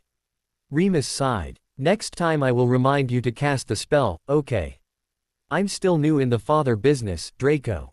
I sometimes forget that you are not an adult. I'm almost adult, Draco said proudly. Yes, sure, Remus said and ruffled Draco's hair. Ew, Remus, I'm not Harry, Draco protested and flattened his hair again. Meanwhile, Harry had gone over to Alistair and looked up in the tree as well. What's there? An augury nest, Alistair said. A what? Harry asked, puzzled, staring at the drop-shaped nest. An augury nest. Crazy thing is that it is up in the tree and not in one of the bushes. Never heard of them? Alistair asked. No, Harry answered, not noticing that Alistair had stopped staring at the nest and was now looking at him. There is no augury. They often fly on rainy days. Not something nice to look at, either. They look like a starved vulture with green and black feathers. The most interesting aspect of it is his scream, though. Scream? Draco asked, as he and Remus joined the two. Yes, the scream is really something special, Remus answered for Alistair. It is blood-curdling. There have been cases where people suffered a heart attack just from hearing it. Yep, and some believe it announces the death of somebody close to you, Alistair said mysteriously. Harry felt a shiver go down his neck. Scared, Potter? Draco mocked. Dream on, Malfoy, Harry replied. Oh, really boys? Already back to last name basis? Remus said, chuckling, and again ruffled Draco's hair. Remus, the blonde boy protested and batted Remus, hand away. Glaring at Harry, he said, By letting them ruffle your hair all the time, you make them believe it is normal. Harry shrugged. I don't care when they do. Yeah, because you already have a rat's nest on your head. Draco attacked Harry so quickly that he couldn't defend himself when Draco started to ruffle Harry's hair overenthusiastically. Harry fell backward in the mud, and Draco fell on top of him. Get off me, Malfoy, Harry shouted and smashed a handful of mud in Draco's face. Stop it boys or I will take the waterproof charm off you, Alistair threatened. With a final shove on Harry's and a handful of mud in his face, Draco let go of Harry. Damn brat, Harry muttered and wiped the mud off his face. Baby Potter, Draco retorted. I said stop it, Alistair bellowed. Come over here, Harry. Harry reluctantly went over to Alistair. When Alistair lifted his hand, Harry shrank back violently. Open your eyes and come closer, Harry, Alistair said calmly. Harry cautiously opened his eyes and stepped closer again. Hands out, Harry, Alistair instructed. Aunt Petunia often had hit him with a ruler or a cooking spoon on his outstretched hands, and Harry was scared to get this treatment from Alistair as well. He liked the old man and never would have thought he would punish him like this. This day should have been something fun, or at least interesting, not like this. Harry was scared. Harry, I have no idea what you think I will do, but I just want to clean you, Alistair said, again in the calm voice. Harry looked for the first time since the fight with Draco into Alistair's eyes. The man was looking back at him gently, his posture relaxed and not threatening. Slowly, Harry stretched out his hands. Alistair waved his wand and cleaned Harry's robes and hands. Now tuck your shirt in and give me your glasses. Harry did as he was told. After Alistair had cleaned Harry's glasses, he cleaned his face as well. What a mess. Harry adjusted his glasses and looked shyly at his godfather. Alistair shook his head and grinned. Maybe I should remind you that you were the one who asked me to let Draco come with us. I know, Harry said grumpily. He just is an annoying brat sometimes. Remus pulled Draco away from Harry. What do you think you are doing? It was just fun. Harry is such a ninny sometimes. It wasn't necessary to fall down, and he started the mud fight. Remus sighed. You are both unbelievable. Let me clean you up. Hold your arms out. Remus instructed and cleaned Draco's clothes and skin. It was you who asked me if we could join Alistair and Harry. Why can't you behave then? I did. It was Harry who threw mud at me, Draco protested. And it was you who tackled him down, Remus stated dryly. It was just a little shove. How could I know he can't stand right? Harry is still recovering. We already talked about this, Remus said disapprovingly. Yeah, but how could I know it would unbalance him? Just be more careful next time, Draco. I was very proud when you started to become friends with Harry. We aren't friends, Draco said and pulled a face. Remus chuckled. Whatever you say. With that he guided Draco over to the other two. And you are a ninny, Draco countered Harry's insult and got a cuff on the back of his head by Remus for it. What? He can call me a brat and I can't say anything. Draco complained. Severus isn't here to punish Harry for saying things like that. I am. You wanted to be here and spend time with Harry. I'm in no mood to accept your childish banters now. So stop it, both of you. With that he looked from one boy to the other. Okay, Harry said, eyeing Draco skeptically. HMPF, Draco said and then looked at Alistair. So do we wait for the owl bird to come back? It's an augury, and no, we won't wait for it to come back. It hasn't rained for weeks, so it will probably enjoy its first fly after such a long break. They only fly when it is raining. So, let's go on. With that Alistair turned and headed deeper into the forest. Remus closed the gap to him with long strides, and so the boys stood awkward beside each other before Harry started to follow the adults. Draco quickly followed him. I was just joking, Potter, and you made a fight out of it. Harry glared at Draco. Joking. You tackled me down. How could I know you are so fragile? You were training in Quidditch last year and defeated Voldemort, so how was I supposed to know you'd fall over just by a small shove? Harry blushed. I was surprised. Yeah, sure. So no rough play in this whatever it is between us, right? I'm not a baby, and I'm not out of glass. Harry blushed even deeper. When he was honest he had been angry at himself for being so easily brought down, and so he had let his anger out on Draco. I'm not so sure about that, Draco muttered. I'm not, Harry said and shoved Draco. Hey, that's not fair. I will get punished if I push you back. Oh, who is the baby now? Harry teased Draco. Just wait, Potter, Draco said and then held his head high and ignored Harry. Several feet they walked in silence, Draco still with his head high and not looking at Harry, and Harry walking sullenly beside him. Suddenly Draco pushed Harry when he didn't expect it. Not as harshly as Harry had pushed him, he was very careful so that Harry wouldn't fall again. Got you. Draco laughed and started to run. Hey, that was cheating, Harry said, but grinned and started to chase Draco. They passed the adults when Harry reached Draco and touched him on his shoulder. Draco was distracted and fell over a root. Harry stopped abruptly. Are you okay? HMPF, was Draco's reply and said up. I think you should teach him the cleaning spell, Remus, Alistair teased. Then he stopped abruptly. Wait, look. Alistair pointed at a tree close by. I'm not, Harry said and shoved Draco. Hey, that's not fair. I will get punished if I push you back. Oh, who is the baby now? Harry teased Draco. Just wait, Potter, Draco said and then held his head high and ignored Harry. Several feet they walked in silence, Draco still with his head high and not looking at Harry, and Harry walking sullenly beside him. Suddenly Draco pushed Harry when he didn't expect it. Not as harshly as Harry had pushed him, he was very careful so that Harry wouldn't fall again. Got you. Draco laughed and started to run. Hey, that was cheating, Harry said, but grinned and started to chase Draco. They passed the adults when Harry reached Draco and touched him on his shoulder. Draco was distracted and fell over a root. Harry stopped abruptly. Are you okay? HMPF, was Draco's reply and said up. I think you should teach him the cleaning spell, Remus, Alistair teased. Then he stopped abruptly. Wait, look. Alistair pointed at a tree close by. We found one. Severus will our feet, Remus said. What? Draco and Harry asked in unison. A bowtruckle. We have some woodlice with us to distract him long enough to get a bit of the bark off his tree. It's rare because we haven't many bowtruckles here and the bark of the tree they are living on is a very powerful potions ingredient. The bowtruckle salivates on the bark and that's what makes it so special, Alistair explained while pulling the bag of woodlice out. Come on, boys, you two will distract him with his favorite food, and Remus and I will cut a few pieces of the bark off. What happens if he realizes what we are doing? Harry asked cautiously. He won't notice it, Remus said. But what if? Draco asked. Then he will try to scratch your eyes out. So be careful to give him enough lice, Alistair replied dryly. Draco snatched the bag out of Alistair's hand. I hold it, you feed the bowtruckle, Draco said to Harry. Yeah, and I'm a ninny, Harry said, rolling his eyes.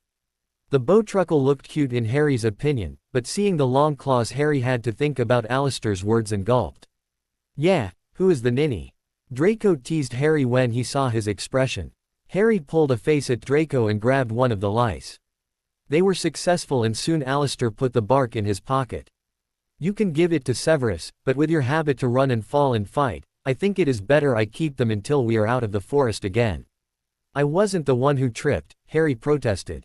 You fell nevertheless, and who knows if it will happen again. We don't want to make all the effort to get them to be for nothing, do we? No, Harry said sullenly and then suddenly pushed Draco's shoulder again. Your turn. When the boys headed off, the adults just shook their heads. Sometime I wonder how old they are, Alistair said. Yes, but it is refreshing to see them so frisky and playful, Remus replied. True, true. The boys wore themselves out, and when they finally reached the small river, they sat down on the shore, exhausted. Harry smelled the still humid air. The rain had stopped half an hour ago and now the sun was peeking out from behind thick, gray clouds.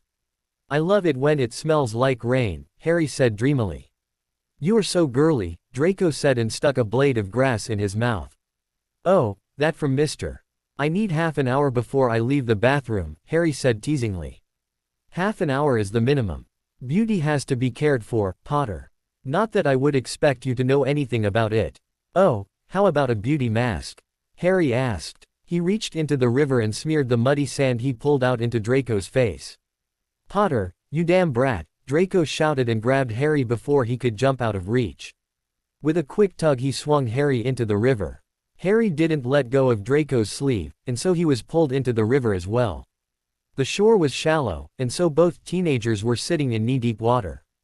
"Damn, that's cold," Harry said and jumped up to wade out of the water. "Ninny," Draco teased, but couldn't keep his own teeth from chattering. Why boys, can't you behave for a few minutes?" "The waterproof charm doesn't work for bathing," Remus asked while Alistair spread a big blanket on a dry spot on the sandy shore and placed several bins with food on the blanket. "Spare your breath, Remus. I fear it is useless to use it on the two troublemakers," Alistair said to Remus and then looked at the boys. "Come over here and cast a drying charm on yourself. Is one of you able to do it?" "We are 13, Harry protested and cast the spell. He still smelled like the river water, and crinkled his nose. "Don't pull a face like that, it's your own fault. Be glad Ivy won't see you when we come back. Poppy will be bad enough for you. I bet she will strip and scrub you in the tub until you smell just like roses." Harry looked shocked, and Draco grinned at him. "I wouldn't be so gleeful, Draco. I'm sure your mother wouldn't be any kinder. You just have the luck she isn't around." Draco blushed and quickly helped Alistair to pull all the delicious-smelling dishes out of his bag. The meal went silently, and when the two adults laid down to rest a bit, Draco and Harry went to explore the surrounding. "Look there, Harry. Did you see the sapphire blue swarm? I bet they were billywigs. The older guys say you get high when enough of them sting you." "Let's wait until we see it again and then run into it," Draco said excitedly. "Run into a swarm of stinging creatures?" Harry asked, confused. "Yes, it's cool," Draco said and watched the air around them. "Cool. You never have been stung. How can you say it is cool?" Harry asked. "Merlin, Potter, you are no fun," Draco said and looked at Harry, puzzled. "The older Slytherins say you feel a bit dizzy, and then you start to hover over the ground. Wouldn't that be cool? If I want to fly, I take my broom, not let crazy animals sting me." Harry shook his head and looked around to find something else to distract himself as long as Draco was looking for the billywigs. Something that sparkled in the sun caught his eye. When Harry crouched down to have a closer look at it, he saw that it was several dead billywigs. "Yeah," he whispered excitedly. Quickly he glanced around to see if Alistair or Remus were around, and when he saw they weren't, he took a tiny bag out of his pocket and placed all the dead billywigs into it. "What are you doing?" Draco asked right behind him. "Damn, do you have to scare me like that? Please make sure Alistair and Remus don't see this."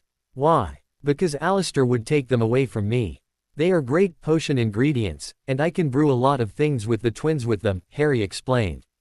"Oh, my, Severus is really rubbing off on you," Draco said and started to look for the billywig swarm again. "Hey, boys, let's go before it gets too late," Remus called for them, and Harry quickly put the small bag back in his pocket. They had walked for around 20 minutes when a very strange sound came from a few meters ahead of them. It was a very strange sound, something neither Harry nor Draco ever had heard. It was scary, and Harry shifted closer to Alistair, who laid a protective arm around Harry's shoulders. Draco was also sticking close to Remus, and even let Remus pull his back against his. "Nothing to worry about, boys," Remus assured them. "No, more like something to be grateful for.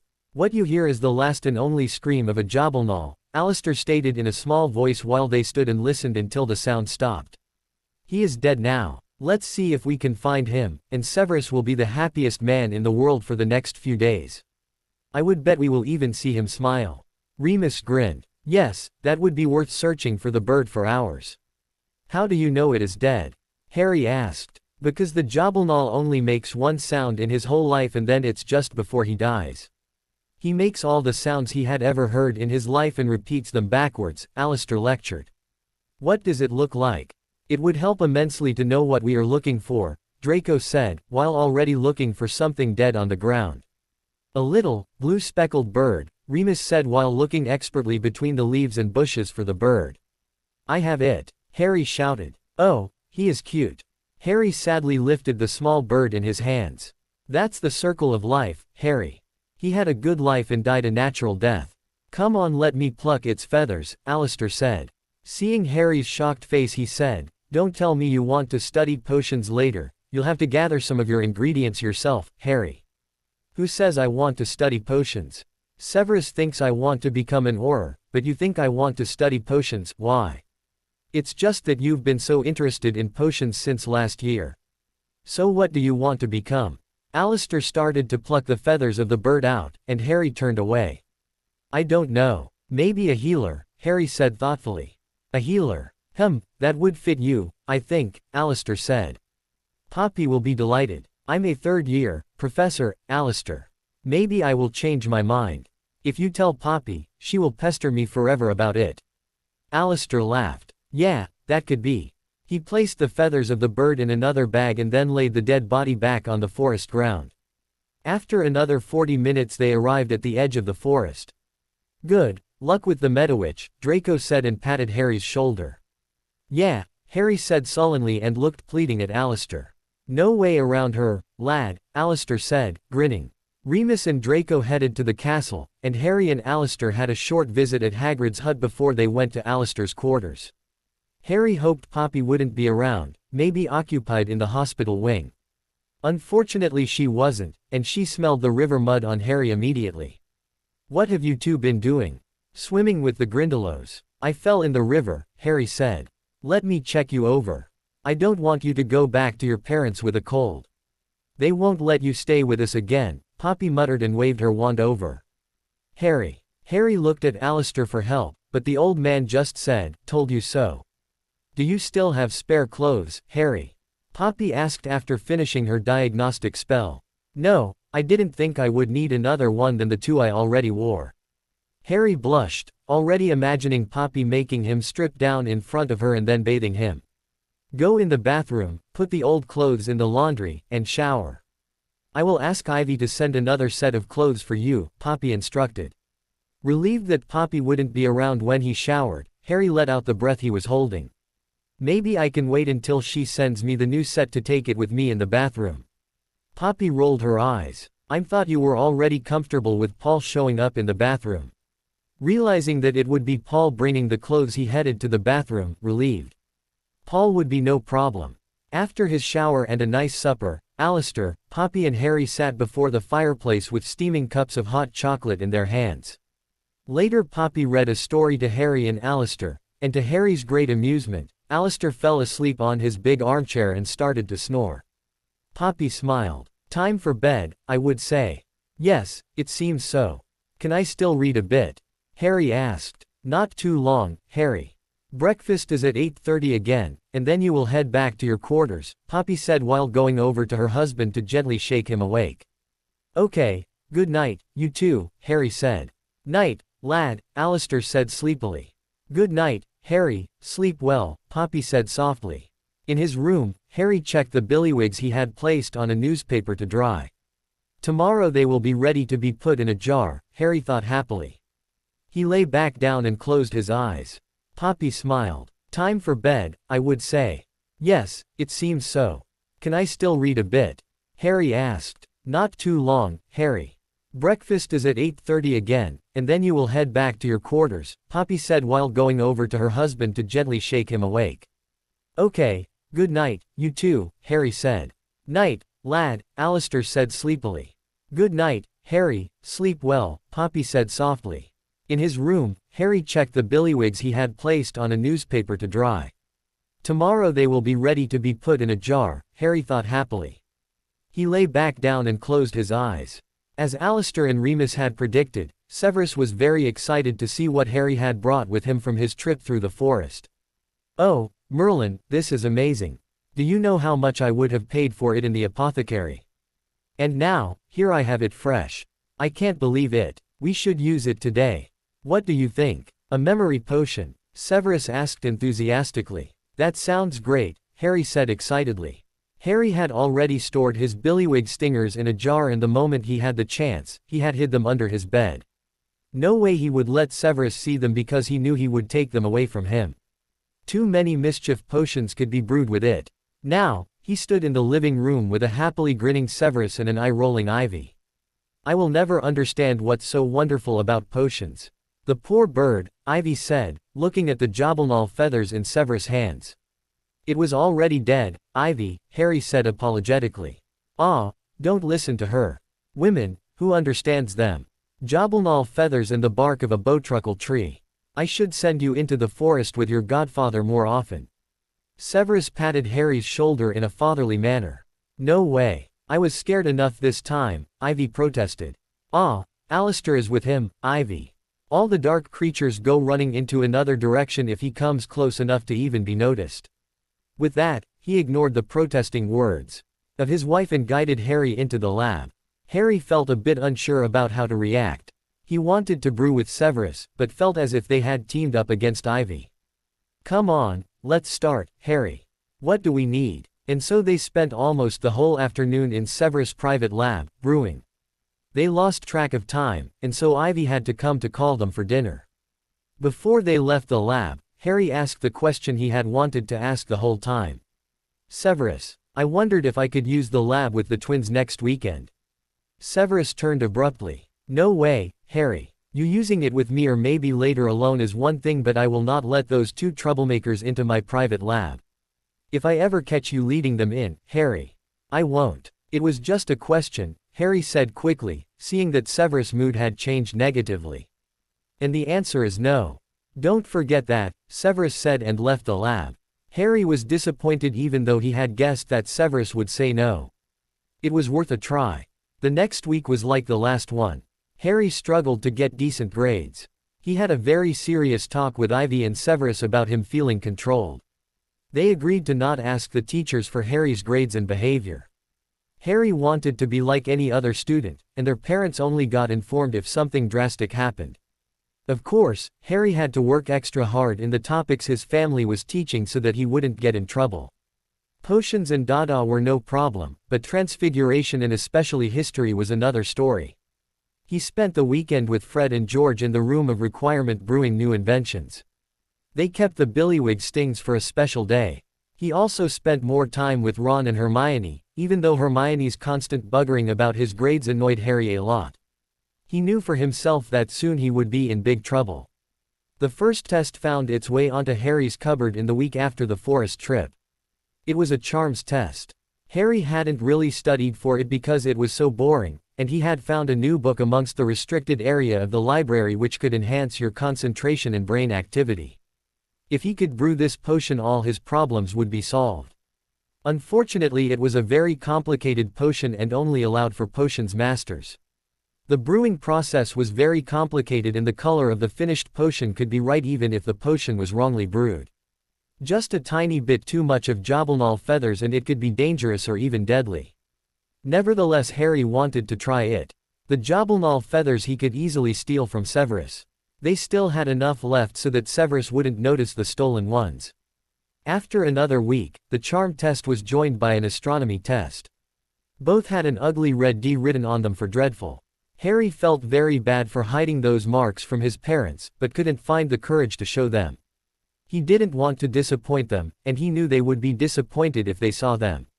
And so, each time, he climbed on his rolling chair and placed the bad marks on top of his cupboard. The twins' birthday was approaching fast, and Harry had asked Severus and Ivy for permission to buy some things. He had hoped to get permission to go to Hogsmeade for himself, but both adults insisted that the students' rule counted for Harry, and so he wasn't allowed to go to Hogsmeade except for on the regular Hogsmeade weekends for all students. He had pleaded that he didn't want to be without a present, and so Ivy showed him a catalog of toys from which Harry could buy something for the twins. After a long time of searching, he decided to buy a big collection of rubber animals and magical creatures that could move and make typical sounds when they were activated. Harry was still a bit unsure about the meeting with Severus' parents, but not to such an extent to get another panic attack. In the last 2 weeks he hadn't had one single panic attack, and he was very proud. James also didn't show up so often. They met 3 times a week to speak about Harry's past and his nightmares. Slowly, Harry got used to it, but sometimes he refused to speak with James and just stared into the distance. James never pushed him and just waited until Harry was ready to speak again. So, all in all, Harry felt more normal now. Besides his problems in school, his new life felt fantastic. It was 2 days before Lysander's and Ethan's birthday, and the mood in the Snape's quarters was miserable. Severus was grumpy and everyone was staying out of his way. In classes he also was unbearable and even Harry had to feel his wrath. 20 points for clumsiness, Mr. Snape. This school cannot afford students not being concentrated and spilling important ingredients. Harry knew better than to protest, and so just cleaned up and remained silent. At home it wasn't better. This isn't a cow barn, Ethan. Keep your mouth closed while eating, Severus barked at his son during supper. The mood was icy and not one of the kids dared to even look at Severus. This harsh comment was too much, and Ethan started to sob. When Severus let his knife fall with a cling on his plate and sighed with annoyance, Ethan stood up to run into his room. Harry wanted to stand up to follow Ethan, but Ivy stopped him. No, Harry, you will eat. With that she stood up, glared warningly at Severus, and followed her son. Harry exchanged a quick glance with Lysander. The little one was looking as if he wished to stand up as well, but didn't dare to.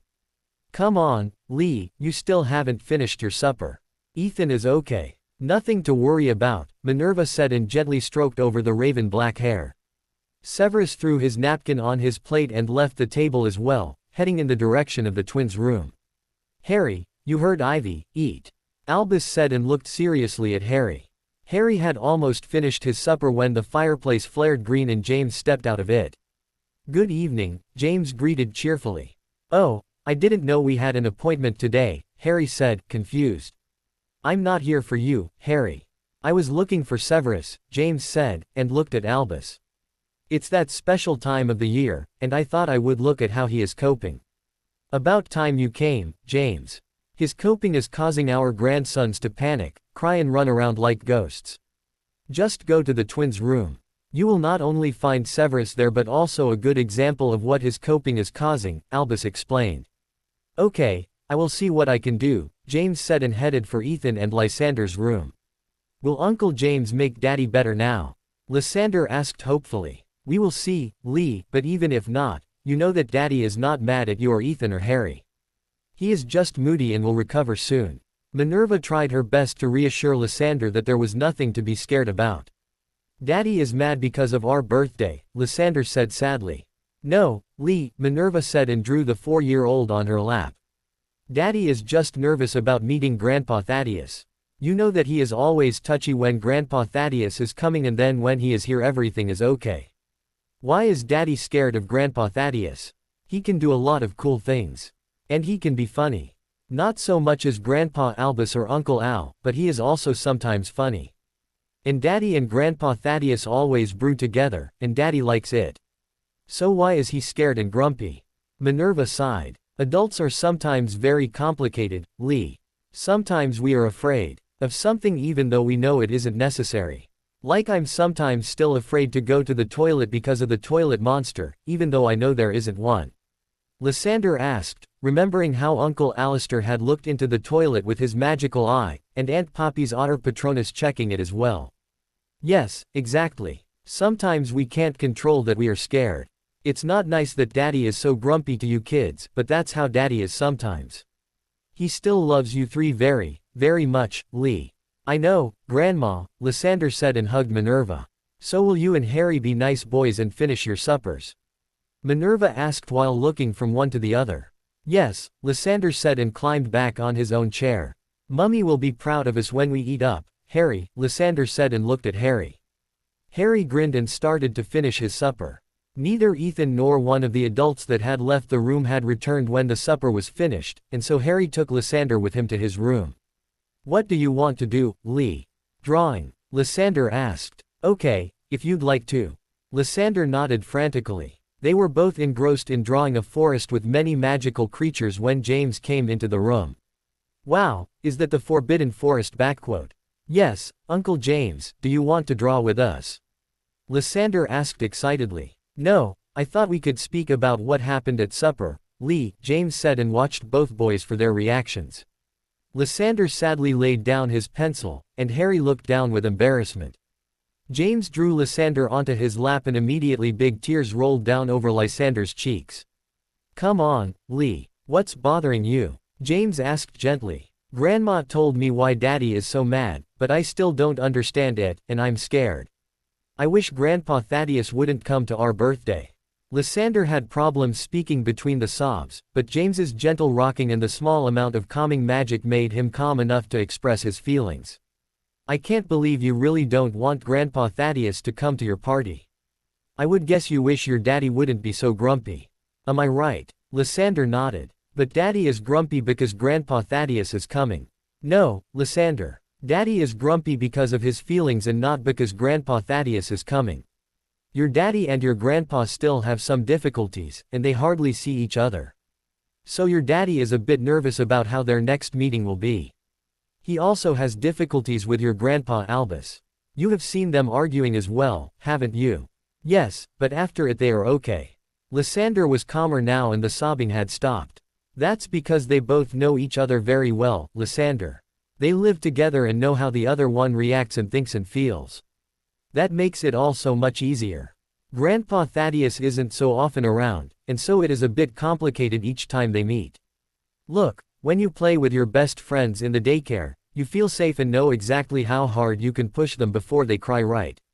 Lysander nodded. Yes, Anna, you can't push hard because she falls down very quick and then she is crying. Exactly, and so you know not to push her hard. When you play with a new kid or one you seldom play with, you don't know how hard you can push, and so you feel a bit unsure about it, right?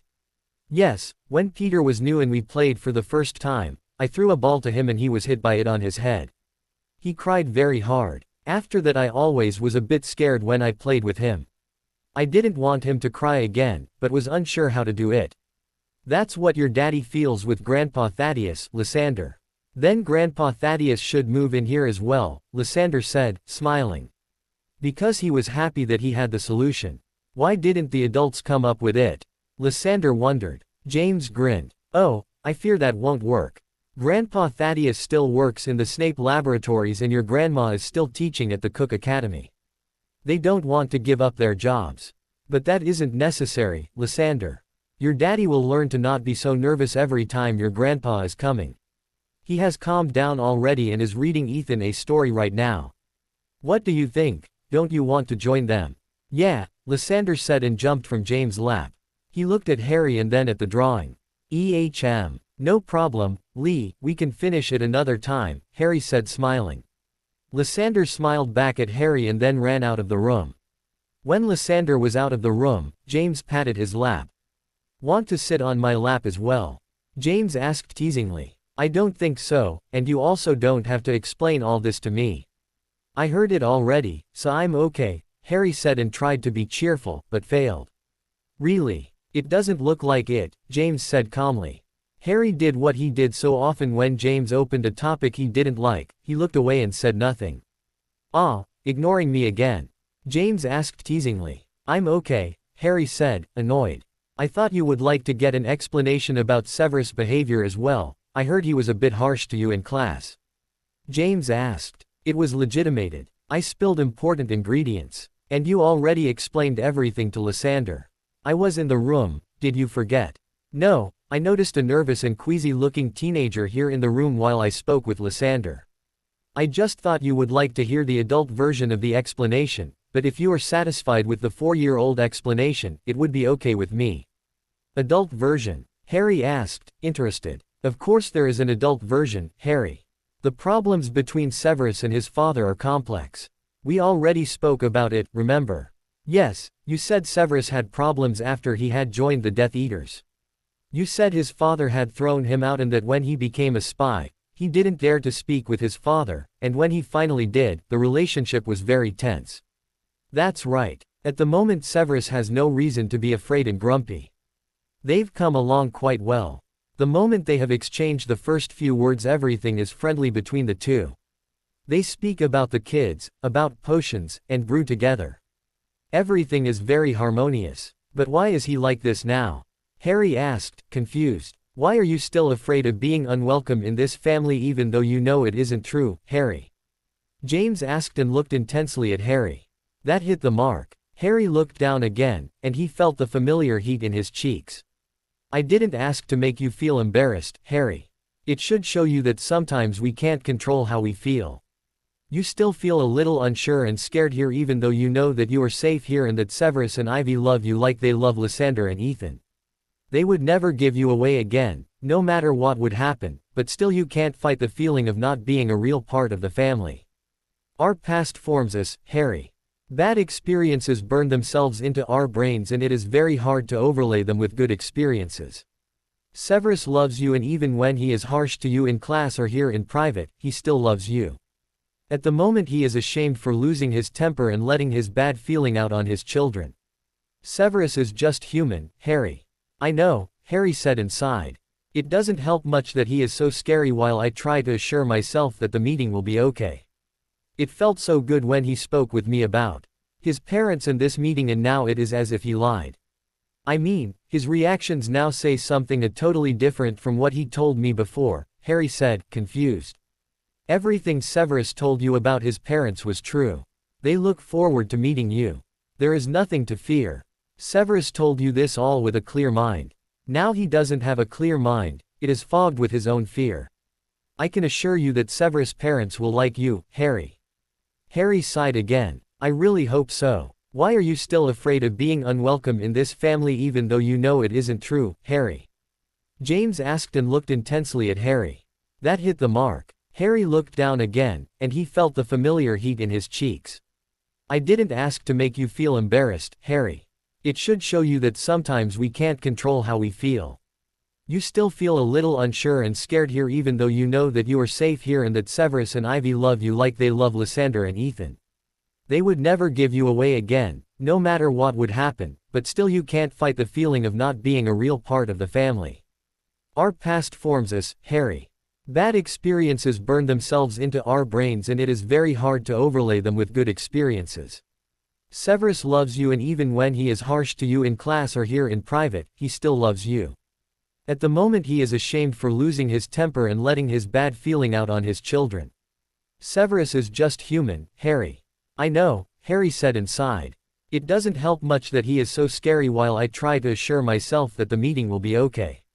It felt so good when he spoke with me about his parents and this meeting, and now it is as if he lied. I mean, his reactions now say something totally different from what he told me before, Harry said, confused. Everything Severus told you about his parents was true. They look forward to meeting you. There is nothing to fear. Severus told you this all with a clear mind. Now he doesn't have a clear mind, it is fogged with his own fear. I can assure you that Severus' parents will like you, Harry. Harry sighed again. I really hope so. Grandma. Grandpa. Lysander and Ethan shouted when the two elder people stepped out of the fireplace of the living room. Harry stepped a bit backwards and hid behind the big table. Let your grandparents breathe, boys, Ivy said laughing and came over. She hugged Elizabeth Snape, Severus' chubby mother. Hello, Ellie. Oh, it's so good to be here again. Let me have a look at you. My, you look better and better, my girl. I wish I could say the same of myself. Elizabeth chuckled. Oh, you are way too harsh with yourself, Ellie. We are very glad to have you here. Ivy went over to Thaddeus. He always looked a bit cold and distant, but Ivy knew him well enough to know that he was a very lovely and big-hearted man. Thaddeus looked very similar to Severus. He even had almost the same long, dark hair, only a few gray wisps were shining through the blackness. His goatee tickled when he gave Ivy a peek on her cheek. Meanwhile Elizabeth had her son in a bear hug. Oh, my boy, how much I've missed you. A little embarrassed by the show of love from his mother, Severus turned to his father and immediately their faces became more serious. Son, Thaddeus said without emotion. Father, Severus replied with the same curtness. Ellie shook her head and looked apologetically at Ivy. Ah, and look who is here, as well. Nice to meet you again, James. Whatever could you be here for? Thaddeus threw a teasing look at his son and then offered James his hand. It was more of an incident than planned, Thaddeus, but nevertheless it is a pleasure to see you again. Maybe we can speak about your latest, improved healing salve. I'm very interested in it, James said. Tell that to someone who believes you. I can see from the rings under my son's eyes that he was in need of your help before he could meet me. He looked challengingly at Severus, and Severus stared evenly back. I don't need James's help to meet you, father, Severus said, but it wasn't very convincing. Oh, I can't wait to give you two your presents. What a pity your birthday is not until tomorrow, Ellie said to salvage the conversation. I hope you give them a potion kit because I wasn't allowed to give them one, again, Severus said and glared at his wife. Oh, no, we have enough potion brewers in our family, Severus. And I have heard we already have one more. So where is he? Thaddeus asked and looked around. Harry's heart sank into his trousers. He held his breath. This morning he assumed that James had given him more of the calming draft he still needed to take on stressful days. Now he was glad for it because he knew he was close to a panic attack. He quickly fumbled for his applicator and used it. Immediately he could breathe better and calm down. Ivy had gone over to Harry and now was laying a calming hand on his shoulder. She waited for him to place the applicator back in his pocket and then gently guided him over to the adults. Nervously, Harry offered Ellie his hand and said, "I'm glad to meet you, Mrs. Snape. I have read one of your books, The Traditional Way of Cooking." "Oh, Merlin, I hope you just made that up and didn't spend your time reading one of my boring cooking books, Harry." "I'm Ellie or Grandma Ellie, whatever you prefer." "Thanks, Ellie," Harry said, still very nervous. He noticed that Elizabeth was trying hard to fight the urge to hug him, and so he looked at Mr. Snape. "My, you look as bad as my son. I hope his behavior isn't rubbing off on you," Thaddeus said in a friendly tone, so as not to frighten Harry more than he already was. Of course Severus and Ivy had told them about Harry and his problems, but he looked worse than they had thought. Harry couldn't even say why, but he stood there like he was glued to the ground and couldn't say anything. He had read Thaddeus' most important books and had memorized a good speech to impress Mr. Snape, but now he couldn't even breathe correctly. "I thought he was already much better, James?" Thaddeus asked, worried when he didn't get a reply from Harry. "He is," James assured, and went over to Harry. "We all have our good and our bad days, don't we, Thaddeus?" "Of course. I just hope our presence here doesn't have something to do with you having a bad day, Harry." Thaddeus eyed the nervous teenager in front of him. "You have to say something," Harry instructed himself mentally. He felt James's hand on his shoulder and a steady flow of calming magic which made him a bit more confident. "I'm just a bit nervous. I have heard so much about you, and your article in the last edition of Cauldron in Time was very interesting. It all came out in short parts between forceful, short breaths.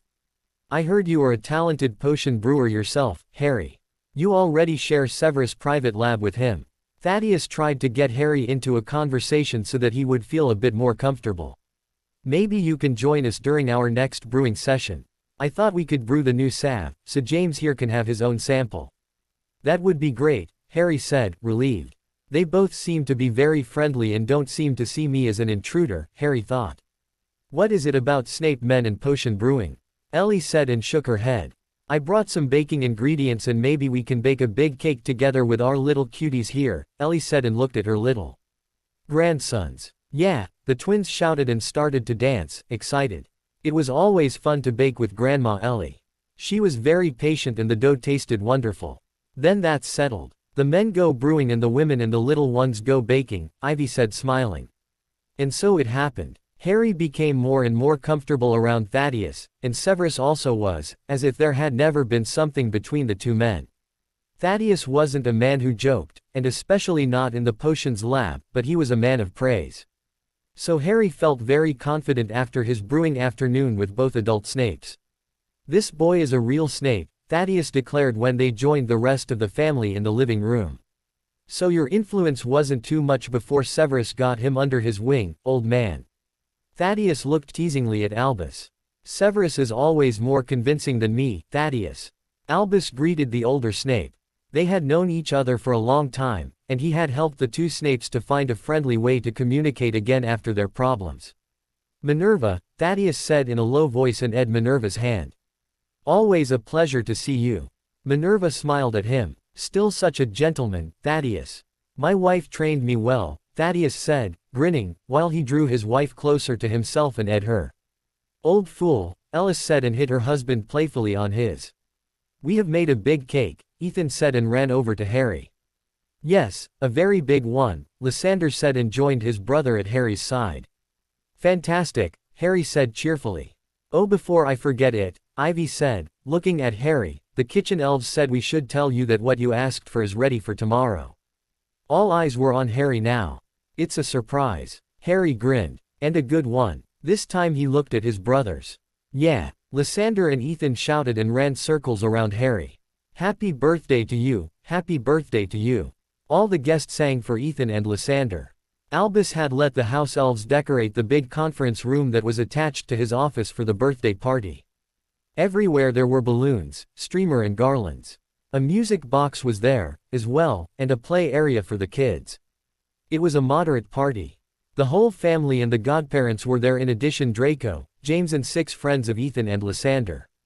First Ethan and Lysander unwrapped all their presents. The biggest surprise hit Severus when Ivy took out a present that he couldn't remember having bought or wrapped, so he was as curious as the twins about what it was. To his great surprise, it was a potion kit. Severus looked at his wife, shocked, who just grinned at him and raised her eyebrow. Severus threw a look at Ivy that was saying, "Wait until we are alone," but Ivy just laughed. Ethan immediately gave the potion kit to Lysander, who took it gladly and spent the next 5 minutes looking through it. He didn't bother to look at the other presents as his brother unwrapped them because he knew that they would still be there when he was finished with his examination of the potion kit. Ethan would never hide any toy from him, and so Lysander was very relaxed. Only when Harry gave them their present did he look up and place the potion kit on the table, where he still could have a good look at it. Who knows if Daddy could need something out of it, Ethan thought, casting a wary look at his father before turning his attention back to the presents. The animated animals were a top present. The twins loved them and immediately started to play with their friends with them when they finished unwrapping the presents. Before they left to play, Lysander closed his potion kit and went over to Ivy. "Will you look after it?" He stole nervous glances at his daddy, and Ivy laughed. "Of course I will. I will make sure that Daddy won't take it from you." "Very funny, you little potion brewer," Severus said and tickled his son. Lysander giggled. "No, Daddy." When Severus finally stopped, Lysander was breathless and grinned happily at his daddy. It was good to see his daddy happy again. "Will you brew with me like you do with Harry?" "Of course I will. I've waited long enough for it." With that he looked challengingly at Ivy. "Okay," Lysander said and ed his father on his cheek before he ran over to his friends. After a while Harry and Draco approached the playing kids, Draco carrying a big bag full of sweets. "Time for some games, kids." "Yeah," they all shouted and ran around Harry and Draco excitedly. First, Harry called the house elves and let them conjure up a small table for the kids and then for each one a plate full of flour. Harry had asked Hermione for some children's party games and this was one of them. "Okay, everyone take a place and then clasp your fingers behind your back. On my command you try to find the little sweet under the flour with your nose. The first one who manages to get it in his mouth without using his hands will get a sweet out of this bag," Harry explained. The kids were excited and when the first one breathed too hard in his flour and was covered with flour all over his face, the others had to laugh and also were covered with flour. The first one to get his sweet was Tobias, a small, sandy-haired boy. After that they played hit the pot and every child got a sweet after finding the pot with blindfolded eyes. Then there was musical chairs, a sack race, apple diving and much more. All the time Harry and Draco instructed the kids and so after almost 3 hours all the kids were exhausted but very happy. "Thank you very much, boys, for spending all that time entertaining the kids," Ivy said and hugged Harry and Draco after all the kids had been fetched by their parents and Ethan and Lysander were carrying their presents to their room with the help of Severus and Alistair. "No problem. It was fun, Ivy," Harry said, smiling happily at Ivy. "Yes, it was really fun, Aunt Ivy," Draco said. "Thanks for the invitation. Thank Ethan and Lysander, Draco. They wanted you around," Ivy said, smiling, and patted Draco's hair. When she turned around and Harry and Draco were alone, Draco asked, "What is it with your family always touching your hair?" He flattened his hair even though it wasn't necessary because Ivy hadn't ruffled it. "It's love, Draco," Harry in a sing-song voice and batted his eyelashes. Draco made a face and shoved Harry's face playfully away. "You should check what this drive Smith is doing to your drink, Harry." Harry laughed and accompanied Draco on his way to the entrance door of Albus' office. "See you later, Draco." "Yeah, but not too soon, Snapey." With that he left, and Harry turned, grinning, to the portrait of Phineas to enter the Snape's quarters. To be continue. I hope you enjoyed this story. Also remember to subscribe and like this video. See you in the next video.